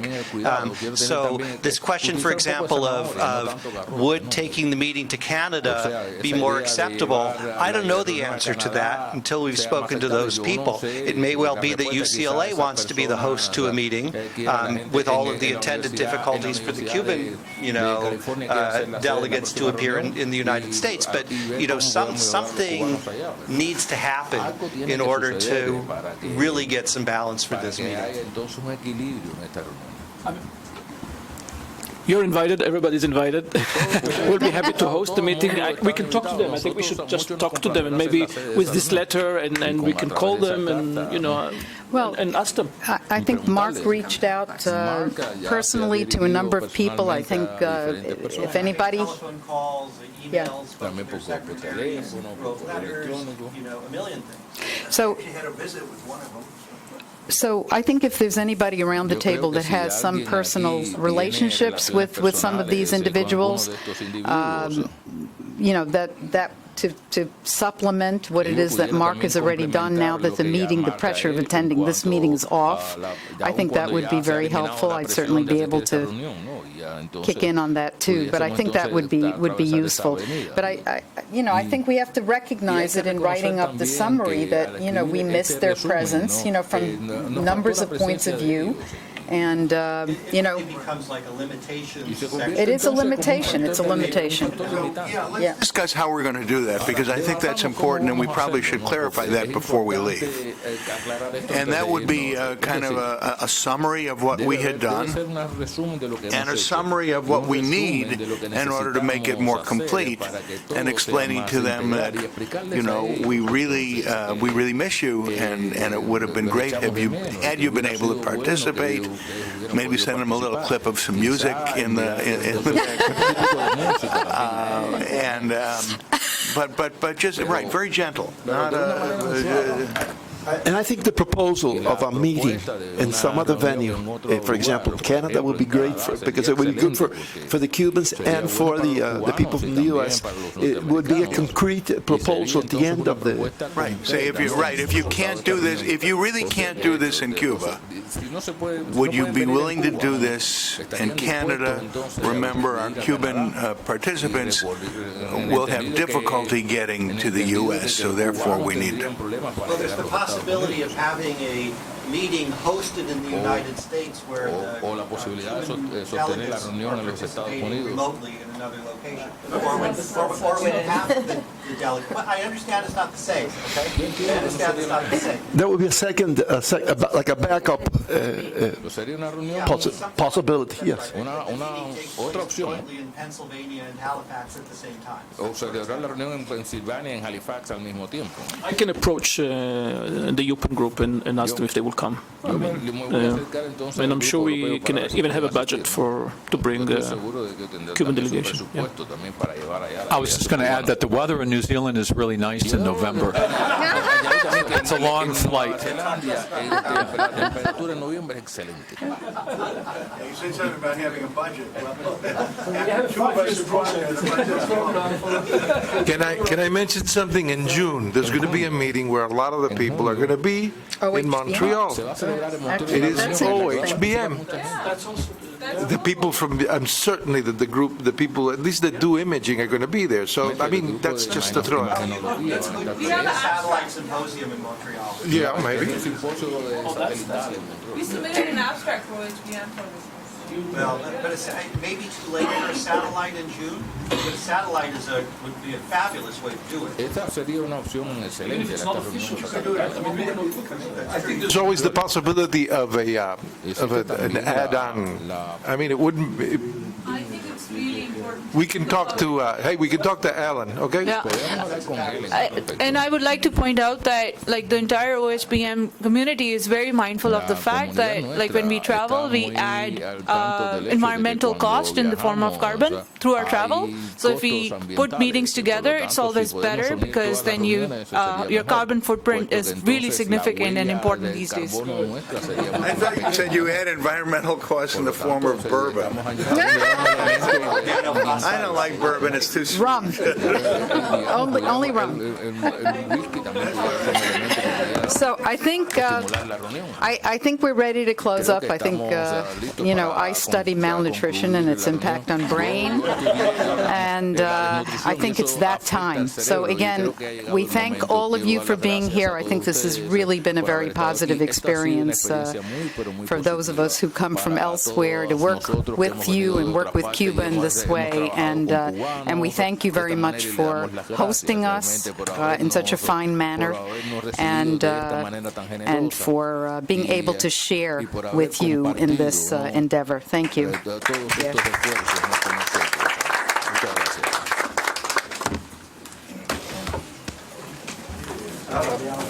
There's a meeting for OHBX, which is a holiday.